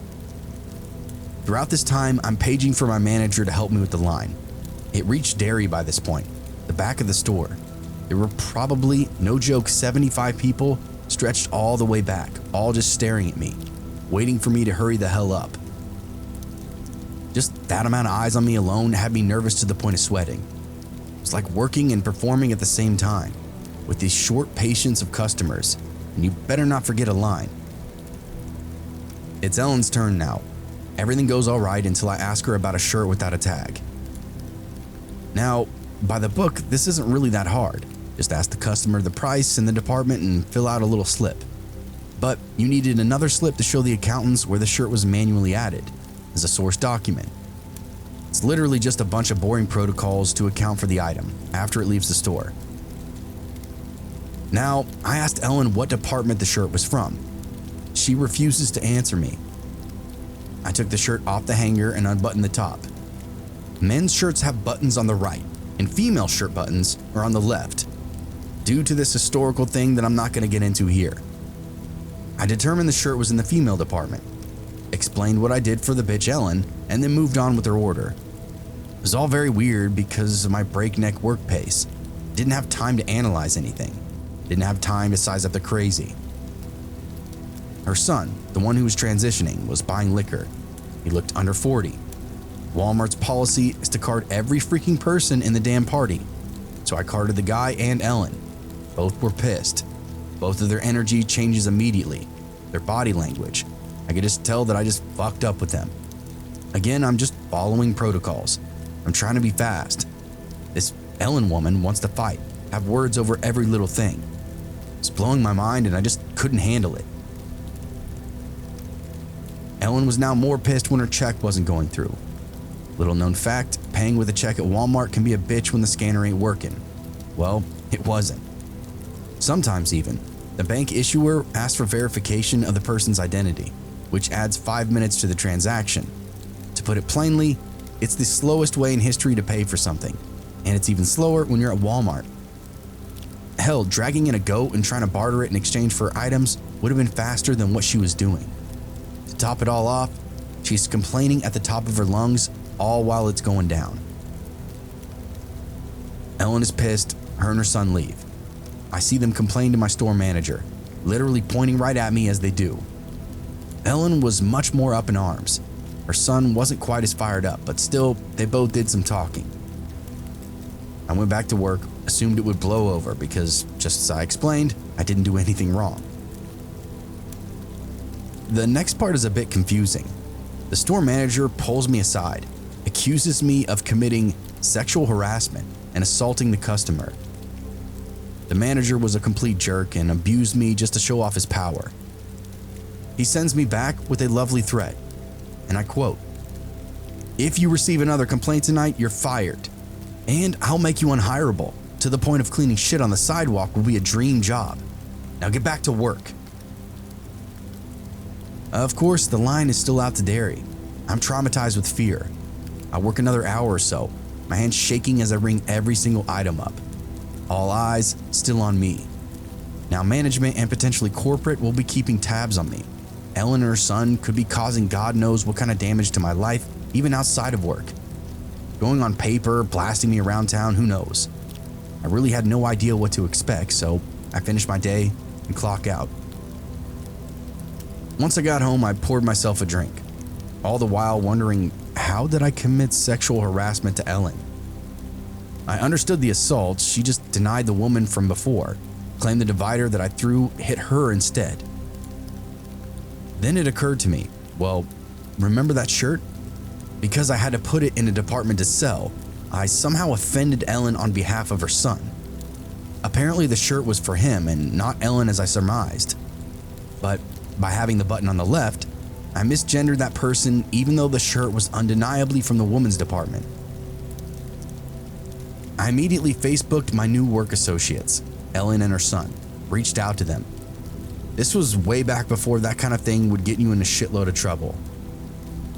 They agreed that my actions were okay and not sexual harassment. Hell, Ellen's son told me how professional I was, which I thank my college for. Apparently I only offended the mother. Well, somehow something got confused in the conversation, and then they both turned on me, snapping and talking all kinds of shit, making threats.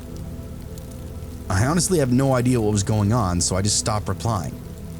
This was my second error of the night. I should have never reached out to them, as it gave my identity and ultimately my location. I logged out of social media for the night and went back to contemplating the weirdness of that whole situation. I didn't have to work the next day, but I did have to go and vent about the whole thing. The main manager was there, and he got an earful, but he was an asshole. He didn't really care. So I just avoided him the rest of the time that I was there. Then went and bitched the assistant managers and department directors.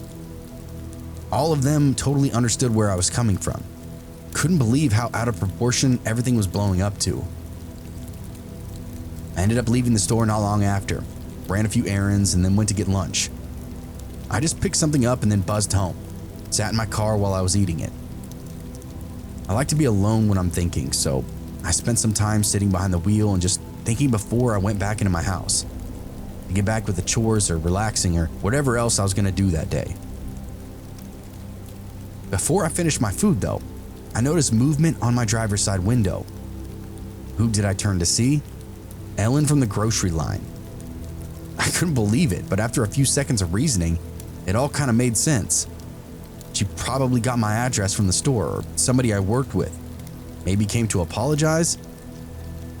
I dusted the crumbs from my hands and opened up the door to see what she wanted. Big mistake. What I should have done was actually lock my door and call the police like my gut had told me to. I got out to greet her and say hello, got zero response. For whatever reason, I continued to walk forward, going so far to extend my hand for a shake like we're old classmates or something. Again, no reaction to any of what I'm doing. It isn't until we take like 3 steps apart that I realize she's got her hands behind her back. It's like walking into a snake pit. Froze up, got tense, just waited for whatever crazy shit was about to go down. One of my final errors was returning to the store that day, then greeting Ellen in my driveway. It turned out she'd been staking out the store. When I rolled in the next day, she spotted my car and waited for me. She followed me around town all morning until I got to lunch, then followed me directly back home, where she watched me eat my food like a total psychopath. At some point, I guess she got fed up with waiting and decided to just approach me with a hatchet. She brought it out from behind her back at a full swing, clubbed me upside the head. Fortunately for me, she failed to turn the blade out, so it was a dull side that whacked me, but still, seeing stars as I ran from my porch and dove into my house. She screamed all kinds of obscenities, threats, insults, even threw a rock at my door. Then after all that, she just left. Obviously, I called the police. I had a whole paper trail from work and from Facebook of my interactions. Now, I had blood running down my head from the assault. They came by, got my statement before rolling over to her house, at which point shit really hit the fan. She apparently had a history of stalking and harassment, so they didn't even hesitate to pick her up. From there, I don't really know what happened. Never saw Ellen again, but management made it sound like she was going away for a long time. They ended up dropping all that stuff with me at work, but I moved on quickly from that job not much after this event. Running a register isn't worth all that kind of danger.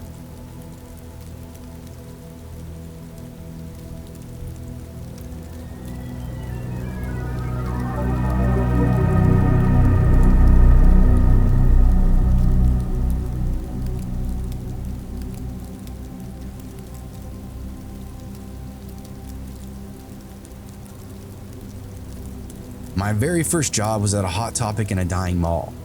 16 years old. I feel like this was a milestone for my generation. Almost an iconic gig back then, working at one of the many alternative stores found within these shopping centers. It was always fun, great music, and those discount perks were dope as hell. I'd usually get something almost every day. That being said, the hours were kind of long. Customers usually pretty weird. One of the worst parts, at least to me, about that job was folding t-shirts. It seemed like every person who touched a t-shirt would just ball it up, throw it somewhere out of place completely. I folded thousands and thousands of t-shirts. So tedious that I would have nightmares about being buried in them. Other times, I'd wake myself doing the motion of folding, and the jolt would just shock me. Whatever, right? Just part of the job. Shit, I was a kid. Not like I knew what work really was yet. I started there when they first began the rewards program. My manager was always on my ass, trying to get me to sell memberships. Nobody wanted a damn membership, or maybe I was just the shitty salesman. Either way, I rarely signed anybody up. This was reflected on the weekly report that was sent to the district manager. I even got written up over it all. This in turn would create a bit of a stressful atmosphere. I found myself having second thoughts about it all. The corporate aspect can kill the vibe at any job, and having somebody breathing down my neck about something people didn't want to buy, shit, it was almost depressing. It convinced me I was bad at what I was doing. I started working there because I loved the music. Their album rack was always down my alley. They're a musically oriented company, so they had this sound system integrated with central server that played a selection of maybe 25 songs to be updated every month. It'd be bangers from every genre, usually alt and metal stuff. Though back then we had like Hollywood Undead and Broken Side lighting up the rap scenes. It's a dope ass time to be working in a mall. Well, the playlist didn't update for close to 3 months. Every day I would hear those same songs 5 or 6 times over for months. It drove me insane. To this day, I still get burned out on music faster than anybody I know. I think it had something to do with that 3-month stint. It's almost like being in prison. I actually hated coming to work. The downfall of what I considered to be a cool gig. During my breaks, I would hang out in the rundown, barely open mall, grab a bite to eat from Auntie Anne's. Their pizza pretzel was my shit, and the cute cashier would hook me up with a free marinara. We would flirt and chat all the time. This was another great part of the mall culture that I don't think kids today know about. The mall was like the day club for teenagers. Nothing but smoke shows walking from one end to the other. Half the employees stacked and fine as hell. The melting pot for different people, different age groups, but everybody socializing, just vibing together. Super fun time, 10 a.m. till 7 p.m. every single day. Eventually I got her number. Once I texted her, it was on my black and silver flip Motorola. We planned to hang out. Fortunately, we didn't have a single day off together, which was like this weird pandemic in the early 2000s. It was like everybody worked all day. It's a weird memory I have. Even my parents wouldn't get home until like 8 p.m. most nights. I had my older friend buy me a Four Loko when they still had caffeine. I drove to her place around 10 p.m. to pick her up. We shared the drink in the car on the way back to my house. We barely talked, unlike at the mall, very awkward and very quiet. Didn't really have any game now that it was just me and her. She was super cute. I was used to flirting with her in her uniform. For some reason, I was just out of my element. And I think she knew right away. She turtled up a bit. Even when I started talking, she'd either laugh or nod, which made it even worse. I settled into the seat and focused on my alcohol. My head's starting to swim a bit. The overlap with the caffeine made me anxious too. Really wasn't a good crossfade.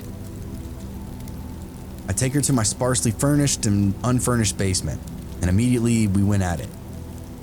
To put it plainly without driving too far into it, it was not good. I know I was young and not a perfect partner, but she didn't really give me anything to work with. She pretty much took her clothes off and just flopped around. She wasn't upset or anything, she just acted very, very strange. Cleaned up, got dressed, and fooled around a little more, and finally called it quits. When we were done, we just sat there awkwardly. I took her home just after midnight. Again, a very long, quiet car ride. I get to her house and she crawls into my lap, starts making out with me like we're in love. Being a kid and this being originally what I wanted, I gave in. We made out in her driveway for a long time. Long enough that the porch light came on. One of her parents came out to wave her inside and we said our goodbyes and she hopped out and bolted in. For whatever reason, I vowed to never speak to her again on that drive back home. Chalk it up to toxic teenage thinking, but the whole thing just weirded me out.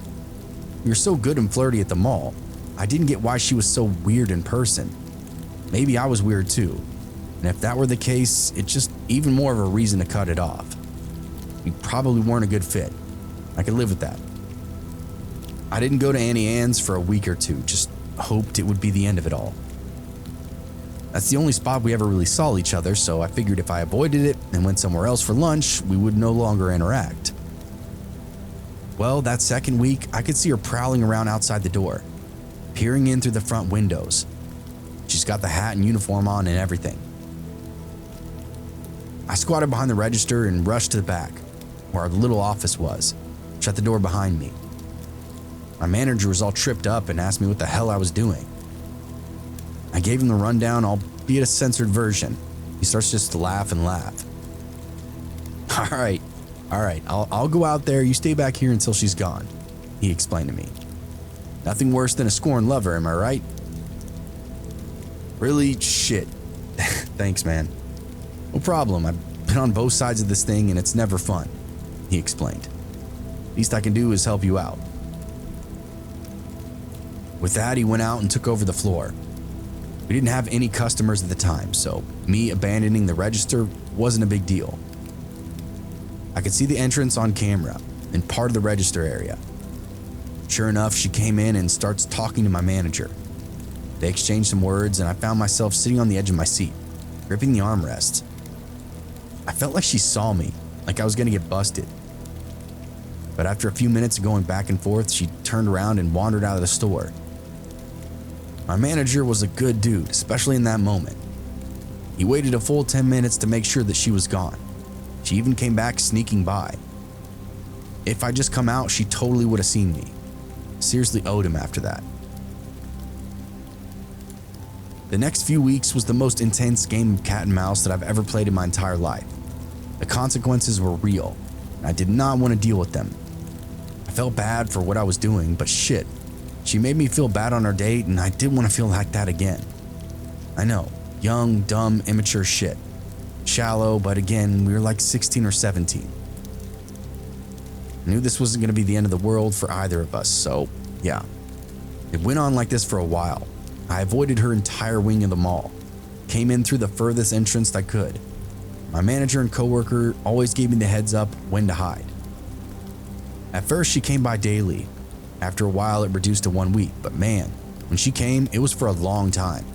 Just prowling around outside, pretending to be on the phone, staring with this vacant expression through our glass. Sometimes she would stand out there for an hour, cut herself short to check if she could see if I would come by. Honestly, I was starting to feel bad, but there's another part of me where it kind of scared me. And then one day she just stopped coming by. I don't remember exactly when, but it was at least 6 weeks into this whole ordeal. She didn't come by anymore. No calls, no texts. All was clear on the Western Front. Finally felt like I could breathe again. And after a bit, I started venturing the mall.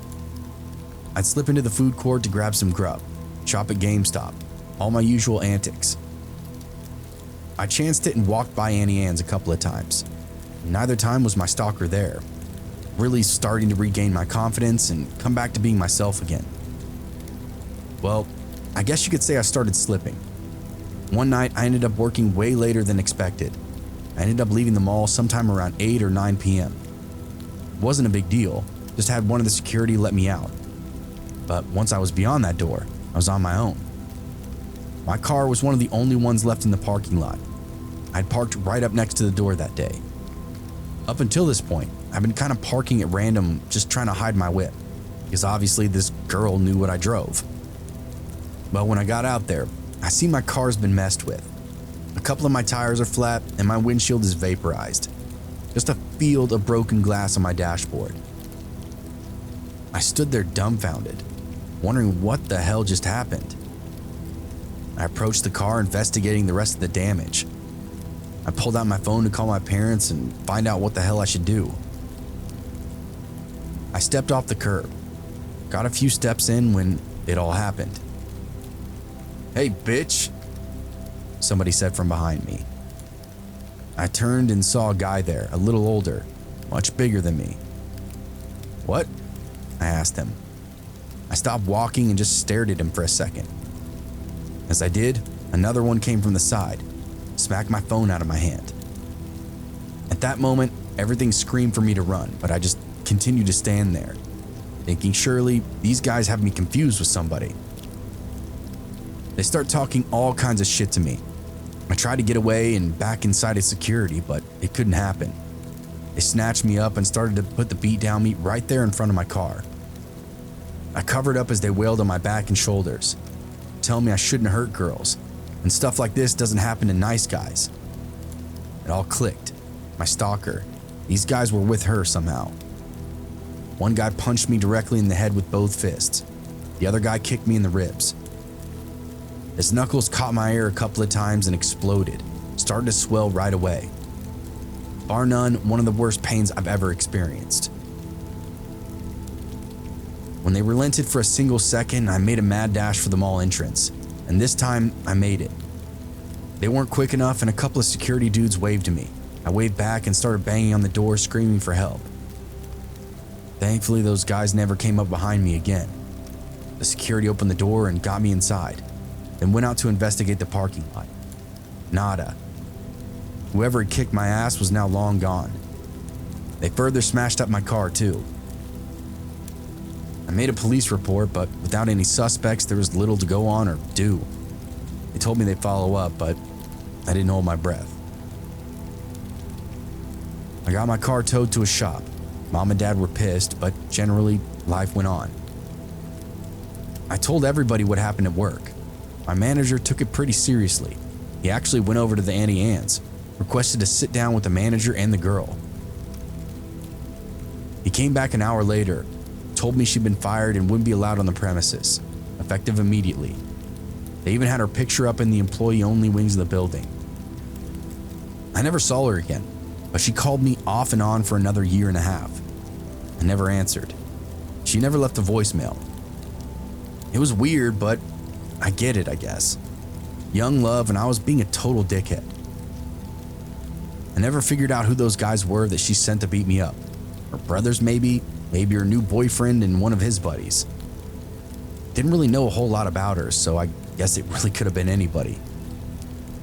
Thank God they weren't really super skilled at whipping ass, because I got away with just some bruised ribs and a bloody nose. I left the mall job for a different gig by the end of high school. By then, my car was fixed and I had a different phone number. Wild, wild times back in the early 2000s. Thanks for listening.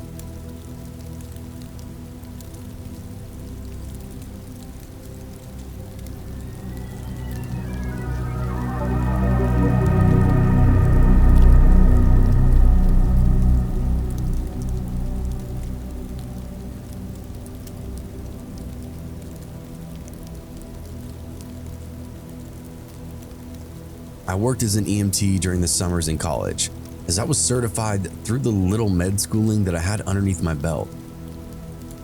Being a first responder was not really my goal. Definitely wasn't my dream, but it was adjacent to the career field that I had in mind. I was going to school to be an X-ray tech.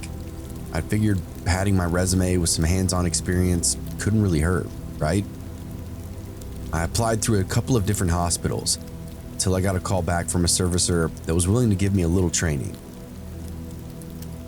I'll never forget those nights that I spent as an EMT in the downtown district. The city was a different beast after dark, its towering skyscrapers and rolling business parks transforming into this labyrinth of shadows and secrets. The streets were always alive, but at night, they pulsed with this rhythm that was both mesmerizing and terrifying at the same time. As an overnight EMT, I definitely saw it all. The drug addicts, the homeless, the stray animals roaming the streets like ghosts. Every call was a potential nightmare, every siren a harbinger of doom. On that particular night, I was paired with Otto, as usual, a seasoned veteran who had seen it all. I mean that literally too. He told me stories about having guns drawn on him, having to put people out that were on fire, decapitations, the whole shebang. He told me one time about rolling up on a guy that was riddled up and down with bullet holes, left in a back alley just to bleed out. He died in transit, but after a few minutes, he started screaming all kinds of crazy, incoherent shit at the top of his lungs, before dying again. Otto was full of all kinds of ghost stories. We were both preparing to take our lunch break, which was actually around 3:30 in the morning. Usually we both pack something, but this was one of those weird one-offer things where we both forgot to. So we settled on a 24-hour sandwich shop that just happened to be our favorite. You can only get this place downtown too. We got our orders and slogged back to the Ambo, which we had parked a block away from the precinct just so it wouldn't get messed with. We were in between the railroad tracks, which in my city means anything can happen after dark. The crowds down there are very aggressive and seriously unpredictable. We were both about to dig in, huddled inside the cramped quarters of the ambulance, and the radio crackled up to life. Hit and run just around the corner. Otto raised an eyebrow, and I knew what he was thinking. Another drug deal gone wrong. Another life lost in the crossfire of the city's never-ending chaos. We didn't hesitate. We hit the lights and then the sirens, as Otto expertly navigated through that heavy trafficked area. Cabs, BMWs, dingy pieces of shit. They all rolled together in the same oil-streaked roadways, funneling one direction or another. Even if we threw the lights on, not a soul would move out of the way. Besides, with the crossroads delayed over the radio, we weren't in a real hurry to get there. This was literally the heart of the scummiest ghetto that you can imagine. As we turned the corner, I spot a figure laying in the middle of the intersection, a few streetlights ahead. My heart began to race, my senses on high alert. Something about this call just felt a little off, like a whisper in the darkness that only I could hear. Otto's eyes immediately met mine, and I knew he felt it too. That tinge of unease that came with responding to a call in this part of the area. Nothing good ever happened here, and usually, the emergency responders caught on a scene out here ended in trouble. We pulled up alongside the victim. I could see that he was a man, his body twisted at this unnatural angle. Otto and I exchanged another glance, our training immediately kicking in as we leapt from the ambulance. The night air was heavy with the smell of exhaust and grease. The only sound was the distant hum of traffic and the soft moan of the victim on the ground. I felt a shiver run down my spine as I approached him, my eyes scanning the surrounding streets for any signs of danger. This was the moment of truth, the point of no return. Little did I know, this particular call would be the start of the descent into madness, a journey into the very heart of bullshit. Cars were flooding the area with additional lights, beeping their horns and literally yelling out their windows. We ushered them in other directions, laid out a few small cones, and got to work. There was nothing we could do to clear the roadway, as we didn't know how bad the guy's injuries actually were. We didn't bother asking for additional help as we knew law enforcement would be on site at any moment. "What do you think?" I asked, as I started removing the clothing so I could get a good look and better eye on the wounds. "Internal bleeding, a lot of broken bones," Otto commented. "This guy got fucking blasted trying to cross the street." We went to pull off his shoes and found that they were already off, laying 10 feet down the road. I looked around, took in the placement, what that victim was wearing, all that good stuff, you know. Otto was right. This wasn't a deal gone wrong. It was definitely a cut and dry hit and run, or so it's what it looked like at least. Down here, who knows? Maybe he was trying to hold somebody up in their vehicle, got run over in the escape. It didn't matter. We treated him as best we could, but there were some open wounds and he was losing a lot of blood. We got him on a gurney and loaded up into the Ambo. just as we saw the first cop siren cutting down the roadway. Typically, we sat off-site on scenes until everything was cleared, but we beat every cop there by a full 5 minutes. Right place, right time, or something like that. Either way, we weren't obligated to wait for them. It was actually more dangerous just to sit there along the roadway. Otto shifted into drive and started jamming towards the hospital. "Dispatch, be advised. We have a patient loaded from on scene and are in transit to ER receiving," he said. Copy that, ETA. A girl said back. 15 minutes.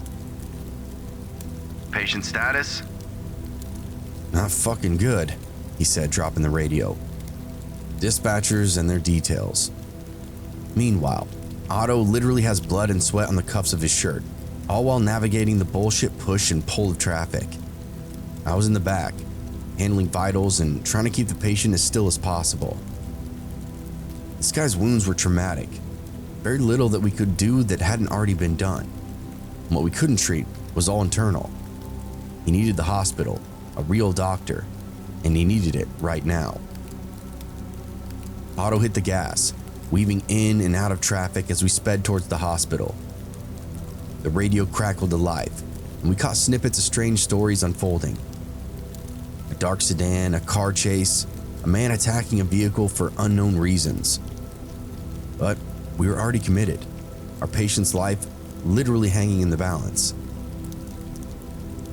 A cop car flew by us, going in the other direction. It seemed too fast to be responding to the scene. From what I could put together, the victim had been obstructing traffic before he started attacking a dark sedan. The motorist wasted no time in running him over and then gunning down an alley onto another street. It shed a new light on the situation, one that had already run through my mind earlier that night. Very rarely do we find a situation this late downtown where one party is completely innocent. As we continued to swerve through the streets, I felt the victim start to stir, his vitals changing, his heart rate spiking. I called out the codes, grabbed the AED and defib unit, but before I could react, he sprang right up from the gurney, eyes wild, face twisted in this snarl. He lunged at me. I had no time to defend myself, and his head smashed directly into mine, and everything went black. I came to, my head spinning and my body limp, rolling across the floor of the ambulance. The machines and monitors were going haywire, the sounds of a struggle and screams filling the air. Otto was wrestling with the victim, trying to subdue him, but he was no match for the man's strength. The ambulance jerked and swerved, brakes screeching as Otto fought to maintain control. I tried to move, but my body just would not respond. I was trapped, unable to do anything but watch as the horror just unfolded in front of me. The victim's wounds were bleeding profusely, blood dripping onto me, the floor, and Otto as he screamed for help. I wasn't really watching though. For anyone that's ever hit their head hard enough, you know exactly what I'm talking about. It wasn't quite an out-of-body experience, but close. All the lights, sounds, sensations rolled up into one overwhelming force that I just struggled to make any kind of sense of. It wasn't that we just collided heads. This guy headbutted me as hard as he could. And after that, I fell backward, clocked myself again on the wall of the ambulance. Double whammy that resulted in a serious concussion. After I hit the floor, the attacker, our victim, started screaming and then turned on Otto. The ambulance finally came to a stop, and Otto fully engaged the victim in a wrestling match. I could feel the adrenaline coursing through my veins, my heart racing, my mind reeling. This was madness, pure and simple. That victim was not human. Could he be not human? Felt like he was a monster, a creature from the depths of hell. I say this only because I was the tech treating his wounds. I know what this man's body should have been capable of, and standing was not one of those options. He'd shattered bones from top to bottom, organ failure, shredded muscle and tissue. If it ripped or broke, it happened to this guy. And yet here he was, kicking the absolute shit out of us. Now, granted, he did have a hell of an advantage getting the jump on us, but still, he shouldn't have had the strength or energy to get up and move like he did. Not even with adrenaline. His wounds were that severe. As I struggled to regain consciousness, the blood dripping from the victim's wounds brought me back to life. I sat up, head spinning, body aching. Otto was still wrestling with the victim, still screaming out for help. I knew we had to get out, had to escape, but how? The doors were locked, and even if I threw one open, we'd just be spilling out into a street where we could get run over. I did my absolute best to try to clear my head before I jumped back into the fray. I grabbed that guy by the shoulders, and I could actually feel where his collarbone had snapped. It didn't affect him at all. He continued to use his arms with full mobility. I got really scared in that moment. It was like fighting Frankenstein. I knew right away there was nothing we were going to be able to do to this guy that would matter. Still, I couldn't just let him keep attacking Otto, so I dug in, yanked as hard as I could. Surprisingly, he rocked back toward me and fell down. This was short-lived though. He grabbed all the stuff hanging from the walls and hauled himself back to his feet. Now, he was my problem. Blood was leaking out of his eyes, nose, mouth, and ears. A truly frightening visual. I looked over his shoulder and saw Otto fumbling with the radio. Let dispatch know where we were and what was going on. Then my line of sight got cut as this guy pounced on me, screaming like a banshee. I pushed him off and did my best to turn and get away from the wall, but he managed to pin me in the corner. He was unbelievably strong. As you can imagine, he was dosed up on PCP, some other crazy drugs. I could tell as his eyes rolled around in this way that told me he wasn't really seeing reality, just hallucinations and pure craziness. That's when I realized he wasn't really doing anything to Otto and I, and when I followed his eyes, he seemed to be in the same panic. He didn't know where he was or how to get out. I couldn't blame him, I guess, but in the moment, I couldn't explain anything either. It's when I noticed Otto behind him with the best weapon available to us. "Get that door open behind you!" he hollered at me as he unslung the hose.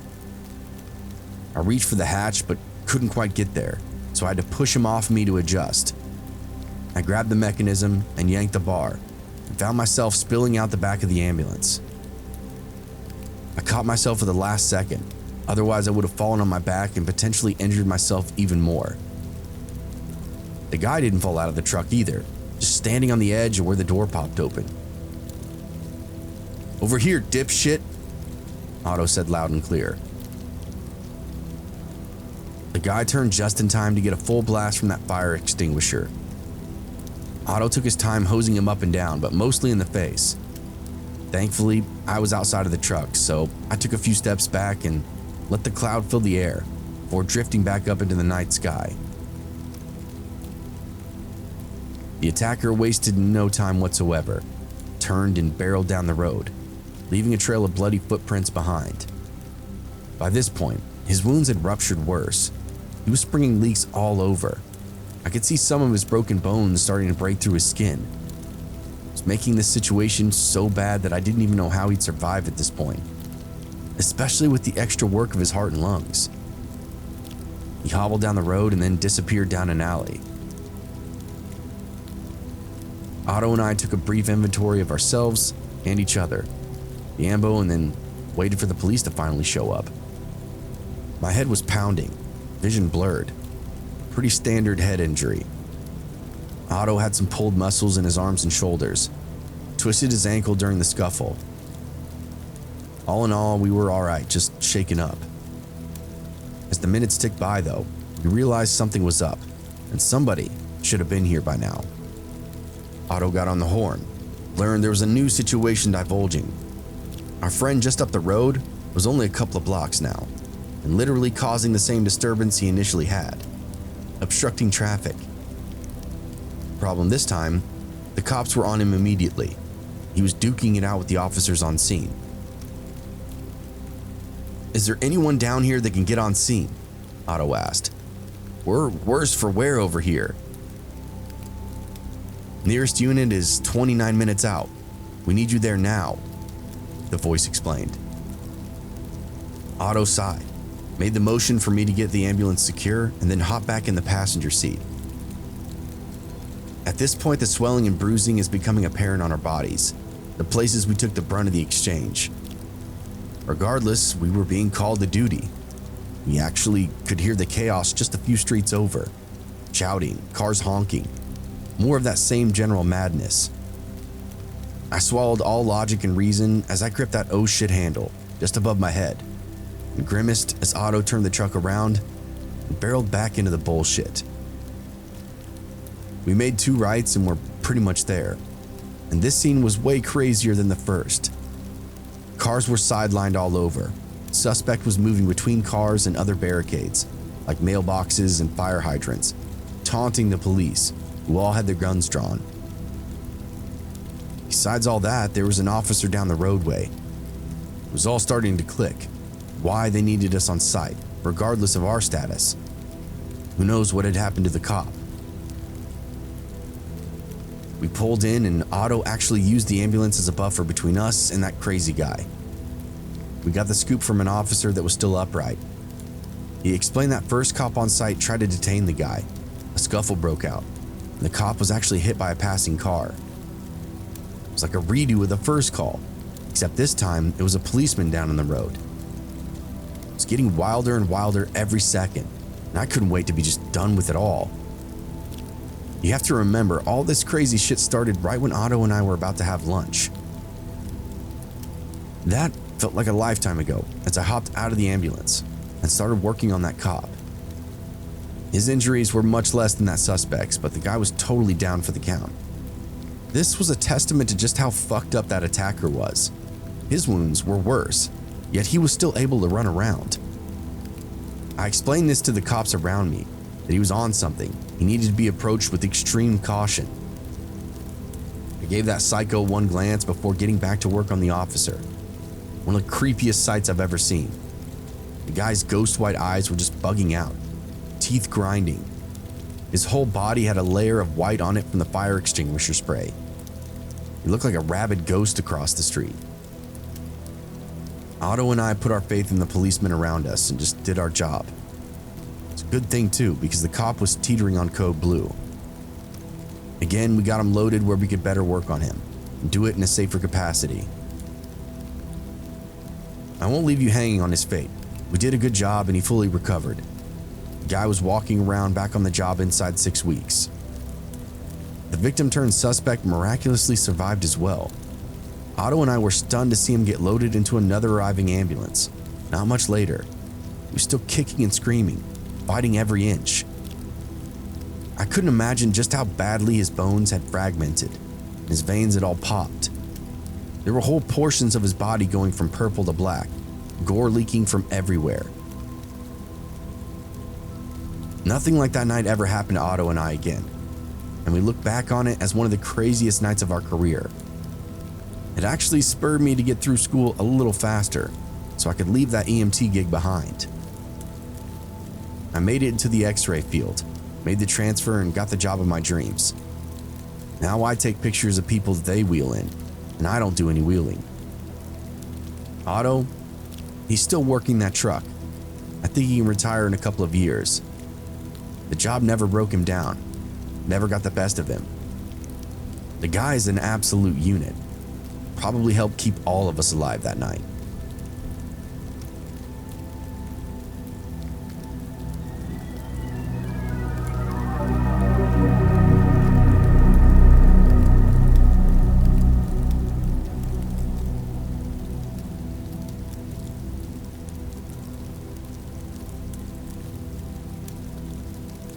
I have an EMT story from my first few years of service. I worked for a hospital in the suburbs, so most of my job was what management would call routine.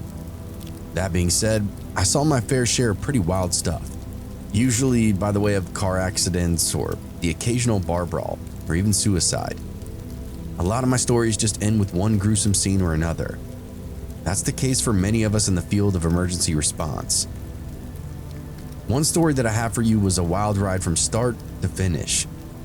As I mentioned before, I'd been an EMT for a couple of years at this point, and and been part of a couple of different teams and been through a few different partners. I have this little secret anxiety about driving myself, so typically I kept partners that didn't mind taking the wheel every shift. The partner that I had during this story was a girl named Sasha. Her and I were close to the same age. I've been working with Sasha for around 6 months, and we developed this rhythm, a sense of anticipation that's kind of hard to explain. We know each other's quirks, our habits, our strengths, and even weaknesses. We've saved lives together, lost some too. Through it all, we've developed this unspoken agreement. Safety first, always. We weren't getting paid a whole lot to respond to some of the craziest stuff happening in town. It's all for about minimum wage. We had the same philosophy as most EMTs. We don't get paid enough to put ourselves in harm's way. So we made sure the scene was always secure before stepping out of the truck. We weren't like some of those hero teams that you'd hear about. We were consistent and realistic at the beginning and end of every shift. So when we got this call to a private residence inside a decent neighborhood, we approached it with what we normally do, a sense of routine. A woman had taken a blow to the head and body, and that's all we knew. I asked dispatch if there were officers at the scene already, and they assured me that it was all clear. That put us at ease. We arrive at the house, and I notice immediately something's off. There's no police cars, no other officers in sight. Sasha gave me this uneasy glance, and I knew she was thinking the same thing I was. We didn't know if there was a miscommunication between the dispatch and the caller, or dispatch and our ambulance, but there wasn't anything secure about this area. We were definitely the first on scene. I reached out via radio and asked dispatch to clarify. Everything is clear. The residence belongs to a police officer. This put us at ease again, but we were also scratching our heads. If this was indeed a cop's house, why wasn't there more information? We approached the house cautiously, our eyes scanning the scene. That's when we saw them, a man and woman arguing in the garage. The woman's face was smeared with blood, and my instincts kicked in. Something definitely wasn't right here. The man saw us and quickly composed himself, approaching with a firm handshake and a reassuring smile. "Hi, my name's John," he said. "My wife fell coming out of the house and got banged up pretty good." He had that stereotypical cop energy. Crew cut, polo shirt, upright posture, wide direct stance. Made sure to introduce himself before his wife. Builds credibility. It's weird stuff that I'd learned responding to different calls. I made sure to keep an eye on John while he filled us in on the whole situation. We knew how to handle this, but something about the scene just didn't quite add up. The lack of police, the nervous energy emanating from John. It all added up to a sense of unease that I couldn't quite shake. "All right, thanks, John," I said. "Go check on your wife for us. We'll bring our equipment over," I explained. No, she'll come over there," he started, waving his wife over, who was huddled in one corner of the garage. "No, that's not necessary, sir. We don't want her walking around in her current state. Go make sure she's all right. We'll be right behind you," I explained to him.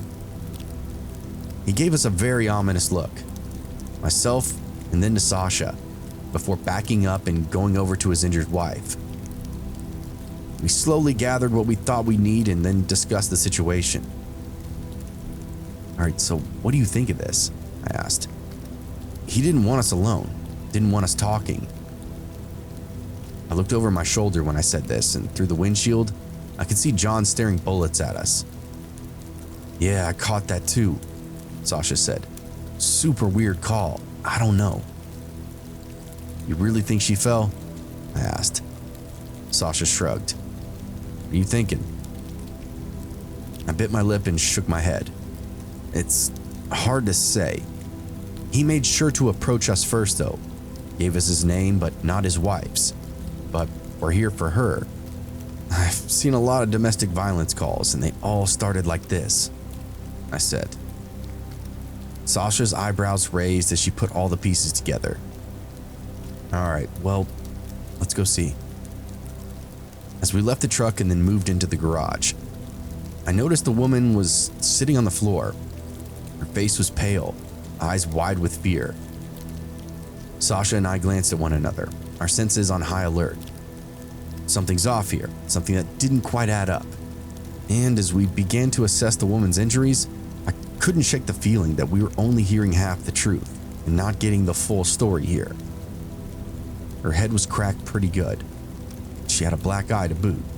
Not the strangest thing, I guess, but it was out of place for the story her husband had given us, which was a simple misstep in the garage, a sideways fall. Her ribs and thigh bruising was even stranger. They were both forward-facing, along the front of her body. But again, the story was a sideways misstep. Either way, we nodded along with the story, got her treated and as comfortable as possible. "What about this here?" Sasha asked, gesturing to the woman's face. "I told you. She tripped right there. Damn little shift in the concrete gets us tripped up all the time," John explained, pointing to the little slight elevation change in the flooring. I nodded. It almost made sense. Nah, the bruise is here," Sasha explained, lifting the woman's head, around her throat. Oh shit, Sasha was about to call this guy out. She turned and looked him dead in the eye and waited for him to answer. I don't know, I didn't see that. That happened during the fall." "Sir, these are hand marks. Somebody was choking her." Sasha turned to the wife, whose name was Lila. "Did somebody choke you?" The woman went a deep shade of red and looked directly at the floor. "We don't know anything about that," John started. "Hey, I'm asking her. She's the patient," Sasha said sharply. Lila unconvincingly shook her head no. It was all starting to come together, and it looked like I was right. John was beating his wife up. Then it got so bad that he decided to create an alibi and get medical here. I could feel my anxiety filling up my stomach like a toxic syrup, rising, bubbling up between my organs. My eyes flicked at John, and I could see his veins coming to life along his throat and forehead. Not good. "What do you think happened, sweetie?" John enunciated with each letter through his teeth. "I don't know," was all she said. "All right," Sasha said with a smile. "Sometimes those falls do get pretty crazy." I could see the tension in the room diffuse between everybody, but I couldn't relax, knowing how off the hip my partner could be. She could say anything, get this guy fired up right again, literally any second. I just kept working on the patient, as we found the blood all over her face was from a broken nose. Again, not really factoring in the fall that was described. The egg swelling on the side of her head was really starting to get big, so I knew she impacted there. "I'll be right back," I said. I had an idea. "Where are you going?" John asked very suspiciously. "I just need to grab an ice pack and my clipboard," I lied. "I'll go get it for you," John suggested. I visibly scoffed at him. He didn't work our beat, didn't know our truck. This was seriously getting weird, and I could put my finger right on it. "Nah, I'm afraid I can't let you do that. Against company protocol." "But I know," I cut him off. "You're a cop. You still can't be in my truck." With that, I turned and exited the garage. I listened for steps behind me, but didn't hear any, letting me know I'd be in the clear in what I explained. It also didn't help that for an EMT, I was a pretty large guy, definitely bigger than the police officer behind me. I went in the ambulance, climbed through the back to stay true to my lie, just in case John was watching. Then I climbed up front and grabbed the radio. I quietly contacted dispatch, let them know we were on scene and the patient was being treated, but there weren't any other officers on scene. Be advised, the residents... "I know, he's a cop." I cut her off the radio. "But he's off duty. Could be drunk for all I know. We need somebody in uniform down here. Preferably somebody from a different department. Can we get a sheriff down here? What's going on? The dispatch asked.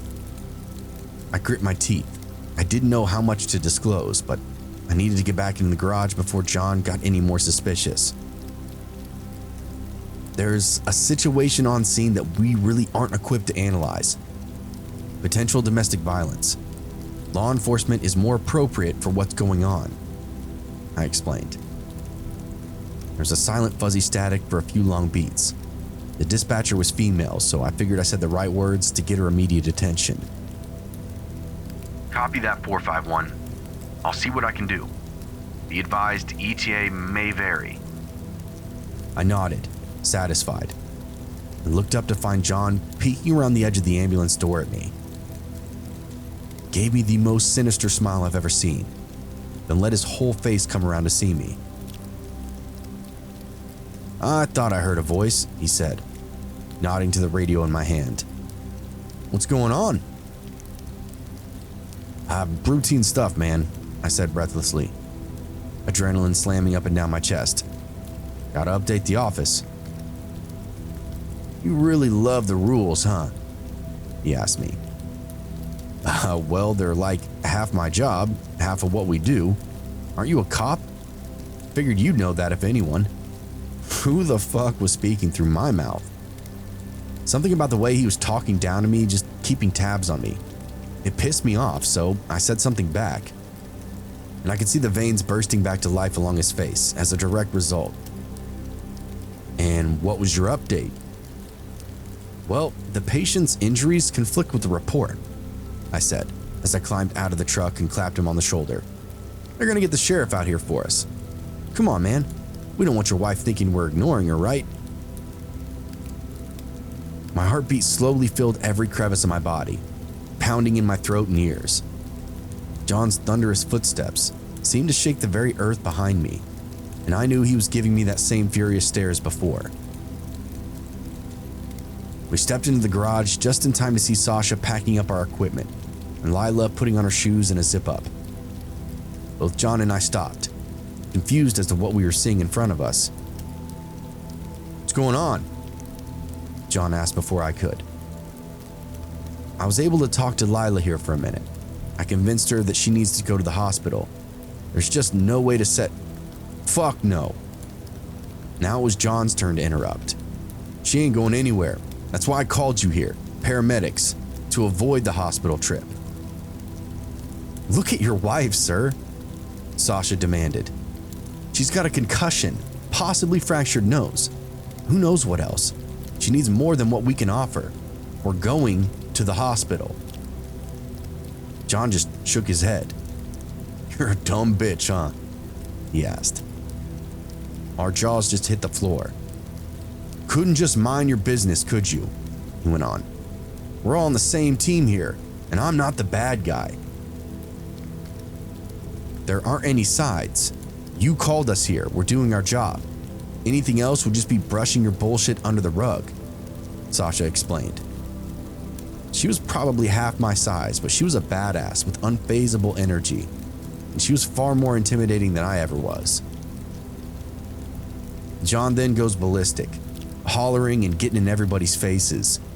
He claimed it was all a setup. Somebody was trying to get him from the inside the department, blah, blah, blah. None of it was true. The truth was that he was an asshole who beat his wife. We just showed up and just did our job.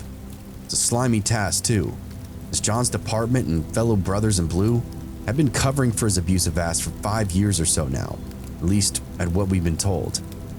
He didn't want to take her to the hospital because they had a history there, mostly of this unexplained body trauma. He threw shit around the garage and then pigeon-chested me a bit, but eventually the sheriff arrived and John turned into this completely different person. It was actually kind of terrifying to watch. I imagine he did the same thing in front of Lila and Sasha when I showed up earlier. Sure enough, he smoothed his hair, wiped his sweat, and went to greet the officer in that same extended hand that he did to us, trying to make alliances before shit would hit the fan. It didn't matter. Between what we saw, with Lilo's report, and then the sheriff on scene, the truth would come out. I didn't follow the story too closely as I had a life of my own. They were strangers to me. But I did hear that she divorced him and got out of town. The whole thing kind of creeped me out as it was something out of a thriller novel just happening right where I lived. It honestly made me look at my neighbors and acquaintances differently. You literally never know who you're dealing with.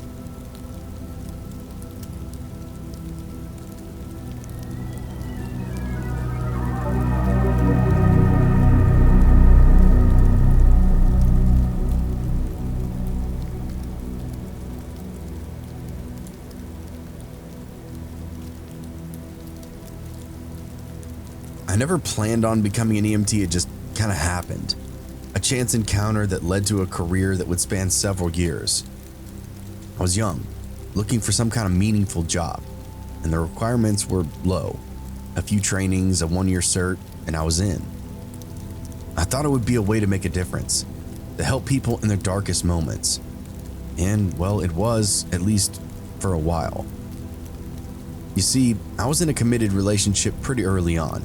And because of that commitment, I wanted that to bleed over into other aspects of my life. I didn't want to rent a house. I wanted to own one. I didn't want to work customer service at some job I didn't care about. I wanted to wake up excited for my day, eager to start the duties at hand. Being an EMT seemed like a no-brainer for that outlook that I had on life at the time. During the first few years, it was routine. Calls blending together in this haze of blood and sirens.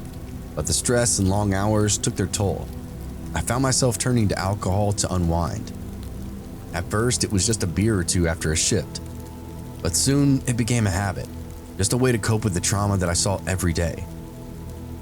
This started about 6 months into the job and was a slow departure, further encouraged by my friends and colleagues. They were all drinkers or smokers. It was just part of the job, stuff that you see and hear about every day. As those years went on, it got worse. I tried to hide it, tried to pretend like everything was okay, but my wife and kids knew. They saw the change in me, the way that I would just withdraw into myself after a particularly tough call. I wasn't really doing anything to keep myself upright or healthy, just bottling and bottling, boozing and boozing. I struggled with that alcoholism, trying to get it under control, but it was a constant battle. And then one day we got a call that would change everything. It was a disgusting scene, one that would haunt me for years and years to come. My partner, a grizzled old EMT named Mike, looked at me with a grim expression. "This one's gonna be bad," he said. And it was. It was the call that would break me, that would send me spiraling into the depths of my own personal hell. For now, let's just say that I was a man on the edge, a man struggling to keep his demons at bay. The job was just taking its toll, and I was starting to fray at the ends. I just didn't know how much. Not yet, at least. Mike and I rolled down the street to this crappy apartment complex on the west side of town, one known for that all kinds of nonsense. We usually came out here for overdoses, the occasional domestic violence, or maybe even a stabbing. This one, though, was something else. I could tell by Mike's body language and the way he handled the wheel. Hell, just the fact that he wouldn't tell me what was going on was just a red flag. We arrive on scene and find all manner of sirens on site, police, fire crews, even a team of paramedics.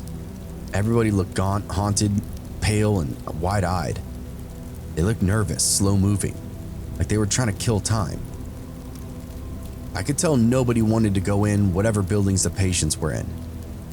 Mike and I gathered our gear and hopped out, then got the scoop. There was a woman being escorted out of one of the ground units.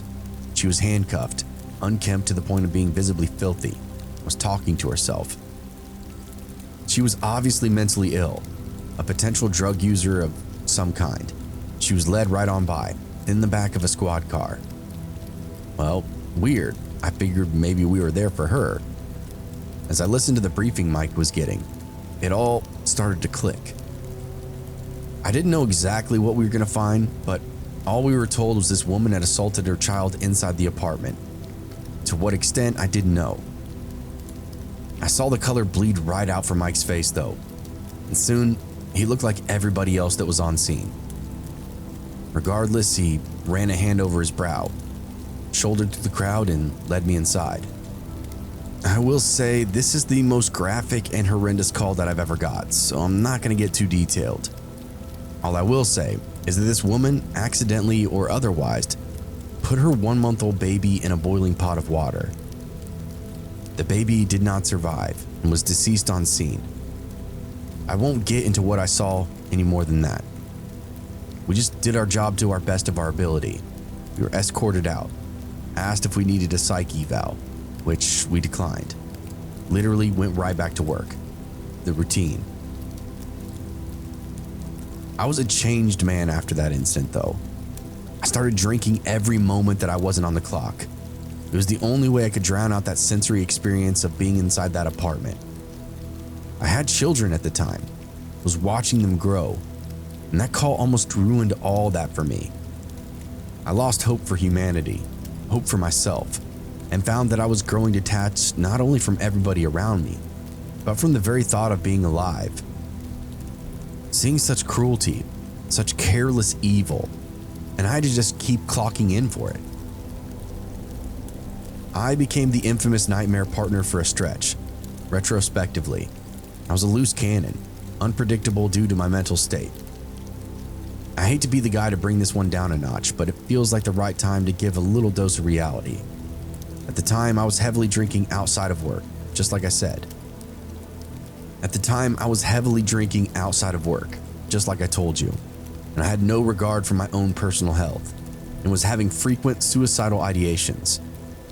One shift in particular was bad, like really bad. I had made several references to self-harm, including, I swear I want to drive this fucking truck right into the bridge embankment. All of this was stemming from that incident with the innocent baby.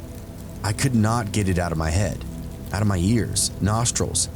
Every time I closed my eyes or thought about my children, that baby was all I could see. And if it wasn't that, it was that crazy mother being casually led to a squad car and eventually a prison cell. It just wasn't the justice that I wanted. I daydreamed every single day about bashing that woman's head in all manner of different blunt objects. I was at the point where I believed the only cure for the situation that I was in was to either find that woman and kill her or kill myself. There was one night where I'd come on shift. I'd been drinking prior to clocking in. By the time Mike and I climbed into the ambulance, I was teetering on shit-faced, drinking water and snacking on pretzels to try and help sober up. I don't know if he could tell that I was messed up or don't know if he smelled whiskey or something, but he knew my habits were bad outside of work, and it probably didn't take much. I made another comment about sometime near midnight, about 18 hours into our 24-hour shift. My partner had enough. He called supervision, demanded to be moved off my truck, and told the supervisor all the things I'd said. I was offered the choice of going to the ER for psych eval willingly and then possibly keeping my job, or going under a petition, which is legally forcing a psych eval and then likely being fired. I chose option A, and thankfully they even took me to the hospital closest to my house. I'd like to tell you that was a turning point in my life, but I basically played the game to get back to work, lying as needed and acting like everything was fine. But it was not fine. My wife found me later on with a pistol in my lap and an empty six-pack next to me in our bed. She told me that if I had any love left for her or our kids, I would get help. She said she would do whatever it took to protect our girls, including walking away if need be. The job turned into one long, endless night that took me to my worst. It was the most scared I had ever been because I didn't feel like myself anymore. The lack of sleep had me seeing shadow people, hearing voices down the hall. The scariest part was the shadow people that I saw were akin to toddlers, crawling up and down the walls, taking teetering steps from one room to another. It was haunting and made me nauseous when it happened. Obviously, this was hands down the worst time in my life, and it all stemmed from that job. It's been 7 years. I'm not even in EMS anymore. I hang around because I still have my license, and I've said that I wouldn't mind doing special event coverage or volunteering, but I'll never do it as a career again. I'm in software engineering now, making about 3 times the money I was, even with a ridiculous amount of overtime. My mental state is magnitudes better, and my family life is better than I can imagine. EMS was the best job that I ever hated, but it was also the worst job I ever loved.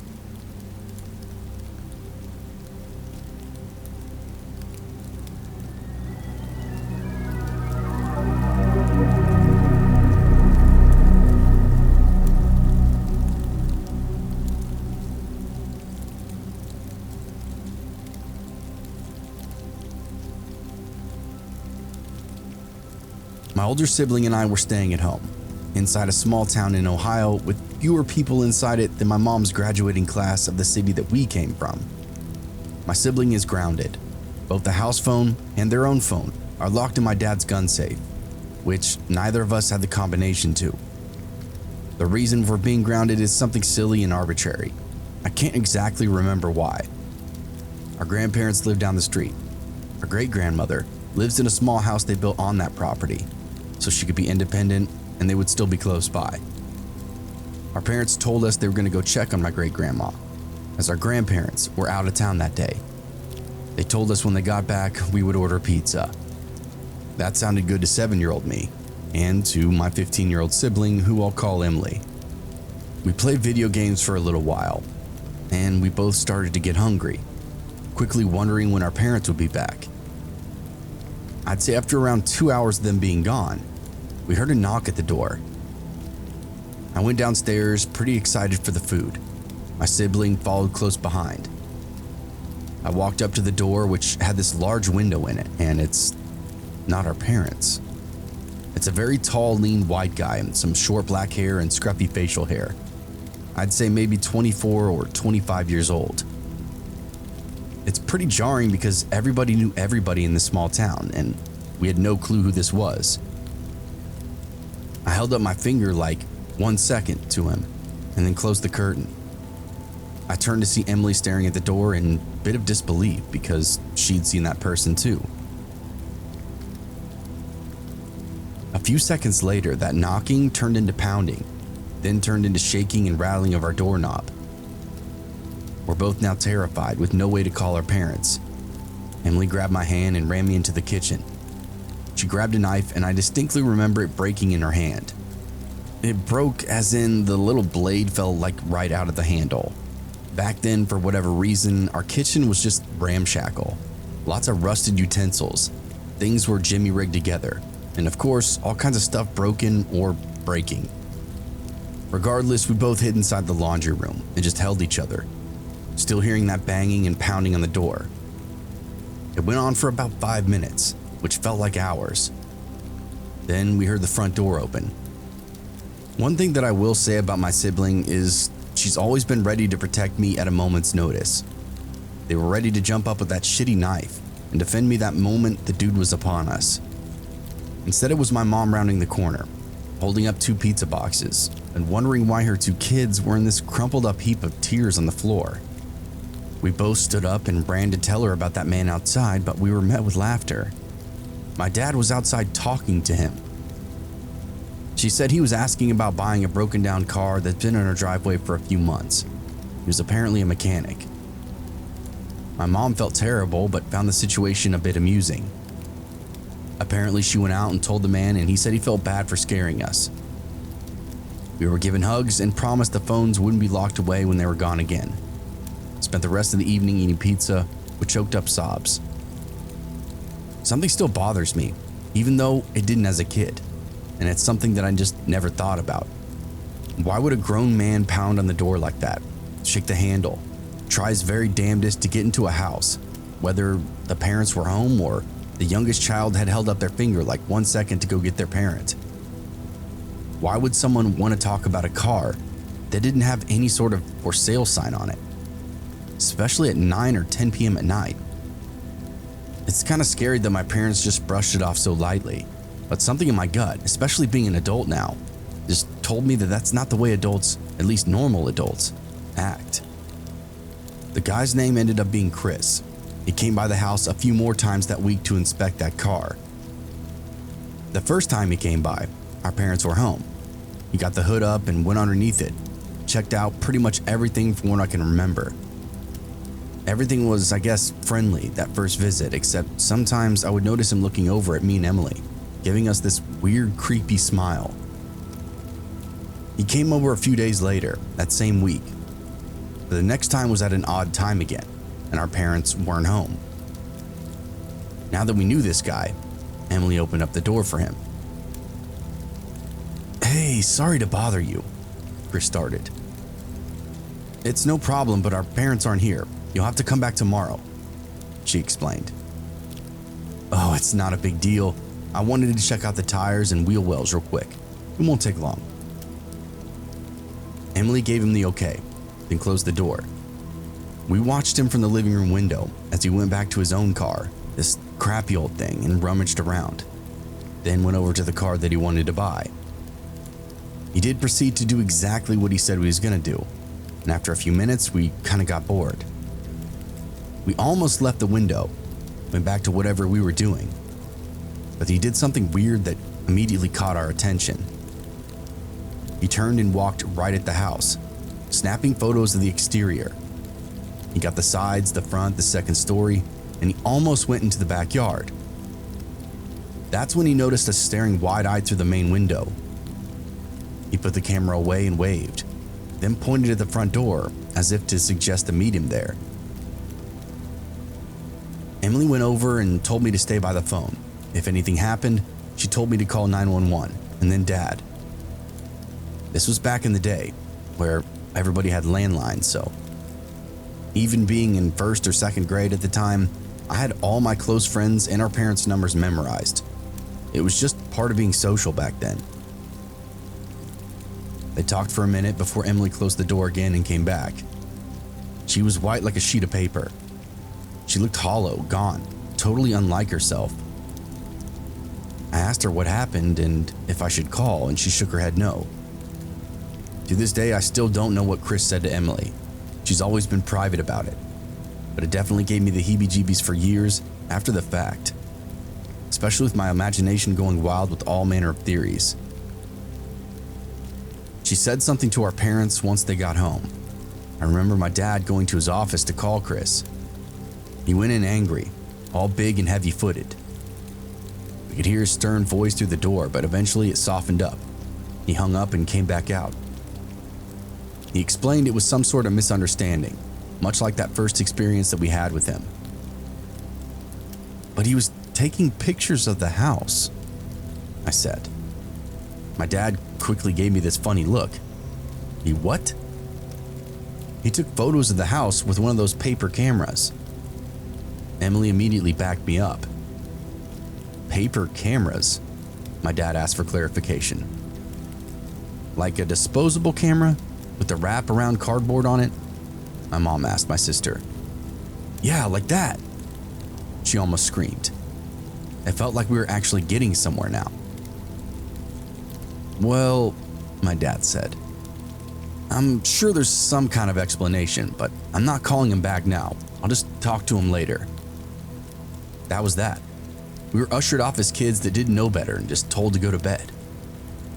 I remember just lying there in the dark for most of my night, staring at the window, wondering if I'd see a flash come through the blinds.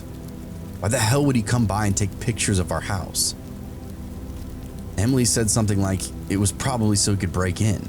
He'd have an outside layout of all the entrance and exits. And I guess in my kid brain that made sense, but it really freaked me out. The next time Chris came by was the following Monday. I was actually home alone. We'd gotten out of school around the same time, rode the bus home like normal. But when Emily and I got dropped off, she unlocked the door for me and walked a couple of streets over to her friend's house. It wasn't super uncommon for her to leave me alone for 30 or 40 minutes, at which point she'd run back over, get in the house right before our parents got home from work. It was harmless. I didn't mind being home alone because I got to watch whatever I wanted, have some snacks, all that good stuff. Well, not 5 minutes after sitting on the couch with my juice box and gummies, there's a knock at the door. I froze in place and willed myself to actually disappear into the cushions. I remember trying hard not to actually wet my pants. You gotta remember I was 6, maybe 7 at the time. Shouldn't have been unsupervised. Fortunately, I knew better than to answer the door, so I did the only thing that made sense and pretended that nobody was home. Whoever it was would move on shortly, right? Except they didn't. There was that pestersome knock that turned into a banging. I'll be damned if it wasn't familiar. It was that same aggressive knock from our first encounter with the man. I knew something was wrong, and I knew it was him, so I didn't even bother to go to a window. I just continued to sit on the couch until finally, to my relief, it stopped. I'd been staring at the clock on the radio for 9 minutes, and it ticked by while he banged on the door. Even longer than that first time. Chris was truly unhinged with that. He didn't go away though. I watched in horror as I saw him creep around the far side of the house, checking the dining room window, the biggest one that he could get to. I remember my throat nearly swelling shut from anxiety as I heard it slide open. I felt the warm air blow in from the yard. He leaned in and peered into the living room. We locked eyes. He brought a single hand up and then waved at me like he was a puppet or something. Then he gave me this horrific smile. "Hey," he started. I didn't say anything. "Mom and Dad home?" he asked. Still nothing from me. "Yeah, I didn't think so." He crawled the rest of the way through the window frame. Still, even with him in the house, I couldn't move. To this day, it was the most fear-inducing experience of my life. I couldn't see what he was doing as he moved through the house, somewhere down the hall on the other side of the dining room. The only things down there were Emily's bedroom and my parents' bedroom, and the front door to the outside, before eventually circling back to me in the living room. He never came back down the hall, so wherever he went was in one of those rooms. Eventually, he comes back out, waves at me, says goodbye, and then slips back through the window. I'll never forget seeing his arms snake back through that opening and pull the shade closed behind him. Truly nerve-wracking, just covering his tracks right behind him in front of me. He knew I was just a kid, that it was possible nobody would believe me, and I think he was counting on that. Eventually, my sister gets home and finds me in hysterics on the sofa. I started shaking after he left from the fear, spilled my juice box on the couch, which sent me spiraling even further, thinking I was now going to get in even more trouble. Anyway, I told her what happened, or tried to. I watched her face twist into worry, and then she finally understood what I was saying. Chris came, banged on the door, before just letting himself into the house. "Did he touch you?" she asked. I shook my head no. Emily nodded and ran to the phone, called my dad, and before I knew it, both parents were spilling in the front door. They questioned me pretty thoroughly, assured me the juice stain on the couch was not a big deal. All they wanted to know was what happened with Chris. Finally, I told them what I could and where he went in the house. "Which window?" my dad asked. I pointed to the one in the dining room. "Okay, and then where'd he go?" "Down the hall," I said. "Okay, and then what?" I shook my head and started crying again. My folks and Emily all shared a look, and then they quietly agreed to go check their bedrooms. They understood he must have gone in one of them. A few minutes later, I heard Emily make this weird sound, like a yelp. Our parents quickly rushed in. In the moment, I really wasn't sure what they found, but later, it was all kinds of weird stuff of hers that went missing. Panties, a hairbrush, pictures from her corkboard. Super creepy and stalker stuff. My dad called Chris nonstop for the next 24 hours. Never got him to answer. He never came by for the car. He never paid us. He never picked it up. The whole thing was a ruse just to get close to us girls. Chris would end up being arrested years later, by the time I was in high school. We all had that moment of what the fuck when we saw his photo in the paper. Turned out that Chris wasn't even his real name, and he certainly wasn't a mechanic. He was a career peeping Tom and a sexual assailant, known for targeting families. I consider us super fortunate to get off the hook when we did. Knowing I was alone in the house with somebody that was so violent, creepy, and unpredictable is just a sickening thought, and everyone in my family shares it. His history of crimes and abuse is appalling, and it only seemed to escalate after our initial encounter with him. As for our incident, my parents called the police and filed a report, but never saw him again. Not until that mugshot in the article like 10 years later. I remember my dad would periodically call the number Chris gave us, just to see if anybody would answer. He did that for years. Part of me wonders what he would have said.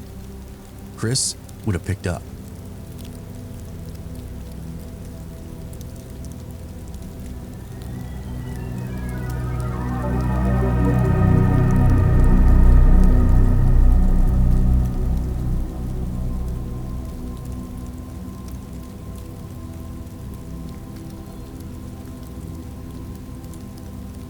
I went to a college in a small town called Sheridan, up in Wyoming. I moved there in the fall of 2009, just after one of the worst crime sprees rocked the entire community from top to bottom. The crazy part of it all is I actually moved into a house just 2 doors down from where this happened. I was living with my grandparents at the time, and they were really shaken up. I remember my grandpa just sitting awake at his desk until 2 or 3 a.m. every night, glass of whiskey in one hand and a gun near the other. He's a Vietnam vet, takes security very seriously. After that crime wave, he just went back to his survival instincts. I was new to the community when all the information was rolling out, so it was a little hard to follow. I'll give you the breakdown the way that I understood it all. There were 3 boys in Sheridan that ran together and were known for causing trouble, petty criminal behavior. Their names were Wyatt, Darmy, and Dennis, who was the oldest at 18 at the time. To me, these names meant nothing, but for the people of Sheridan, they were well known, and usually the first to be fingered for a lot of the basic crime that happened around town. From what I gathered, it sounded like these 3 had been on a bit of a tear in regard to shenanigans, created so much whirlwind destruction that they had it in their heads they needed to get out of town. This was all in their heads as they were teenagers, 15, 16, and 18. Nothing they were doing was actually really that bad. Still, they convinced themselves they were career criminals and about to go on the run. So they start allocating the stuff that they thought they would need, namely money. A series of overnight robberies landed them with a small pile of cash, a few items of value, and a handgun. Wyatt procured the weapon from a car that he'd broken into and handed it over to the group. From there, they felt like they'd reached it big time. They could start robbing people for real now. I believe it was within the same 72 hours of stealing the gun, they broke into the Ernest house in the middle of the night with the intent to take everything of value. They weren't expecting to find Bob and his wife asleep in bed, but they were prepared for it, now strapped with a handgun. They ordered Bob and his wife on the ground, but Bob did not like that. He rolled right out of bed and approached the boys, telling them to get out of the house. One of the boys pulled the trigger without hesitation. Bob took the bullet to the chest and died right there on the floor of his own bedroom. His wife stayed in bed and just watched the whole thing happen, which easily was the most tragic part of the story. The boys immediately realized they fucked up. They just discharged a firearm in the middle of the night in a township with less than 14,000 residents. They could have just left town that night and they would have never been arrested. With their rap sheets, there wasn't a scenario where they escaped now. The reality was, they didn't have a means of travel, so it was essentially hiding out around town until their inevitable discovery. All 3 boys were rounded up within 24 hours. The investigation was cut and dry. They were given life sentences, or at least that's what I heard. Rumor was the life sentence got overturned for the 2 that didn't pull the trigger, but I personally never looked into it. I can't say that my time there was tarnished by the event. The community was still beautiful, still had little great social pockets, but I can't say that I wasn't affected. Sheridan is a tiny little town, a place where murder just doesn't happen very often. Being a new face around town, I could tell when old-timers were cautious around me. There was a shadow over the longtime locals, one of suspicious and unknown fear, true paranoia.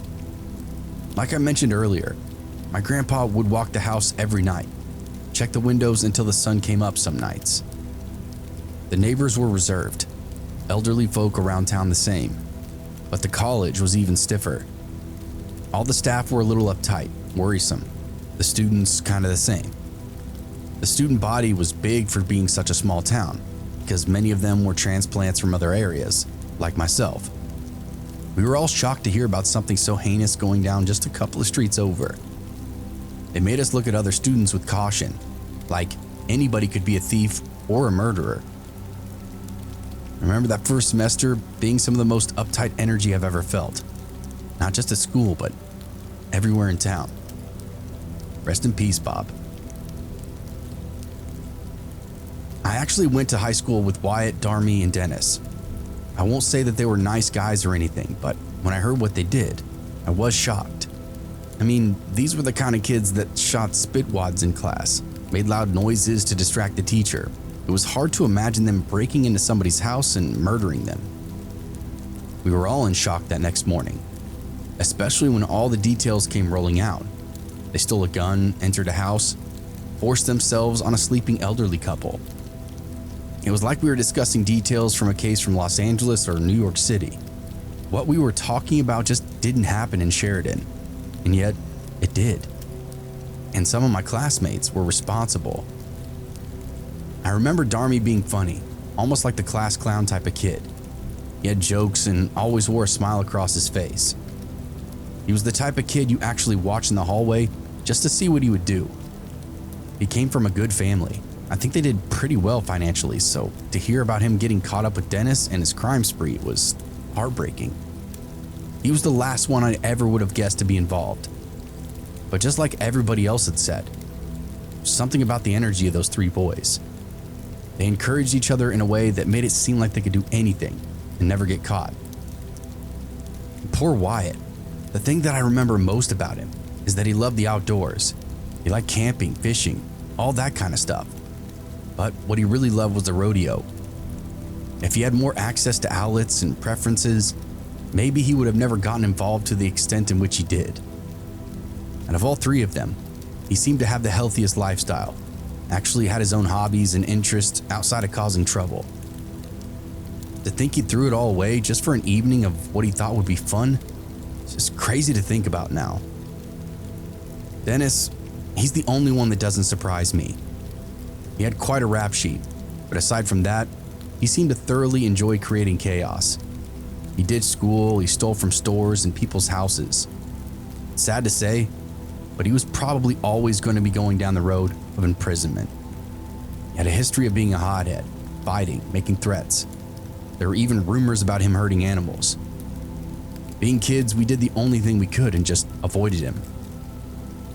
It's sick, I know, but I'm grateful it wasn't any worse than that night.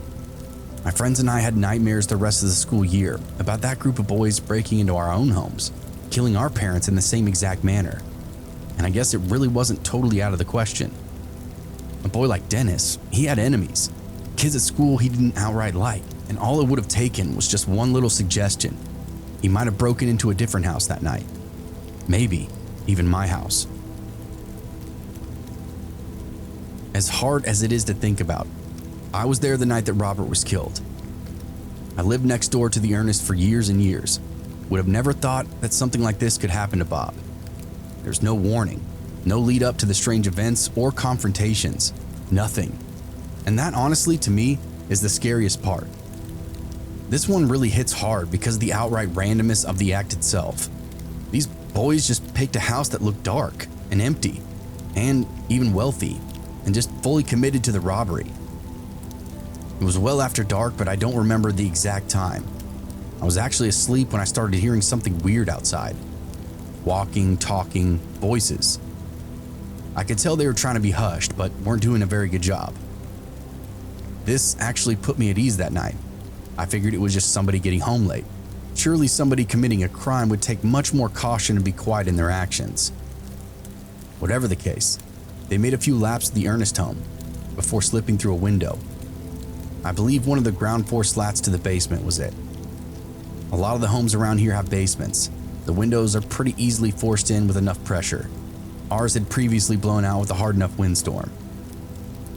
Well, being half asleep inside my own house, I figured whoever it was had gotten into their own home. I didn't think they'd slipped in through a window. It was quiet after that. I almost fell asleep until the yelling started. Suddenly there was commotion next door. I had no idea what was going on. I thought maybe a fire or some other kind of emergency until I realized I was hearing lots of different voices, none of which I recognized. Don't move! Stay in the bed or you'll get hurt! Don't fucking move! Tell us where the jewelry is! Tell us the code to the safe! This, as well as other manner of threats, were being screamed at the top of their lungs. It felt like a lifetime that I listened to it all, but in reality it was probably just 90 seconds. The hollering went back and forth, most of it just being outright demands. Then I heard a bit of a scuffle. At this point, I was getting out of bed, thinking about reaching for the phone when I heard it. The unmistakable blast of a gun being discharged. I remember immediately hitting the floor, thinking bullets might stray through the walls and pass through my own home. We were close enough that it was a real possibility, as the light from the gun blast flashed through the windows. I crawled to the phone and dialed 911. I found the line busy. Everybody on the street was apparently calling the police as well. This was a good thing, as whatever I chalked it up to a late-night neighborly excursion was obviously something much more dangerous. I dialed again, had the same result, so I just waited. This was a huge mistake, as the things I heard are still with me to this day. I could hear Bob going through the motions of death, even a whole house away. A thud, a grunt, another thud, then haggard breathing and gurgling. It's horrendous. This was a guy I knew very well, a pillar of our own community. Couldn't imagine what could have led somebody to kill him. Then I could hear his wife, sobbing, screaming, pleading for help, probably also trying to call the police. I could also hear the killers, whoever they were, panicking and running desperately around the house, knocking stuff over, scrambling for valuables, before ultimately spilling out through the front and back doors and bolting in different directions. I sat there in a panic and waited to see if anybody would break into my own house. It might be a natural hiding place after such a crazy crime. Fortunately, nobody tried my doors or windows, so I figured they were just trying to run and not hide. Next thing I knew, my house was being lit up with red and blue sirens, cruiser after cruiser pulling into the Ernest driveway. An ambulance, EMT crews, even the medical truck from the fire department rolled up. Again, this is a very small town. Something so out of character for us was a full-scale call to action. Everybody wanted to be on scene, make themselves available after such an evil act. The boys didn't get far. Hell, Bob's wife knew a couple of them by name. They were rounded up by night or in the morning without incident, booked, and then justice was served. They all made many attempts to overturn those lifetime sentences that they received, to which the Supreme Court denied. As for the rest of us, the town was not the same after it, at least not for a few years. You're like Mayberry before the murder. Some of us literally didn't lock our doors to our homes, cars, or anything. We just didn't have that kind of criminal here. Since that killing, times have changed. We actually had a few more since. People seem to react less and less now. The younger generation just aren't as fazed, don't seem to care what happens in their own community, as long as it doesn't happen to them directly. It's a very strange way of thinking, one that I don't understand, but hey, I'm an old-timer. What do I know? I've been retired from the police force for nearly a decade, but I was on duty the night those boys killed Robert. It was a truly tragic incident. Almost an accident, honestly. Those boys were stupid, wild, and up to no good. But I can't say that any of them have the heart of a murderer. I think one thing led to another, one bad decision after the next, and soon they were just in too deep. And to this day, I've never gotten a call like the one I did that night. We got radioed for the Ernest house just like everybody else that night. I worked for the local precinct, not the county sheriff's department, so I was one of the first to get there. The street was lit up from all the neighbors coming outside, half of them armed themselves, standing alone on the street, waiting to hear what was going on. We taped off the property and let everybody know to stay back and put their guns up. Sheridan Police Department has it covered. First thing was securing the scene and getting poor Linda out of there. His wife was in absolute hysterics, and Robert was actually still alive. Just as we got the scene cleared and everything taped off, EMTs arrived, got the victim loaded up and transported to the hospital. Unfortunately, he died there that night. The gunshot wound was just too much for him at close proximity. Bob was an old guy, a military vet, so it was just tragic for us to see a guy like that from our community get gunned down in his own home.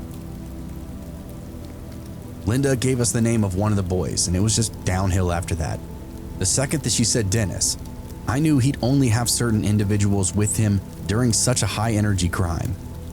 Like I said earlier, these kids were dealt with a lot, but we never saw anything like this coming. Dennis grew up with a history of poor behavior. Getting in fights at school was a big problem. We'd caught him vandalizing stuff before, as well as a lot of theft and burglary. That being said, all the times we busted his ass, he was under 18, so couldn't really do anything and not much happened. His family didn't discipline him in a way that mattered, so Dennis just kept having this latchkey lifestyle right up until turning 18. At that point, I think he knew the reality of the situation had changed for him, and because of that, he decided to up the caliber of the crimes. And that was a shame, because none of the kids were that cutthroat of their own. Something about them being together just made them constantly up the ante. In fact, while they were solo on their own, they were actually pretty good kids. Great senses of humor, good work ethic. But the second they all got in the same room, it just turned into hijinks, chaos, dishonesty, and trouble. Unfortunately, Robert and the rest of the Ernest family had to pay the sacrifice for those boys to understand the weight of their own reality. We scrambled that night and had them all by morning. Two of them just went home, Darmy and Wyatt both. They were easy to locate and folded under the pressure of questioning almost right away. The story very quickly started to come together. Dennis had somehow convinced the other two that they were some kind of street gang. They needed to allocate their means of getting out of Sheridan. This is a common thinking up here for our delinquent youth. There's a couple private school facilities for troubled kids. Many of them have that same outlook. Sheridan is just a place for kids to escape. The scary part is that our township is very isolated, tucked along the Montana border, so the options for these kids are pretty minimal. Most of them end up stealing cars or wandering off into the wilderness. And if it's wintertime, temperatures can easily plummet to what most would consider fatal. Many truck drivers up here report seeing kids trying to hitchhike down the roadways, in and out of towns. Usually one escapee or criminal trying to get to the next town. It's a very weird problem to deal with living in such a rural community, but it's better than having a bunch of tweakers and junkies around, I suppose. So that's where it all started. Dennis convincing the other boys it's time to skip town, become real-life criminals. Darmy and Dennis start stealing cash from all over town, literally any place they can find money or valuables. Wyatt had a different idea. Knowing this is the quaint little town that we all know and love, he starts checking door handles, knowing that he'd find a number of them to be unlocked. It only took him a couple of tries, and soon he had his own little wad of cash, as well as a fully loaded firearm. When he brought it to Dennis, it changed the entire perception of these kids. They were in it now. Finding that gun was a whole new avenue of options for these kids. Like I said, we might be the capital of runaways for the entire country. Very few of them, perhaps none, had ever had the idea to secure a firearm before hitting the road. Nothing would secure a ride faster. Could you imagine stopping for 3 boys, hitchhiking in the cold, only for one of them to pull a gun on you, tell you to drive until the tank was empty? Spooky, because that's where they were headed. But it never got to that point. Dennis fucked that up for them before they ever got a chance. He dropped the gun after pulling the trigger and fled like the others. We knew he wasn't armed, or at least hoped he wasn't, as we combed all of town for him that night and the following morning. He knew going home wasn't a smart move, so we hopped from one friend's house to another, doing his best to avoid all the usual places he might be. One tip came from one local walking their dog in the park that morning. They said that they spotted Dennis cutting through the area.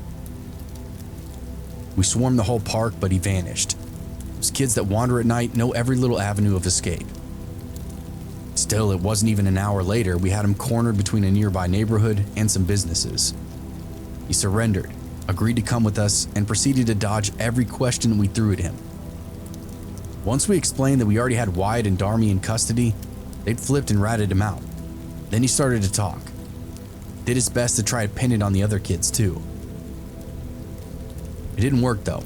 Wyatt had carefully laid everything out for us, even admitted to finding the gun and handing it over. We even had Dennis's fingerprints on the gun, as well as Linda Ernest witness testimony. All three boys received life sentences, but Darmy and Wyatt later had their sentence adjustment, 25 years for the killing and 10 years for the break-in, a total of 35 years behind bars. They'll be 50 when they get out, and many of the locals around here didn't care to hear about the lighter sentence. Bob was a local businessman in town. He had the respect of just about everybody you can think of. The craziest part of it all to me is that it happened 15 years ago. I've been retired for a while now, but for many of us long-timers, that murder still feels like it happened last night. Hell, to this day, nothing like that has ever happened again.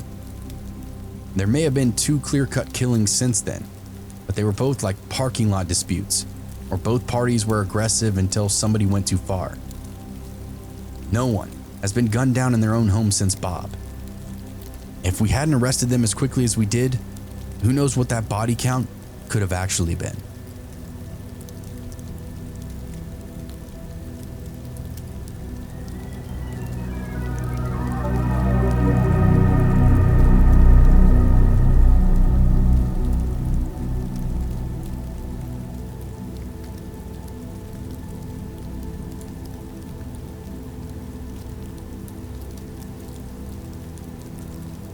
I moved to New York City with the same crazy aspirations as many others did.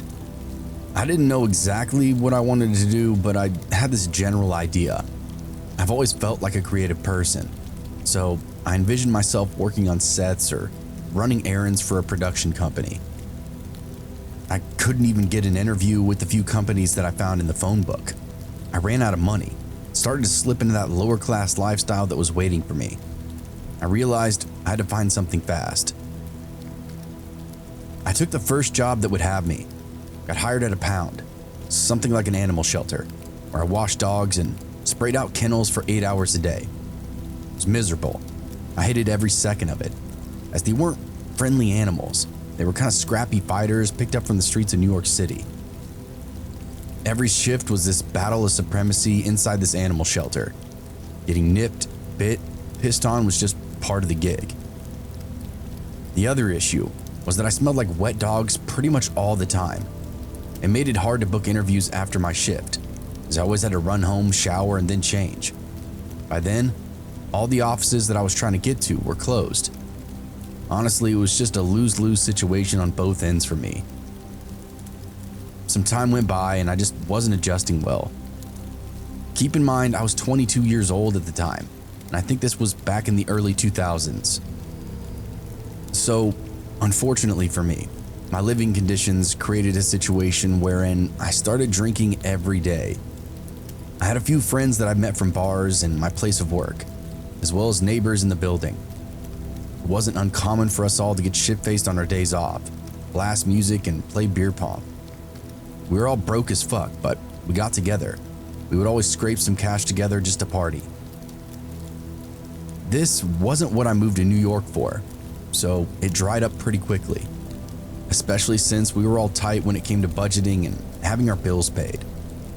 As I drank more, I started showing up late for work, started performing poorly and complaining. Then a couple of weeks, I got shit canned. Par for the course in the city because there's a line of people waiting to replace you. I think I got fired in October, just had just enough money to scrape by for another month, maybe two. I remember hitting rock bottom that winter, the one that left me shivering in the darkness of my own making. I was already living in a real slum, a truly scary place, and I couldn't wake up from the nightmare. Struggling to make ends meet, working as much as possible just to keep a roof over my head, but it never seemed like it was enough. The city was this cruel mistress, always demanding more, always taking everything I had, without ever so much as giving me another opportunity. That's just the way of life in these busy metros. If you aren't already established or at least have your ducks in a row financially, the city itself will swallow you. It happens to folks every day, falling by the wayside. And I'm not even talking about the COVID times. New York City has been hard living for a century, and I'll bet the bank on that. That being said, moving there was my choice, and now my mistake too. I should have never moved to such a fast-paced, high-economy city with nothing but daydreams inside my pocket. As you can imagine, I was evicted from my apartment, a dingy little hole in the wall that I'd called home for a few months. The landlord did not care that I was struggling, that I was doing everything I could to pay the rent, just wanted me out. He wanted my stuff gone too. I was left with nothing, no place to go and no one to turn to. The anxiety was suffocating. The fear of being alone and vulnerable in a city that did not care. It was a fear that I'd never dealt with before, honestly. Once I ran out of money, all the people that I called friends quit fucking with me. Wouldn't even answer a call or an email. But I guess it's not like I had a phone for much longer after getting served those eviction papers. It was scary because someone could come along at any moment. Police probably. Literally forced me out of the apartment that I was in. I couldn't eat, I couldn't sleep. Just biding my time. Looking for any kind of option to get the rent paid. The other thing was all my stuff. If someone came to actually get me out, I wasn't prepared to leave. All my shit would just be tossed out on the street. The vultures that were my neighbors would steal it all before I could even save an armload. I realized that I would lose everything if I didn't start making a move of some kind. I scraped together what little cash I had. I'd say maybe $200 from that job at the animal shelter. On top of that, I had some various items that had value. I lowballed them just to secure the funds. Stuff like a metal detector, an electric drum kit, literally the most random stuff you can imagine. Either way, it got my savings up to over $1,000. It was enough to get me into a new place, a studio apartment that was a step below the one that I just lost. I didn't even walk the place, just called and reserved it, said I would have the cash on hand in the moment, and walked in. The guy on the phone liked that, so I knew I was getting ready to live in a serious dump. I imagined the place was in disrepair. Maybe even have leaks, faulty pipes, hell. Some of these old New York buildings are known for black mold, asbestos, and even gas leaks. But the fear of transporting my belongings alone through the inner city was almost too much to bear. Way worse than all the shit that I just mentioned. I was a target, a vulnerable soul carrying boxes of stuff through the streets, just begging to be robbed or worse. It's New York, baby. Worse shit happens every day. And being an out-of-towner, I bought into all the myths about violence on the streets. What options did I really have, though? Just made sure to do it during the day so normal people would be out too. I made the move the next day, my heart racing with every step, my eyes scanning the crowds for any sign of danger. There were shady characters lurking in the shadows, sizing me up, wondering if I was worth the trouble. But nobody robbed me, nobody attacked me.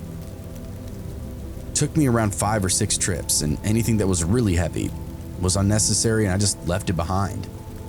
Carried my mattress down the street was one of the most embarrassing things to ever happen to me, but hey, I needed a place to sleep. I make it to my new apartment, a dingy little studio that smelled of mold and despair.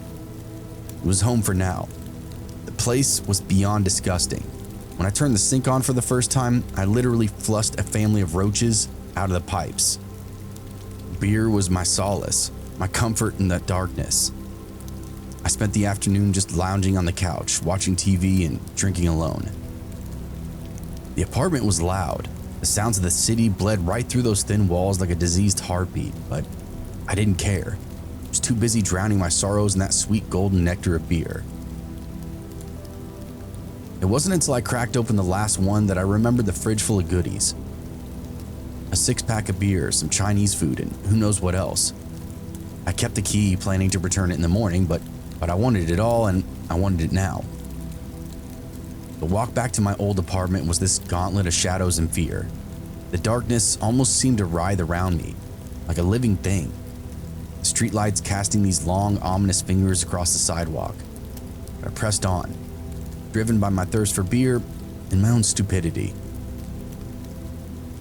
I make it back to my old apartment unharmed, slide the key into the lock with that satisfying click. Stepped inside, my eyes quickly adjusting to the darkness. The air was thick with the scent of decay and rot, the remnants of my old life just lingering like a ghost. There was even unclean vomit in one corner, piles of empty beer cans, evidence of a true dirtbag. I found what I was looking for, the beer and Chinese food, and did my final walkthrough with my footsteps echoing off the walls. I turned up with nothing else, no hidden treasures or forgotten memories, just the echoes of my own footsteps, haunting me like a specter. Part of me was honestly hoping to find a forgotten paycheck or maybe even an envelope with a birthday card and a crumpled up $20 bill in the folds. Nada, just that stuff in the fridge. I left my key on the kitchen counter, a symbol of my complete abandonment, then locked the front door behind me. The night air was cool and crisp, a welcome feeling from the stifling darkness of the apartment. Cracked open a beer on the walk home, with the sound of the tab popping like a tiny explosion in the stillness of the night. I was completely oblivious, just lost in my own little world of beer and darkness. And this is where I believe it all started to go down.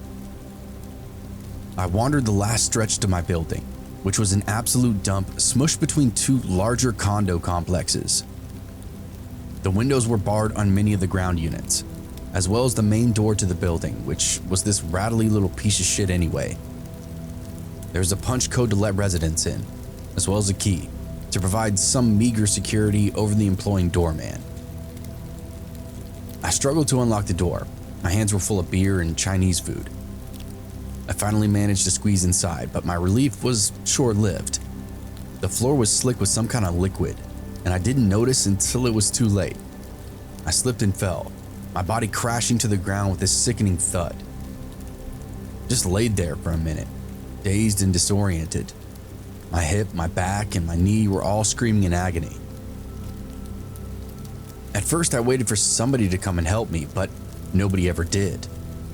I realized this was a new building, a lower class building, and banging around was pretty common around here, so I was on my own. Panic began to set in as I realized I could be laying here for hours, alone and injured. The floor smelled like rancid, like rat shit and human piss. It's the only place that I could lay. As I lay there, I felt my knee and ankle swelling up, the muscles constricting with pain. I knew I had to get up, but I couldn't move. I was trapped, helpless, and alone. Then I saw it. The front door still partially open, stopped by one of the Chinese food boxes. I realized I could potentially get somebody's attention from the street if they happened to walk by. It's pretty late at this point though, closing in on midnight, so my chances of somebody walking by or walking through the building were a lot lower than normal, especially in the dangerous neighborhood that I was in. But when I looked up at the door, I saw a shadowy figure grab it from the outside and pull it open. My heart skipped a beat for a moment as I felt a rush of fear. Who was this person? Why were they coming in? I tried to speak, but my voice was barely even whispering. Maybe they saw me fall, or just noticed me on the ground and were coming to offer some assistance.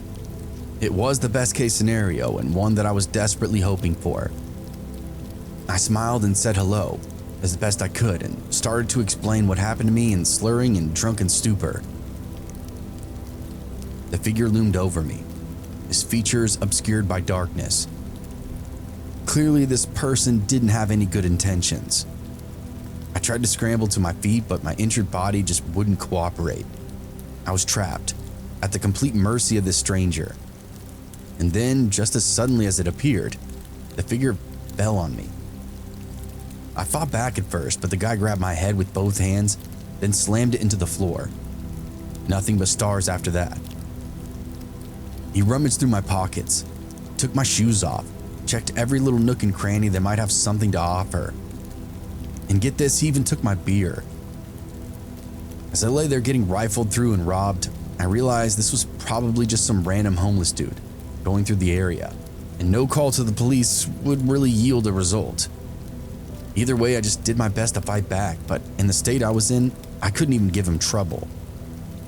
He emptied my pockets out and took everything, then disappeared back through that door. He didn't assault me anymore besides that initial headbanging, but he was filthy, smelly. The whole encounter was seriously grossing me out. I ended up having to lay there for another hour, until one of my new neighbors had gotten off work, discovered me just lying there in the lobby. She called the cops, but that was it. She left me out there too, after learning I was mostly okay. The whole thing was a terrifying experience, one that opened up my eyes to a lifestyle in the heart of a big city. I got myself together and saved some money. Ended up moving out of state not much later after this. Being robbed while I was incapacitated on the floor was a thing that I needed to happen to me, to give me this real perspective on life. You live alone, even in one of the most populated metros in the world. Anything can happen to you.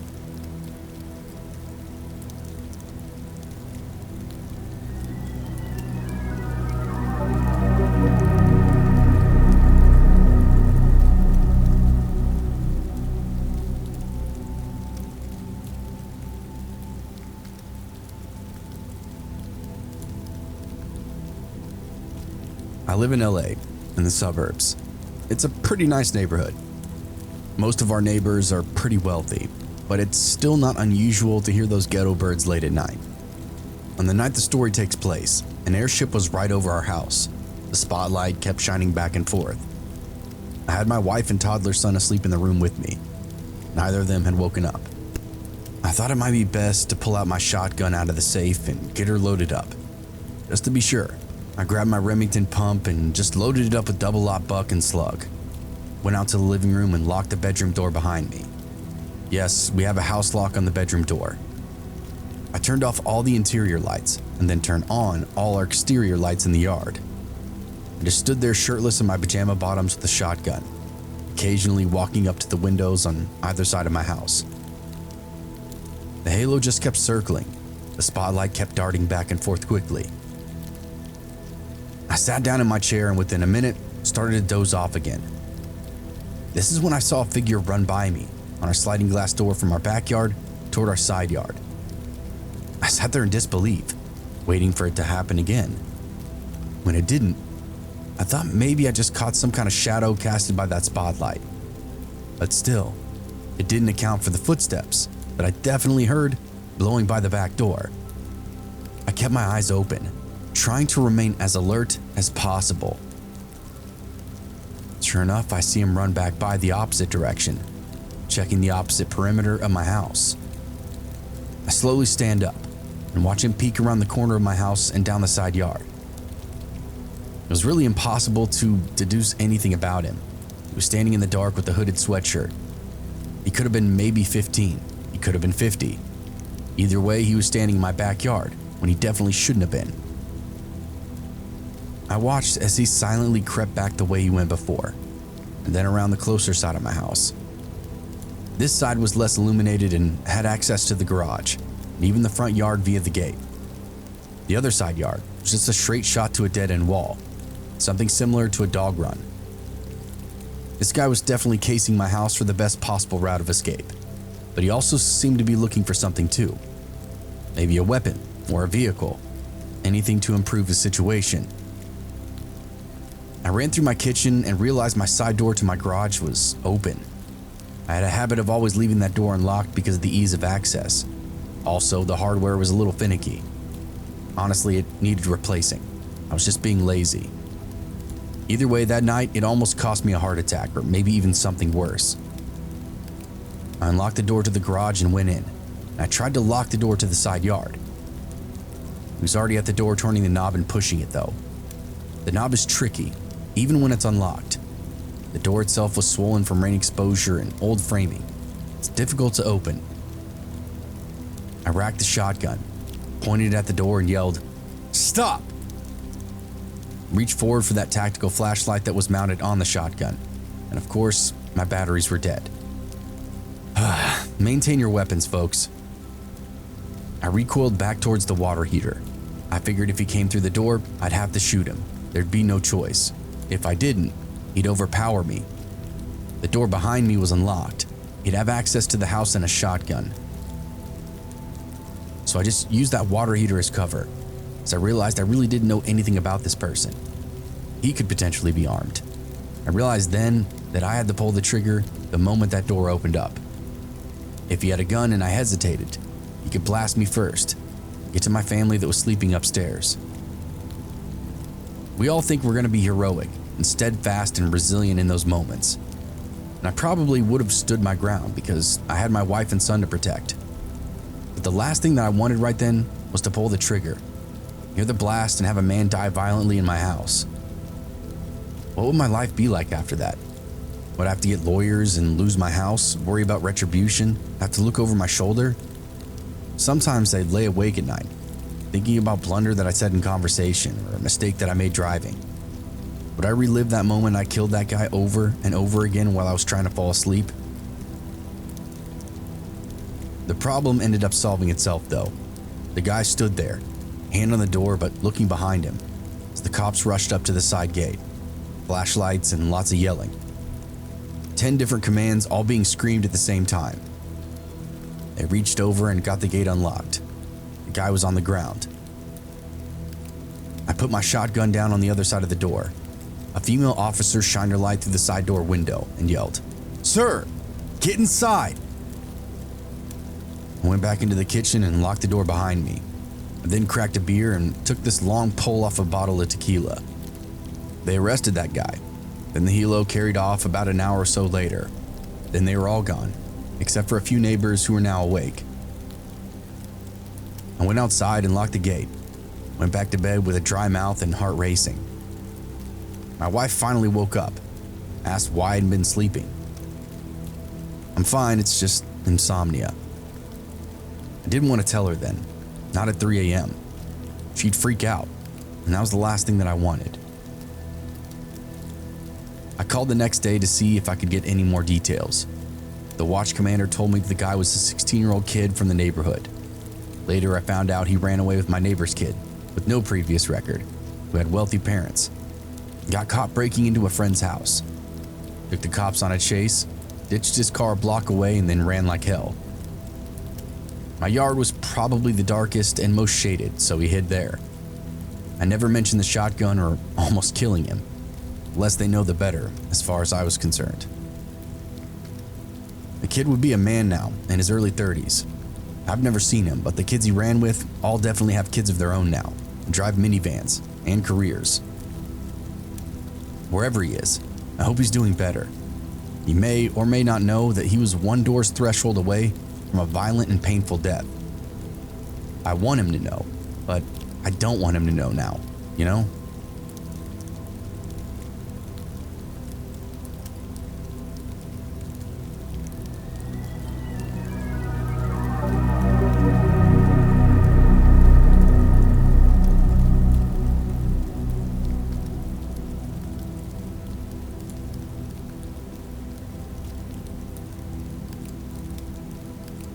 I grew up as a bit of a nerdy kid.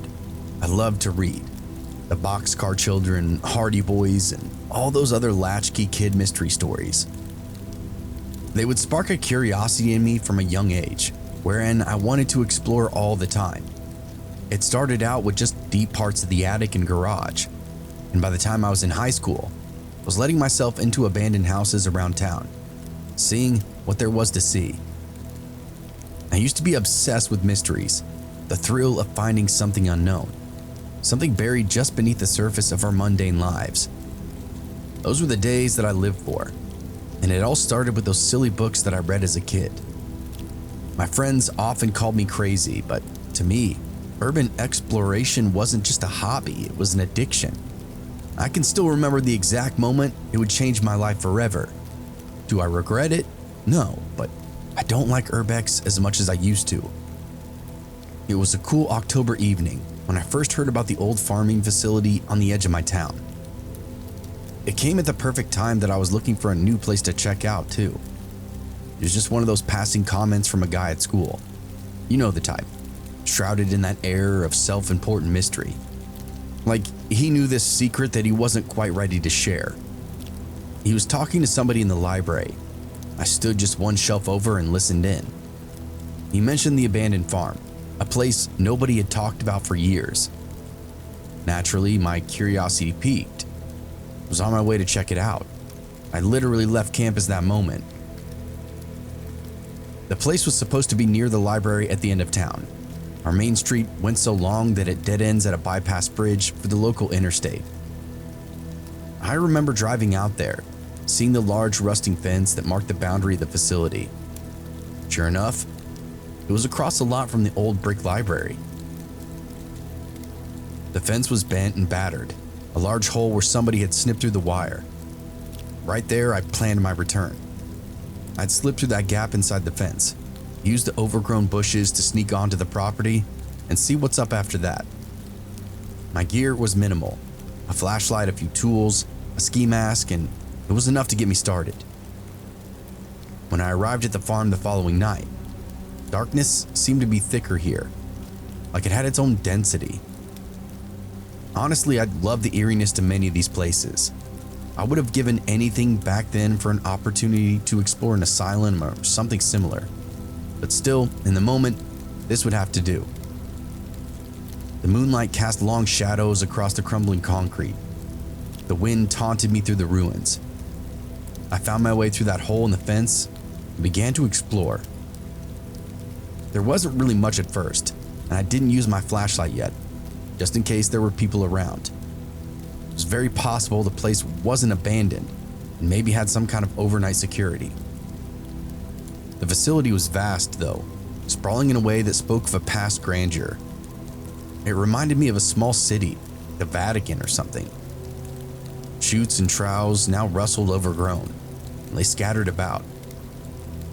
It started to give the place identity. It really was a farm. The pens were empty, save for the occasional stray cat that darted across my path. I saw some more chutes, and it dawned on me then. This was a massive pig farm, the likes of which had never existed in our town. Why had nobody ever mentioned this place to me before?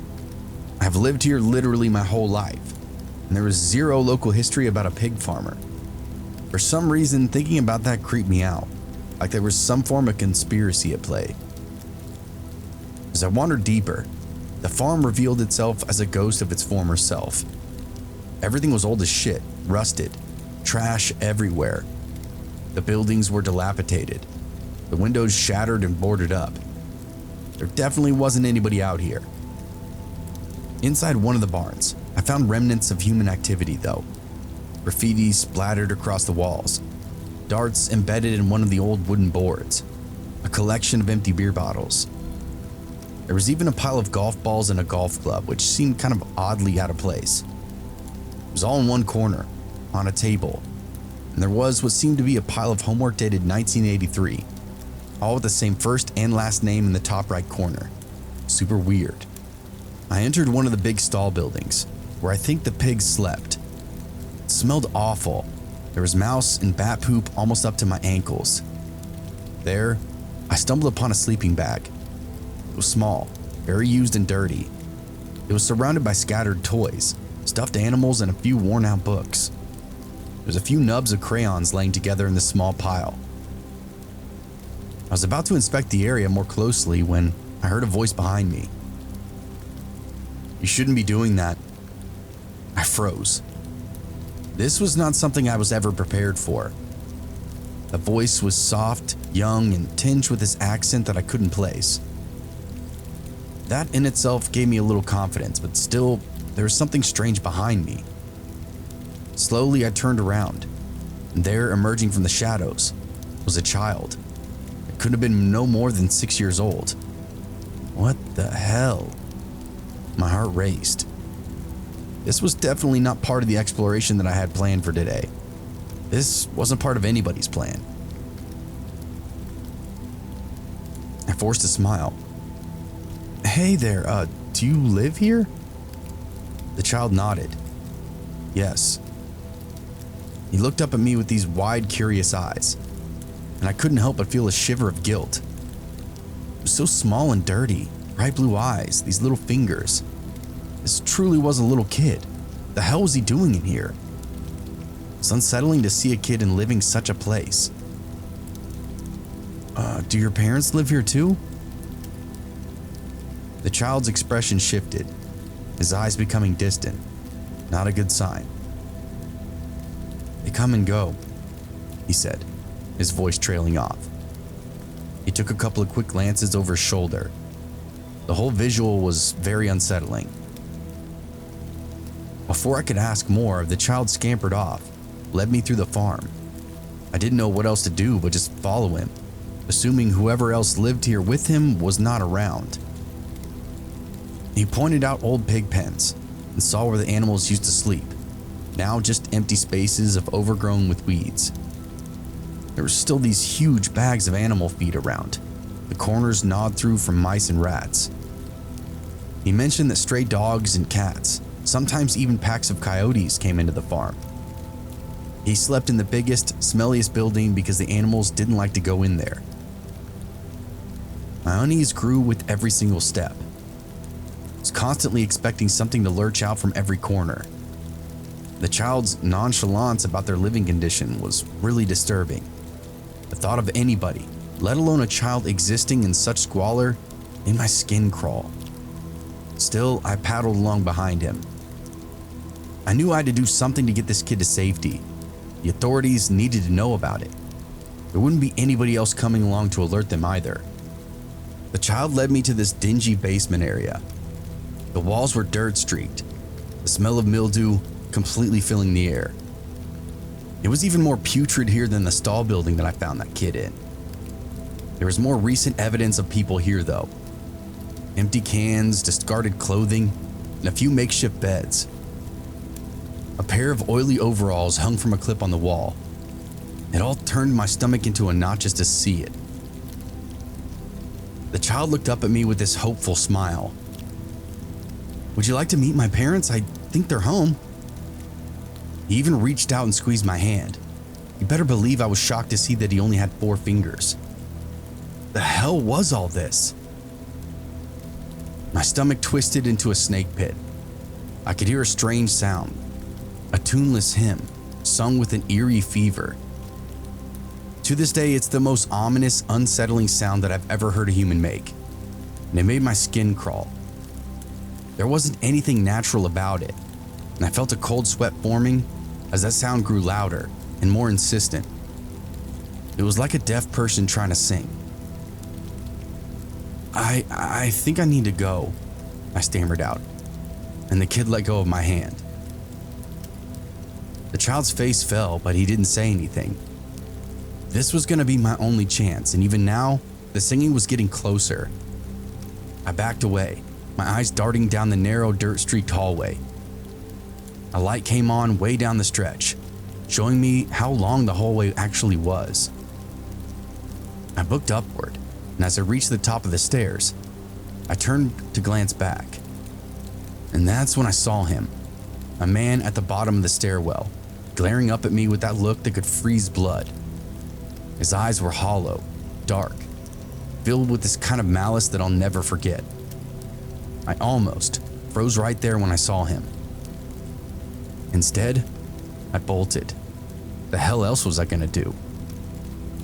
I sprinted through a maze of crumbling buildings, my heart pounding in my chest. I never turned around once, but I swear I could hear footsteps thumping right after me. The shadows seemed to close in. The hissing of the wind grew louder and more mocking. I scrambled through the hole in the fence and didn't stop running until I stumbled back into the parking lot of that old library. The buzzing lamppost gave me a sterile sense of safety.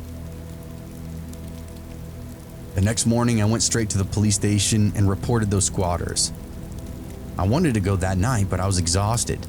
Just needed to be in the insecurity of my own house. I didn't know what else to do. That kid needed help though, so I went back first thing. I took my report and said they'd look into it. There had been other reports of weirdos coming and going from that property. By the end of that week, there was a newspaper article about a child being rescued from the abandoned farm. The story was brief, focusing solely on that child's rescue. Again, this gave me some sort of conspiratorial vibe, as there had been others in there with him. I know there was. But there was nothing else about those strange people living in that basement. Nothing about a woman singing or a big pair of overalls. No arrest, no descriptions, no follow-up. It was as if they vanished into thin air. It was unbelievable. But that kid was safe, and that was my sole intent. Still, the parents knew they'd been exposed and had fled, leaving behind the child as cover. That boy, whose name was Martin, got taken in, ward of the state type of thing, and still lives in the county. I personally don't see him or anything, but it was a case that I followed for quite some time. Nobody knows about what happened to his family or how long they lived inside that pig farm.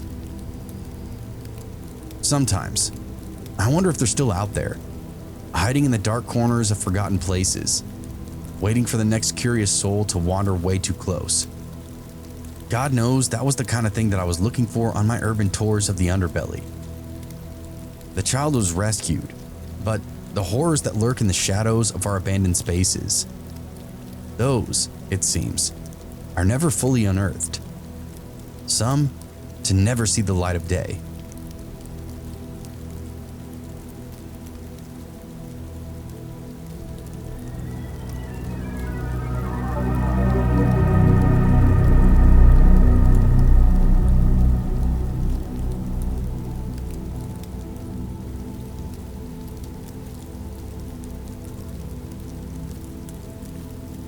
I grew up in a rural crap town in North Texas. As a kid, there was a bit of urban decay around the town. I remember an old abandoned brick factory downtown, but nothing crazy interesting, I guess. There was, however, this huge abandoned structure on the outskirts of town. I grew up driving by it all the time, like anytime my family went out of the city or out of town for anything, I'd see it. It was just this weird piece of old life, an old abandoned building that wasn't even finished. Had ghostly empty windows and no doors on it. Well, as I got older, I got more curious. I learned more about it, and one day my buddy Ethan and I decided it was time to explore it. I remember the wind whispering a warning that night as we stood at the edge of that forsaken place. The abandoned condominium loomed before us, a decaying monolith of shattered dreams and forgotten lives. Ethan and I had grown up with tales of its grim history, a so-called failed investment, some shady dealings, rumors of weird cult-like activity going on within its walls. "You think we'll find anything?" Ethan's voice trembled, his flashlight casting these eerie shadows on the overgrown grass. We were so-called urban explorers, fueled by teenage curiosity and a dash of reckless decision-making. As our driver dropped us off, she did so with a smirk. She said she'd already explored this place with a few other seniors before, end to end, finding nothing scarier than some satanic graffiti. But Ethan and I wanted to see for ourselves. We were sophomores, she was a junior, and she could drive. So she agreed to drop us off and then pick us up 2 hours later. We watched as her brake lights disappeared down that winding off-shot dirt road that led back to town, and then she was gone. Tonight, we were on our own. I adjusted the strap of my backpack, the weight of the handheld tape recorder pressing against my spine. "Only one way to find out," I replied, my breath visible in the chill night air. "Let's capture this shit." I fished out my handheld camcorder out of my backpack, along with my own flashlight, and got myself together quickly. I wore a tight backpack and running shoes, so I could book it if need be. Kept simple stuff inside the bag: a spare battery for the camcorder, spare for the flashlight, some bolt cutters, a hatchet, and for whatever reason, a handful of M80s and a lighter. Just trying to be prepared for anything, you know? The building stood like this wounded beast, its windows shattered, its walls sagging. Graffiti adorned its surface, twisted symbols scrawled by hands that reveled in the darkness. Tiff had warned us about it, but we were undeterred. We'd seen worse in horror movies. This was almost just like a real-life set for our own twisted tales. She wasn't kidding, though. The poorly painted devil lingo was everywhere. Layers of it seemed. And this was just the outside. We stepped through the loose chain-link fence, its rusted metal groaning in protest. The moon hung low, casting elongated shadows across the crackled pavement. Our flashlights cut through the darkness, revealing more broken glass, some discarded beer cans, and remnants of teenage escapades. The air smelled of damp and decay, a cocktail of mildew and just forgotten secrets. The closer we got, the weirder the debris became. Discarded shoes, shredded books, a pile of used condoms. It was absolutely vile. "Remember, no paranormal crap," Ethan muttered, his eyes scanning the graffiti-covered walls. "Just real-life horror." "Oh, there's your real-life horror," I said, pointing at the rotting latex. "One misstep and it's STD City." "Try to focus, dumbass," Ethan laughed. I nodded with my heart pounding. We were trespassing, but the thrill of the forbidden just pushed us forward. We followed the building's perimeter, seeking some kind of entrance. The windows were boarded up, the doors were sealed shut. But near the back, a gap, a jagged hole where plywood had given way. This was our portal into the abyss. I know I said nothing was finished, but because it was condemned, everything was plugged up with a stiff layer of plywood. I used my hatchet to open the hole just a little more, chipping away as quietly as I could. Ethan went in first, squeezed through the opening. I followed, my backpack catching on the splintered wood. Inside, the darkness seemed to swallow us whole. Our flashlight danced around peeling wallpaper, revealing faded floral patterns and stains that hinted at long-gone leaks. It was rank with mold and mildew, so we threw on those little masks that we carried for those gross explorations. The air was thick, suffocating, as if the walls held their own breath. I found myself wishing that we brought goggles, as the dust and debris inside the air was so thick that we kept getting stuff in our eyes. I think it was sawdust that we were disturbing, but I couldn't be quite sure. "You think there's anybody else in here?" Ethan whispered, his voice echoing down the narrow hallway. I shook my head. Tiff said it was empty, but who knows? Maybe the ghosts of bad investments linger on. We both laughed at that. We explored room by room, our footsteps muffled by the dust and decay. Broken furniture lay scattered around, a toppled chair, a shattered mirror. The silence was oppressive, broken only by the distant hum of crickets outside. We found remnants of lives once lived. A child's drawing on a crumbling wall, a forgotten shoe beneath a rotting bed frame. And then something occurred to me. This condo was never completed. What was all this live-in decor doing here? The more we explored on that first outer ring of rooms, the more evidence we'd find of squatters. And not just one or two, entire families it seemed. And it's been a considerable amount of time, at least from what it looked like.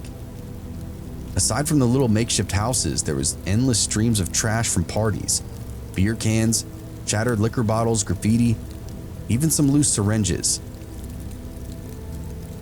Then, randomly, we heard something that we couldn't really explain.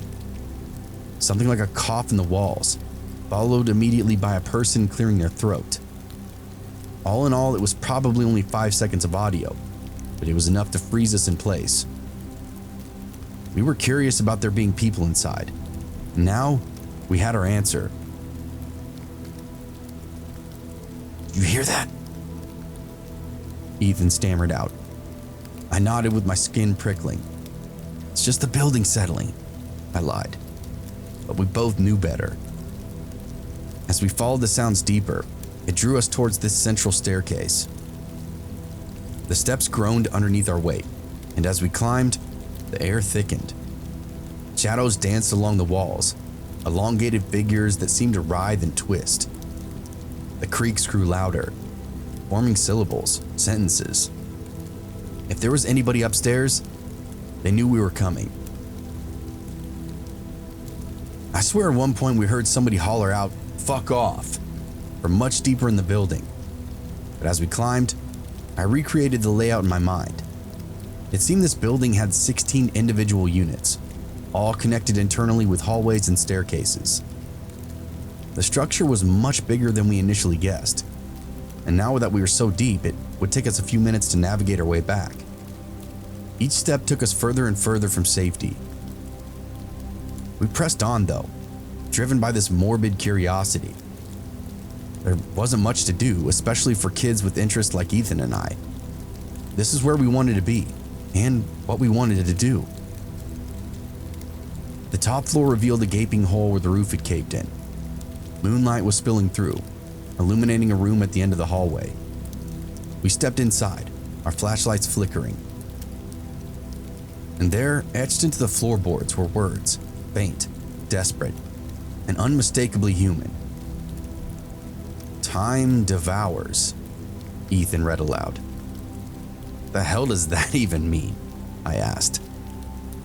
We both shrugged, continued to search the room.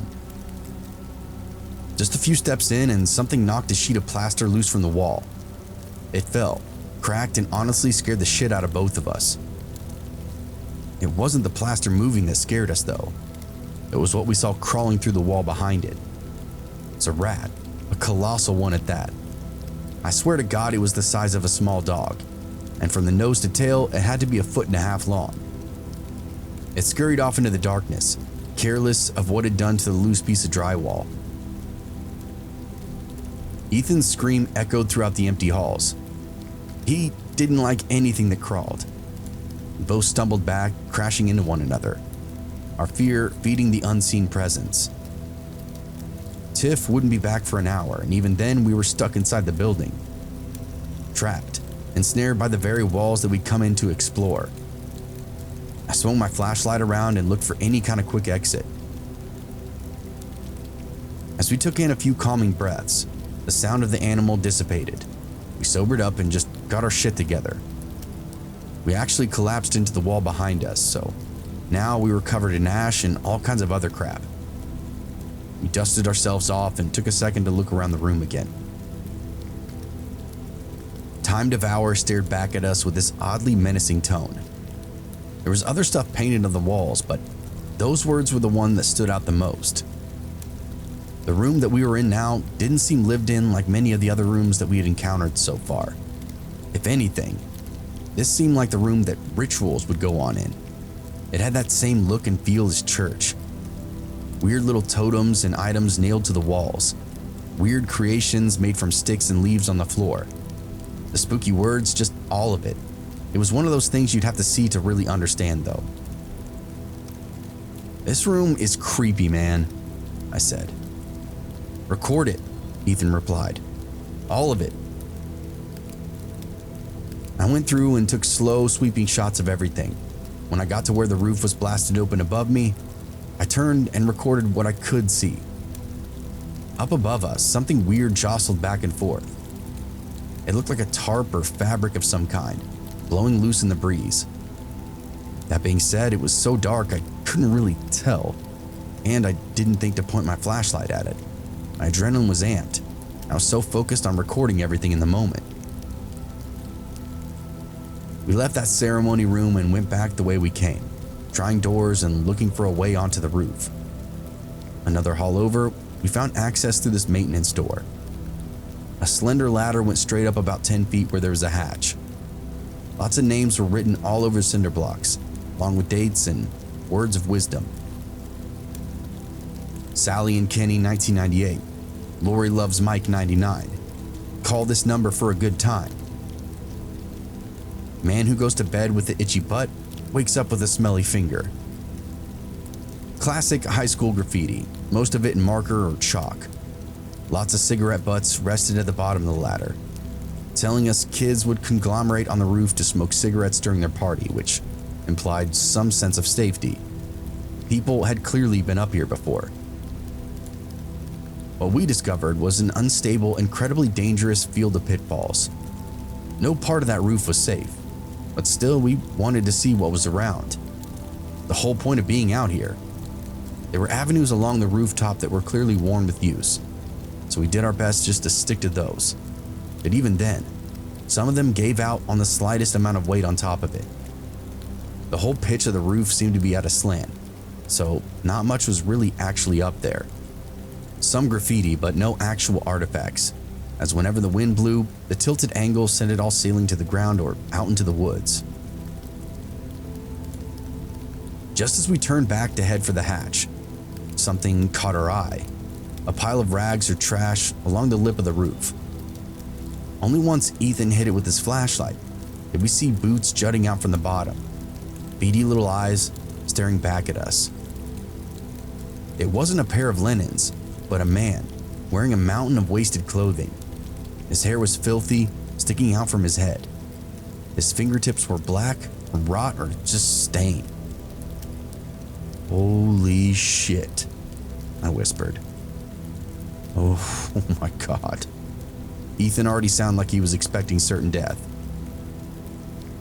Before we could say anything else, the man simply stood to his full height. It was one swift motion, incredibly fast. The guy was very, very tall. Very skinny as well, so the entire movement was just unsettling. Watching it through the feed of my camcorder was even more terrifying. I looked over the edge of the camcorder. To my horror, found that man looking right back at me. His clothing seemed to be going haywire, shuffling in every direction. As we took careful steps backward, both away from the man and from the hatch, we saw what was making his clothing move.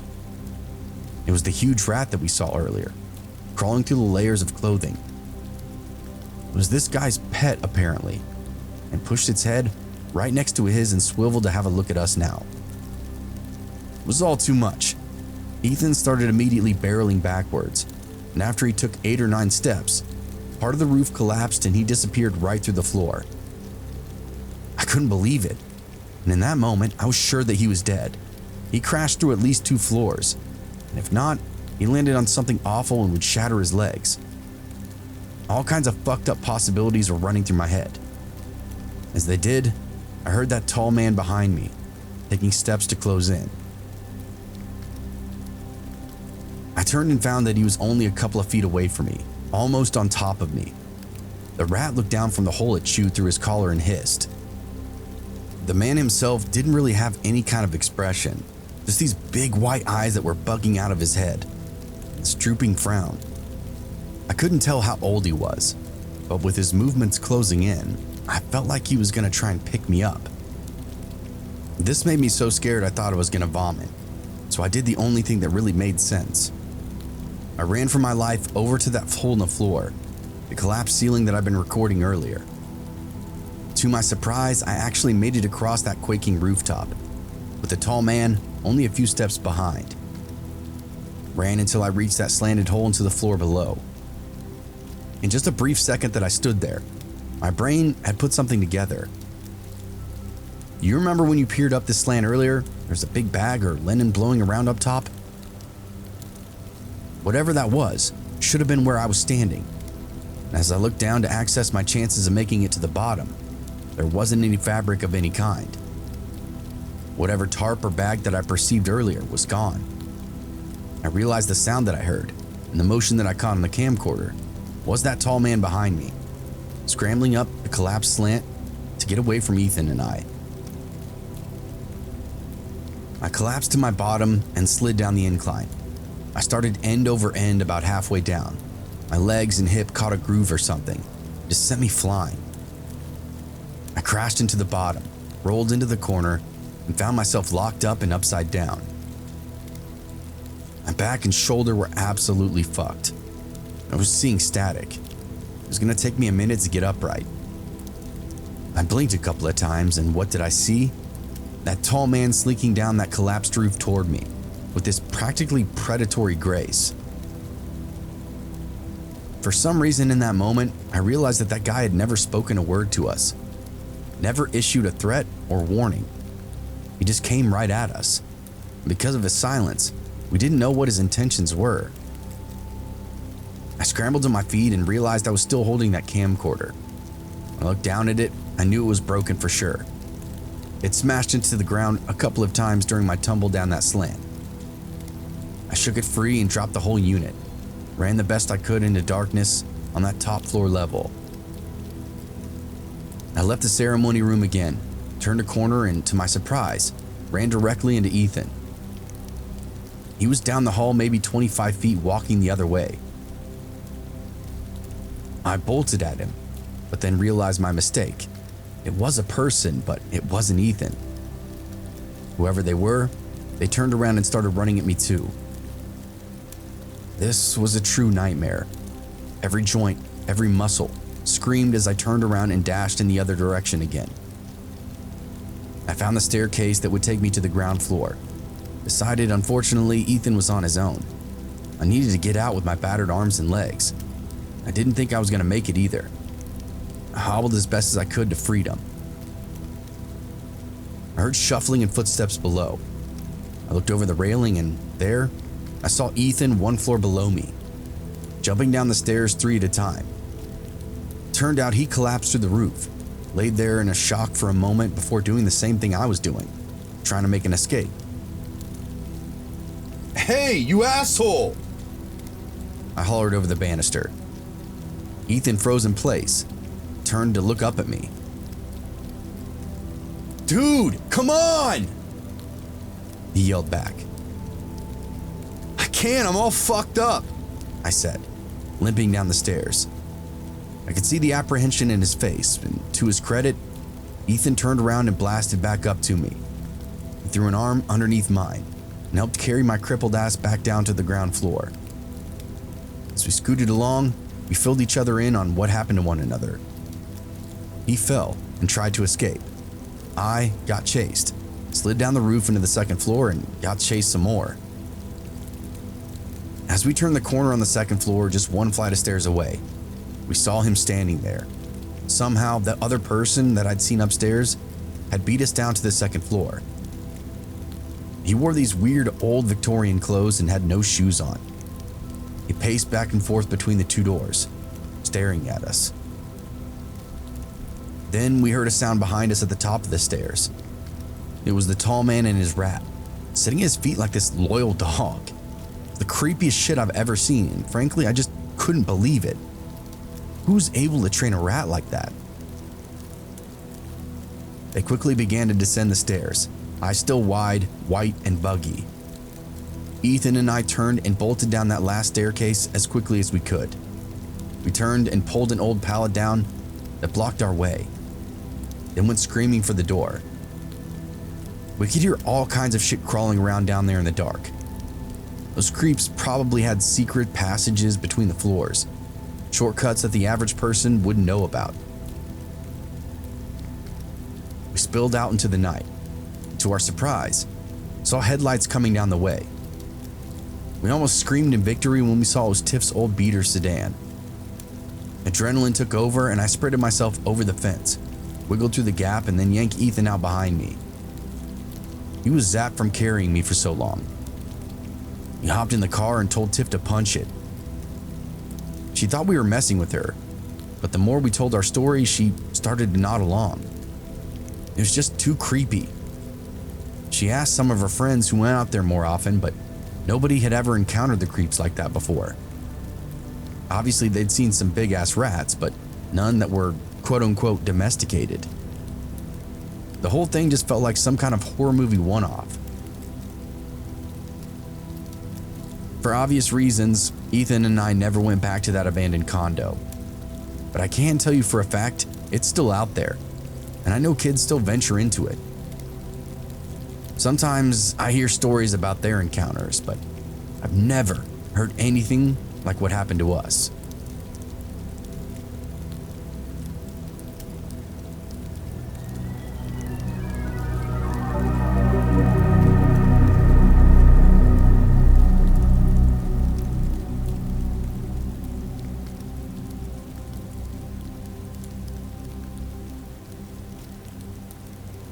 I wasn't really a thrill seeker by nature, but when you're 15 and trying to catch the eye of a boy that you like, you do things you wouldn't normally do. The boy that I was crushing on was into all this edgy stuff, and Urban Expo was really all the rage that year. Everybody talked about sneaking into abandoned buildings and finding secrets buried inside the decay. Dylan, of course, was the mastermind behind half the excursions at our school. I didn't really understand the appeal at the time, but I wanted to get closer to the boy who'd been occupying my daydreams for months and months. So I decided to tag along on one of these nighttime escapades with him and our mutual friend Derek, Amber, and also Gary. Derek and Amber were dating. Gary was old enough to drive, so it was a perfect little crew. I'd heard the stories, of course, how these outings were a mix of adrenaline and danger, but I hadn't really grasped what that meant until that night. I didn't prepare at all. I was just simply along for the ride. And I remember meeting them at the park, my heart fluttering with a mix of excitement and dread. I was a bit out of place in my flip-flop sandals, shorts, and spaghetti straps, but I was determined. Gary's old sedan was our chariot, and as we drove towards the outskirts of town, I couldn't shake that feeling that something was going to go terribly wrong. The air was thick with anticipation, the scent of damp earth. We turned on some music, and that did calm my nerves a little bit, as Dylan gave us the rundown about what to expect. The destination was an abandoned strip mall. It loomed in the darkness like a skeletal remnant of better days. Its boarded up windows and sagging roof, a sign of how bad the decay really was. I'd seen the place during the day, but never at night, and never this close. The rumor was, one of the back doors was always ajar, so the group was eager to see if we could slip inside and explore for ourselves. Gary parked the car and we huddled together, our breath forming clouds in the chilly night air. We took inventory of our meager equipment, then pressed on around the back of the building. Dylan looking more confident than anyone had a right to, and led the way. I followed, my flip-flops slapping against the pavement with every step, their casualness starkly contrasting the grim scene before us. Everybody else had on running shoes or boots, face coverings, flashlights. I literally didn't have anything, and it made me a little self-conscious. The door was indeed ajar. Dylan pushed it open and held it that way with a big grin. We slipped through and were immediately swallowed by the darkness. It was overwhelming, almost suffocating. The flashlight Dylan handed me barely cut through the gloom, revealing creepy graffiti that seemed to writhe on the walls as we passed it. There were remnants of small campfires, ashen remains of a testament to others who'd explored before us. Did they party out here, or was it hobos sleeping in the walls? I had all kinds of creepy crap running through my head. As we moved deeper inside the building, the eeriness of the place seemed to grow and grow. The units were in shambles, contents scattered and forgotten. A couple of stores still had some merchandise on their shelves. It was a trip to see in the dark. I remember stumbling upon a wedding gown and tuxedo laid out side by side in one of the rooms. It definitely didn't belong there. It looked so out of place, like a mockery of what it once might have been a celebration, now abandoned and decaying. They both looked super old, like they were forgotten by time. The strangest discovery, though, was a pile of empty bullet casings scattered across the floor, brass gleaming ominously across our flashlight's beams. They were all one size, all in one place. We didn't linger on them for very long. Our attention was soon drawn to something else. There weren't any holes in the walls, so we didn't know what they'd been shooting at. It looks like somebody had made their last stand here, Derek said, the shells leading up a hall a few steps like they were shooting as they walked backwards. super weird. Figured Derek was just making stuff up to impress his girlfriend. As we looked over the evidence of his weird theory, we heard something that nobody wanted to hear. It started as a strange noise, a sound somewhere between a cough and a scream. It echoed out through the dark corridor, making all the hairs on the back of my neck stand on end. Of course, I would come along and something like this would happen. We all froze, with our breaths catching up in our throats. From the corner of my eye, I saw something dart from one room to another. It was quick, just like a fleeting shadow, but it was enough to send our group into a collective panic. I couldn't believe it, and before I knew it, the rest of the group had retreated down the hall. I turned around and they were all already running around the corner, leaving me behind. Meanwhile, whatever lurked down that hallway was making this hacking noise. "Run!" Dylan shouted. I turned to sprint and catch up behind them, but the building seemed to close in around me. The flashlight beam flickering erratically as I ran, casting these long, twisting shadows that almost seemed to chase after me.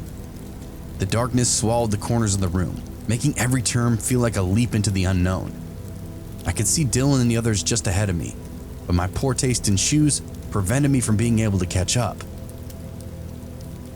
I barreled through one particularly wrecked room. A sharp, searing pain shot through my foot. I stumbled and looked down. My heart was sinking. There, sticking out of my big toe, was like this grotesque trophy, a syringe. The needle had gone in long ways, piercing through the entire length of my toe, lodging itself painfully in the flesh of my foot. I couldn't move my toe, the metal shaft holding it rigid. I instantly went into shock, collapsing to the floor and pretty much going numb. I wanted to scream, but found I could hardly even breathe. I was hyperventilating to an extreme. Would it become infected? Could I get a blood disease? I wrote myself off as dead the moment it broke my skin. "Help! Help!" I screamed, my voice echoing through the abandoned mall. The agony was overwhelming, a hot pulsing throb that made it hard to think. Then Dylan was at my side in an instant, his face pale but determined. "Hold still," he said, his voice barely above a whisper. He carefully pulled out that syringe, as I gasped as the pain intensified momentarily before slowly subsiding. My foot felt like it was on fire. The terror of the situation was almost more than I could even bear. The others appeared over his shoulder. Gary and Dylan gathered me up and helped me further down the hallway. Further behind us, though, we could hear that scraping sound of whatever it was that had put us on the run. The boys took turns carrying me back to the car. It was mostly Gary and Dylan, but Derek had to take a shift as well. My body just wouldn't operate on its own. My foot was literally DOA. Every step was a jarring reminder of the pain, and I could hear the slow shuffling behind us. This sinister presence moving throughout the darkness. Never fully visible, but always there. Nobody actually saw what it was, but it was always just a few steps behind. We burst into the cool night air, my cries of pain cutting through the quiet. They loaded me up and everybody piled in behind. Gary floored it and we sped away from that strip mall, leaving that unsettling gloom behind.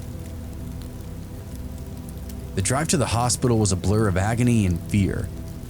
We peeled in and did the same song and dance to get me inside. The emergency room treated me for infections that I probably had. The nights following were filled with the haze of antibiotics and regret. I remember having an awful fever for a while. The nurses suspected I was going through a drug trip or something. Dylan stayed by my side through it all, though. Despite the horror of the night, he was my rock, offering comfort and support. He was super apologetic for taking me out there, and I was grateful for his presence. And in this odd twist of fate, we ended up dating after the whole ordeal. It was a strange kind of solace in the wake of such a terrifying experience. Exactly what I wanted, I guess. To this day, I regret ever stepping foot inside that forsaken place.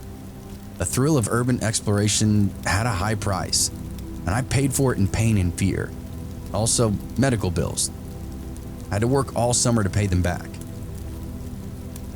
The mall remained a silent witness to our intrusion, its secrets untouched and its shadows unlit. Whatever creep that we encountered there ran us off and did a good job of it.